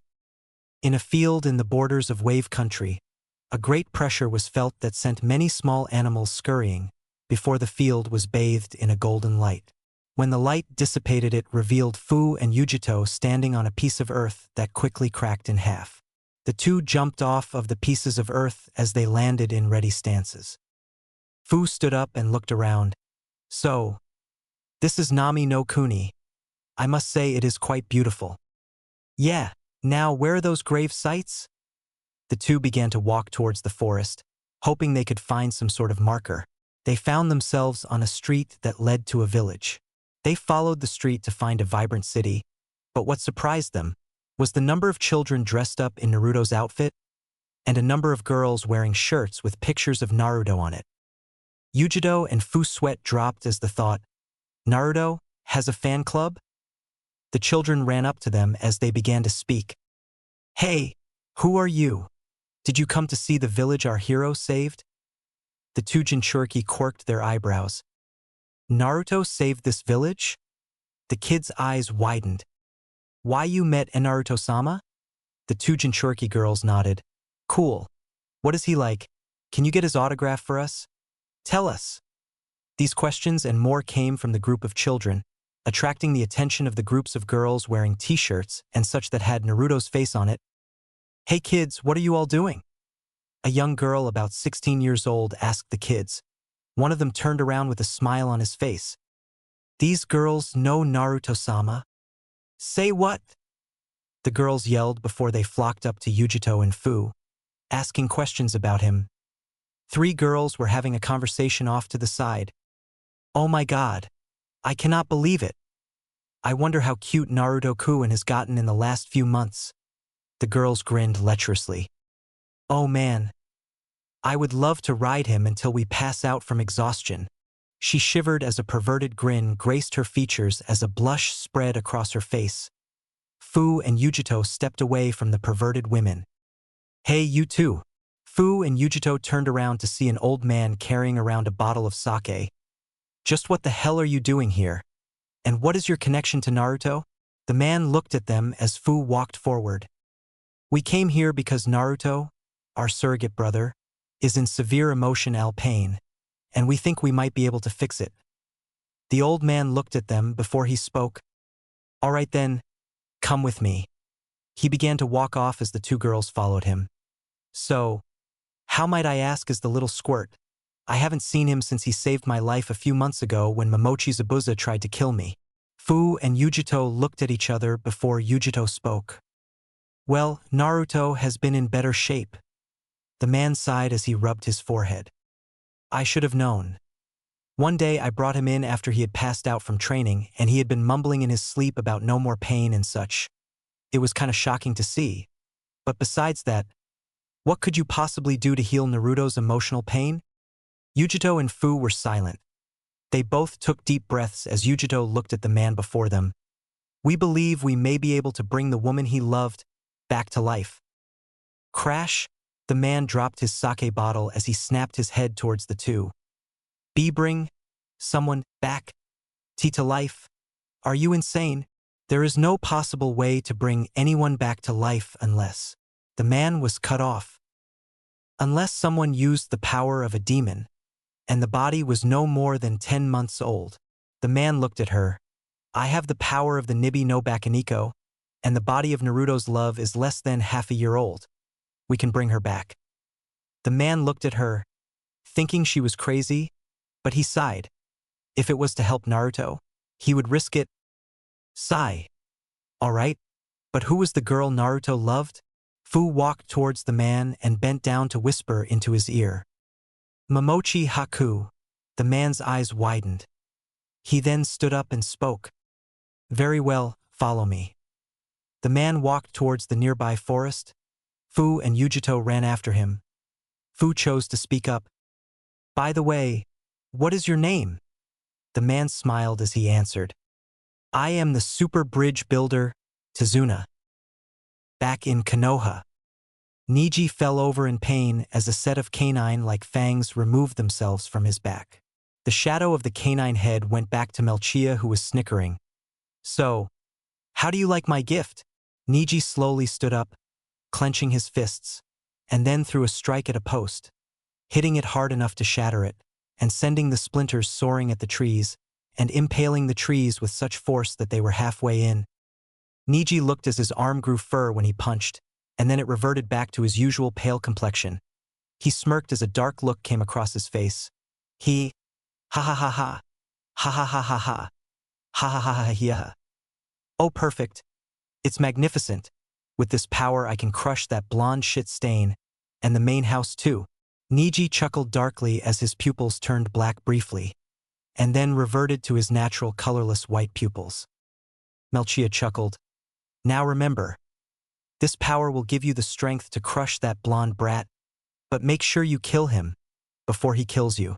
Melchia disappeared in a swirl of black chakra, as he thought to himself, soon, my lord Yamato, you will be free of that annoyance Kitsunji, and then the rest of the biju will follow. He smiled as an aura of 5 demonic tails surrounded his aura, and a dog silhouette graced his back. Mitarashi compound. Mitarashi Anna, mother of Mitarashi Anko, was looking through several documents, all of them encoded in a language no member of the clan but her could read. She looked at the documents and smiled a wicked smile. How intriguing! Soon, my lord, we shall ascend to power. Her eyes turned slitted and green. Together! She got up and began to walk towards the door when she keeled over, clutching her head in pain. Damn Ninjen. I should have just destroyed her soul before I possessed her body years ago, but it doesn't matter now. This body is only useful to me until I can free my soul. An aura of cobra erupted behind her. And then I will have no need for the body of the failure's mother. Anna got up and headed for the door, her serpent-like fangs showing, and her eyes becoming slits, with the silhouette of her own face screaming in the background of her retina. With the Namikaze family. Minato sat on top of the Kage Tower, thinking on everything he had done. Kushina was at his side, trying to find where they went wrong. Sora sat far away from them, thinking of the brother who she had met and lost in one simple meeting. Minato clutched his hair and growled to himself. Where did I go wrong? What did I do to make my son hate me? Where did I mess up enough to make my son be considered a monster? Kushina rubbed his back. I don't know, Minato Koi. I don't know. Meanwhile, Sora was thinking to herself, Otudo, you had such a terrible life, but I promise you, when you come back, your life will be more spectacular than that of a daimyo's. She clutched her katana as she looked at the sunset. I swear it, Naruto Otudo-kun. Back in Wave. Fu and Yujito followed Tazuna through a brush of forests, and they could see that at one point drops of blood stained this path. Tazuna pushed away some incoming branches and looked upon the clearing ahead of him. A small ledge, looking over the country of Wave, the most beautiful sight in all of Nami no Kuni. And near the tip of the ledge were 2 beautiful ornate headstones, carved from the very trees of Nami no Kuni itself. The one on the left read, Mamochi Zabuza, Kirigakure no Kijin, Demon of the Mist, Shinobi Warrior Swordsman Father. May he rest in peace in the splendor of heaven, and may his legacy as one of the Kiri no Shinobigatana Nananin Shu, 7 ninja swordsmen of the mist, forever be remembered. The one of the right read, Mamochi Haku, Okami no Kori, Mistress of Ice, Warrior, Daughter, Lover. May she rest in peace, and may her heart find splendor in heaven, for one's heart will forever belong to her. Yujito walked up to the 2 grave sites. Nibi spoke in her mind. Focus my chakra on top of the graves, and let me do the rest. Yujito mentally nodded as she placed her hands on top of the graves, and began to charge her chakra through her arms, then through her hands, and finally into her palms and fingertips. Fu and Tazuna stood back as Nibi's chakra swirled around her, and focused onto the 2 bodies in the ground. Yujito closed her eyes as she inhaled, and snapped them open to reveal golden pupils. Nibi no Bakaniko, Revivaru.